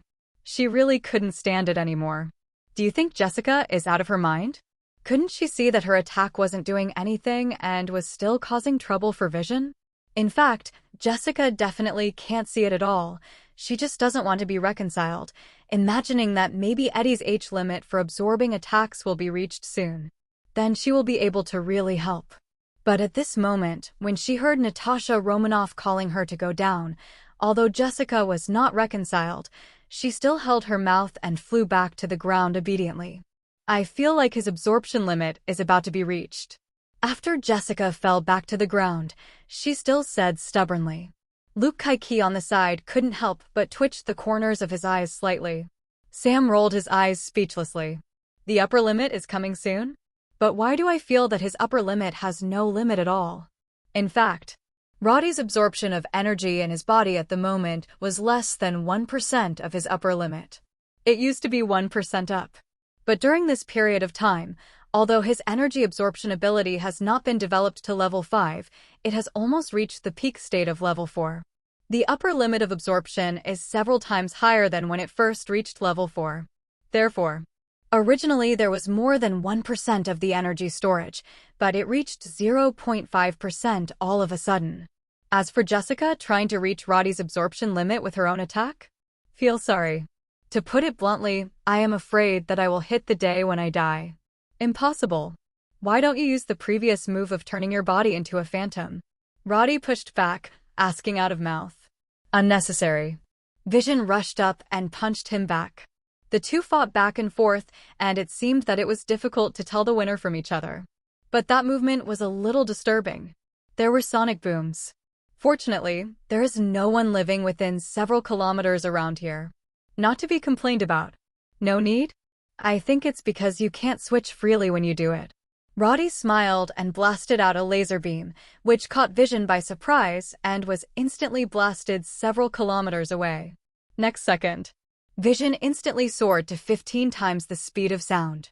A supersonic impact instantly transmitted a huge amount of kinetic energy into Roddy's body. Okay, let's do it again. Roddy cheered. Vision has the expression of eating a fly. This guy. Mouth smells worse than Tony. Vision evaluated Roddy in his heart. You're right, that kind of state switching takes time, and it can't be used in fast-changing battles. Vision is an honest kid, so he admitted Roddy's guess without any hesitation. Probably because he felt that his ability had been seen through by Roddy. There is nothing to hide. But Roddy was just guessing. Again, not confirmed. So, Vision is still too honest. I don't know if you have read a manga called Naruto. Your ability is quite similar to that fellow in the manga. Roddy chatted back and forth with Vision while chatting. Naruto. Who? Vision took the time to search for this comic and then used the magical quantum reading method to read the comic in just a few seconds. For this, Roddy was punched several times. But it's okay. Li Zhao's vibranium body allows him to ignore this level of attack. Not hurt at all. It's just a little pain. Yes. Vision is also painful. I have to say that vibranium is really amazing. Finish watching? Roddy saw that Vision's slipping state recovered, and he knew that he had already checked the manga of Naruto. Well, after reading it, it's really quite similar. Vision nodded and said, "Then look at my trick." Roddy clapped his hands together and shouted, "The waterway is bursting with water." While speaking, a channel in a different space opened obliquely above his head, and then a rush of water rushed out of the channel, booming to the opposite Vision. Vision didn't expect Roddy to have such an attack method, and he was directly washed by the flood, and the water pressure made him fly instantly and smashed into the forest below. Boom!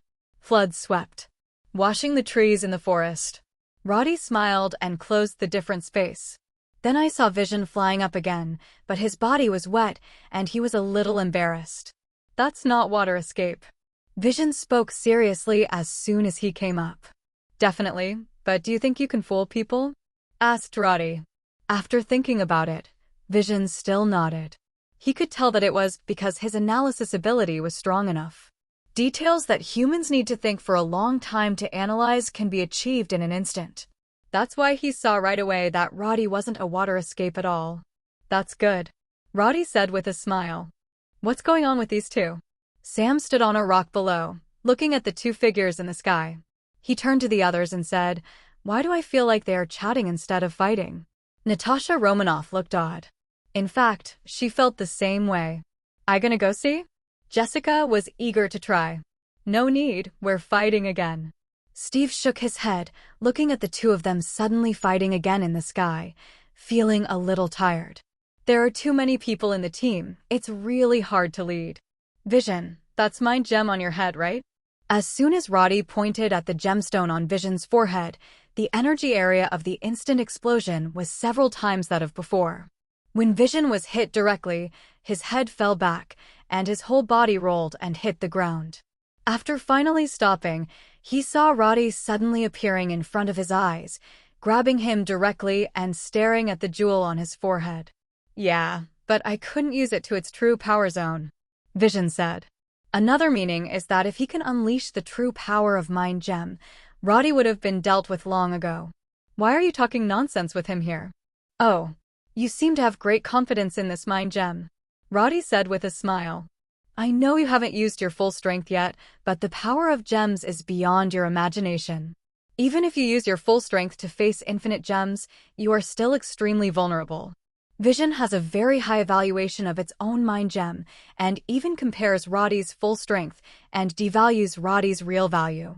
"Have you seen my true strength?" Roddy sneered. Next second, a terrifying energy burst out from his hand. "That is an energy hundreds of times larger than that just now." The energy directly hit Vision's body, instantly turning him into a shooting star and slamming into the space. "Not good." Natasha Romanoff's face changed suddenly. "Roddy is getting serious," she said. "Wait, you mean he wasn't playing seriously at all just now?" Sam asked with wide-eyed surprise. Natasha Romanoff ignored him. "Bring up the virtual keyboard directly on your watch, then connect to the Avengers satellite in orbit." Shwa! A light curtain unfolds. The picture reflected on it is the figure of Vision flying into space. Next second, a figure caught up with Vision and appeared in front of him. The figure grabbed Vision's neck, and the other hand clenched a fist and kept hitting Vision's body. Vision seems to have been fooled. Completely out of action, ability just let the opponent beat him violently. Boom! There was a deafening bang from the sky, and the Vision in the picture has been blown out of the atmosphere by Roddy's terrifying attack. No, these two guys, can they survive in space? Sam looked at the two figures rushing into space in the picture in surprise. "Did you forget that Natasha Romanoff said earlier that this Roddy was on the sun?" Luke Kaiki on the side said with a wry smile. He smiled wryly because he remembered the fight they had just had. Luke Kaiki couldn't help but feel a chill on the back of his neck when he thought they could defeat such a terrifying man. "Terrible. It's a miracle that I can still stand here alive," sighed Roddy, who hit space, caught up with Vision, who flew out again. At this moment, Vision was really beaten by Roddy. Otherwise, he wouldn't have been beaten so violently by Roddy. To know the time in between is completely enough for him to turn his body into an unreal state, thereby dodging Roddy's attack. But Vision didn't do that. "Why? Don't you want to?" "No. It's because he's completely blinded, his brain is in chaos, and he can't control his body at all. It's like in Infinity War. He was attacked by Thanos' subordinate Corvus Glaive, and he was beaten so badly that he couldn't even control his own body. And he's pretty much the same now. They all lost control of their bodies, so they could only be beaten passively. Don't you want to see my true power? Let me show you today. Roddy smiled. Although he couldn't form a figure in the vacuum, his lips opened and closed. After he finished speaking silently, a white light suddenly shone on his fingertips. With the continuous release of scorching white light, a spherical energy ball finally formed, appearing on Roddy's fingertips. His whole body exploded with energy. The energy equivalent to a nuclear explosion equivalent to hundreds of millions of tons was released by Roddy in an instant, and all of it was concentrated on the energy ball on his finger. Moment. The energy ball keeps getting bigger. From the beginning of the table tennis file size, it became a house file size in just a few seconds. After another few seconds, the energy ball has become more than 1,000 meters in diameter and was held high above Roddy's head. Take a look at my true strength. He roared and instantly pushed this huge white energy ball towards Vision. Whoosh! Huge amounts of scorching white energy ball blasted towards Vision. At this moment, Vision has just regained a little bit of control over his body, but he has not fully recovered, so he cannot dodge this terrible attack at all.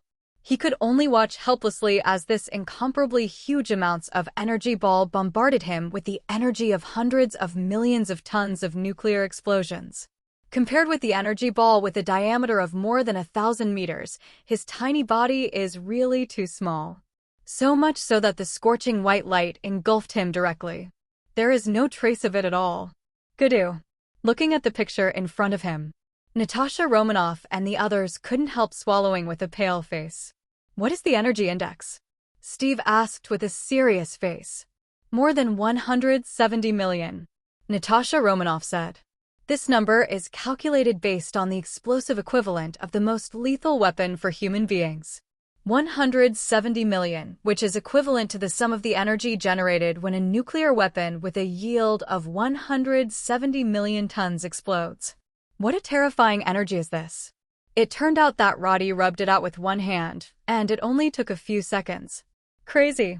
The world is really crazy. At the same moment, the space monitoring satellites of all countries in the world are starting to alarm crazily. Immediately after that, some places started to mess up. A piece of information began to be submitted upwards. Some big shots were even woken up by continuous phone calls in their deep sleep, and their faces changed drastically after picking up the phone the next second. What happened? Where did the energy data come from?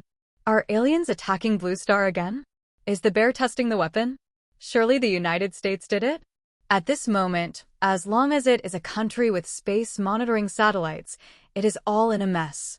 All are asking the same question. That is, there is a certain organization behind this huge energy, or a country. Or, what aliens are here again? To beg, personal? Feel sorry. Forgive them for being completely unable to associate this level of energy with individuals. Because if that's the case, it also means that the existence of this person is equivalent to a nuclear weapon with a yield of nearly 200 million tons, and it is still the kind that will run around. Just thinking about it makes them sleepless. So, in any case, this is impossible, and it cannot be done by individuals. Because of this result, none of them can bear it. In a room on the top floor of the Stark building, Tony was woken up by Friday in his deep sleep. If you can't give me a satisfactory answer, I promise that I will dismantle and redo it for you tomorrow. Tony, who was called to wake up, was full of resentment, and even Friday, who was an artificial intelligence, felt the terrible way-up anger. Fortunately, at this time, Pepper next to him patted Tony, telling him to restrain himself. The main thing is not to disturb her rest. Tony looked resentful, then obediently took his clothes and walked out of the room. Okay, now tell me what happened? Tony asked as he put on his clothes. Sir, you have an urgent notification from the Avengers base, and the Avengers satellite has detected a burst of energy with an energy index of more than 170 million between the Earth and the Moon. And according to the news from the Avengers base, the source of this energy is none other than your partner, Mr. Roddy. Wait, what did you just say? Tony buttoned the last button 10 rubbed the sunwood and said, Roddy? The Roddy who sold me vibranium? Tens of millions of explosions? Or in space? Yes, sir. Friday replied, and before that, Mr. Roddy had a fight with other members of the Avengers, and now this explosion in space is also used by Mr. Roddy to attack Vision. No, I'm a little messed up. Tony felt that he hadn't woken up. His mind was a little confused. You said that Roddy fought with other Avengers and then used a nuclear bomb equivalent to 10,700 million-ton equivalent explosions against Vision? Is Vision so powerful? Why don't I know? That's 170 million tons equivalent. Not to mention using it against Vision. Even if it is used to fight Thor's God King Father, isn't it enough? Tony took a deep breath, feeling bad all over. Why did such a serious incident happen when he just came back to take a rest? The Avengers are still fighting Roddy? How come no one notified me in advance? It doesn't matter, you have to go and see. Tony immediately put on his battle armor and then turned into a burst of fire, flying towards the Avengers base. The other side. Roddy didn't care at all how many people's attention his behavior had aroused this time, and at the same time, how many people had been kept awake at night by it. At the moment, he looked at the Vision that exploded after being hit by the energy ball, and watched the aftermath of the energy turn into scorching white flame tongues, and even blasted out hundreds of huge craters on the moon hundreds of thousands of kilometers away. 2. A more violent energy blasted directly at the corner of the moon. In an instant, the moon was bombed out a gap of huge amounts of. Look from afar. It's like being bitten by a mooncake. Like a mouthful. This huge amount of movement naturally alarmed the Inhumans hiding on the back of the moon. A group of alien race members headed by Black Bolt King came to the moon monitoring room one after another. The red energy level on the at-the-moment screen is almost off the charts. What the hell is going on with this energy? Someone asked loudly. As for Black Bolt, he closed his mouth and dared not speak. After all, if he speaks, all these people present will be killed on the spot. But, looking at this set of data on the screen, Black Bat King was also extremely disturbed. The magnitude of this energy is so huge that it has even exceeded the largest energy explosion he has ever experienced in the past, and it has exceeded 10 times. Could it be that the humans on Blue Star finally discovered them? So plan to attack the moon? Black Bolt King even began to think about it. At this time, huge amounts of a new picture appeared on the screen. That's actually replay. In the picture, it is the scene where Roddy releases the huge energy in his body to form a huge amounts of white energy ball to attack Vision. See this scene. Black Bat King, who was just imagining whether it was the Blue Star humans who came to fight, was stupid. This level of energy was actually rubbed up by one hand? That person should be a human living on the Blue Star, right? Could it be that in the years since they left Blue Star, the current Blue Star has developed to this extent? Even a terrifying powerhouse of this strength has appeared? Black Bolt King, including all the Inhumans present, looked dumbfounded and at the same time felt deep fear in their hearts. I'm suddenly thankful that we've moved to the moon to live. At this time, a member of the Inhuman race suddenly spoke up. This sentence immediately ushered in the approval of the people around. Yes, if they were still living on Blue Star, wouldn't they have to face this terrifying existence? Just thinking about it would scare them to death.